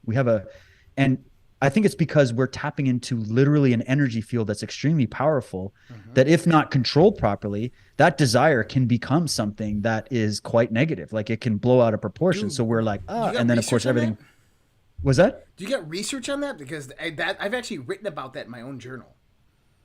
Really? Yeah. I don't have research. I'm just telling you what I'm extrapolating from Russell about what he's saying is like, and about the whole thing about the theory. We talk about it on Unslaved a lot, and I just have to pull up the psychologists and the people that thought about it. The theory is that we have this desire that is an actual motivation towards these things, that they're possible, they're within our reach, but we systematically stop ourselves from doing it through various different things in our life. We sabotage our own journey because we're not afraid. It's not necessarily fearful or afraid of the power, but we know what we will become, and we know what we can become if it's not controlled. I've written about this. Yeah. There's something to that. And you go, well, what if that desire that we have, and this is where Wilhelm Reich gets into the orgone and the sexual energy and everything else. Even though some of it I still don't understand, but I get where they're trying to go with it, where they're saying your desire is the signal of creation. So there's a reason you have desire, and your desire is filtered through your mind and who you are and where you're at. And so if the lens is dirty, or imagine you're trying to look at things through glasses that are all smudged up, then it's going to be cut off from if the potential of it is. And I would think of like fear and self-negation and self-loathing and all the programming from the world can be like the crud that fills up those lenses. So you can't really tune it properly. And that's where we get distorted desire that goes towards, this is what these elites are. They're just, and not even just that those are evil, but just that it becomes evil if you start to like become a predator out of it, you're addicted to just sensual pleasure. But real pleasure, real desire is something from the soul. It's something from the deepest part of you to create something. It's like what Bruce Lee would talk about with your potential. He was always talking about actualizing your potential. That's what he was, but that's what he means is like, you have to have the desire. Actualize your potential. Actualize. But you have to have the desire to create before you can create. Otherwise, your creation is going to be shit because you won't put the energy into creating anything worth having. So you need to desire it. You need to see it. So, and then your will is the method by which you create with the desire, because it takes a lot of will to go into nature and turn nothing into something and to create, right? Mm-hmm. So when he's saying that the source field that you are accessing, the light, the whole thing that we've been talking about is set by your desire and your will, that's the best description of free will I've ever heard in my life. And the materialists will never understand it because they look at it mechanistically. Whereas he's talking about it as you can study the mechanism and the filter and the conduit all you want, but that's not the be all and end all. That's just like studying the piano without ever playing it. You're just studying the chords and the mathematics and the way it works. But until it's like a Beethoven sits down or some of these great pianists sit down and just create with it, you don't even know what you're dealing with. And then what does the piano or a guitar do? Just like that ohm and the cymatics. When you play a piano and you hit the wrong chords or the wrong keys, it sounds bad. It sounds off, right? Yeah. But when you hit the harmony, I play it. And that's where I have out of body. It's just like when you're in the zone, you forget time. That's the cymatic ohm coming through that expression. That's what any art form is. And that is you creating with the divine universal force and setting it by your intention and your will. That's fucking mind-blowing. Come on. Dude, it is. Yeah, dude. I'm just in awe right now. We figured out the mysteries of the universe tonight, gentlemen. We do this every time. We do this all the time. I always every time learn that we so have much a show, talking to you it's guys. like we're either getting yelled at and belittled and put down, or we're discovering the secrets of the universe. Either way, we come out humble. It's all good. It's all learning, man. I don't care. I'm here for this. I'm here as an explorer, and what an absolute pleasure it was to go through this. I've learned a lot. Awesome. So thank you, gentlemen. We should do it again sometime. We'll have to save the Antarctic discussion for another time. We can do that. We can do that. Sure. Thank you, guys. For everybody out there, we're gonna still do an after dark chat. So for anybody on the socialredpill.com, the link will be put out there. If you're already a member, just go to events, Social Red Pill chat at the bottom. There's probably people already in there. I'll be joining in about 15, 20 minutes. I just got to go get another drink, take a piss, that type of stuff. Everybody else is welcome to join. If we get more people than we can handle, we'll go to a different chat room. But everybody's welcome to join. We'll be doing that, and it'll be a late night. I'm drinking a few beers. So you guys can join us there, socialredpill.com. If you're not a member, free to join. You can support us with a subscription. If not, thank you for all the Rumble chats and super chats that came out tonight. All the pills on Pilled and on D Live as well. Much love, respect. God bless all of you guys, and we will see you next time. Have a good night. Take care. Either we will get the full cooperation of other governments to stop this menace, or we will expose every bribe, every kickback, every payoff, and every bit of corruption that is allowing the cartels to preserve their brutal reign. And it is indeed brutal. And they call me Eye Patch McCain. I haven't, look. Frankly, if you look at the media, where the media is a closed media, we don't have an open, free media anymore. They don't want to hear anything. They don't write about it. It's collusive. Nobody's ever seen anything like it. It all happened during this period of time. It happened just before the election. They wouldn't talk about certain subjects that you know better than anybody, Michael. And, that's the beginning of communism.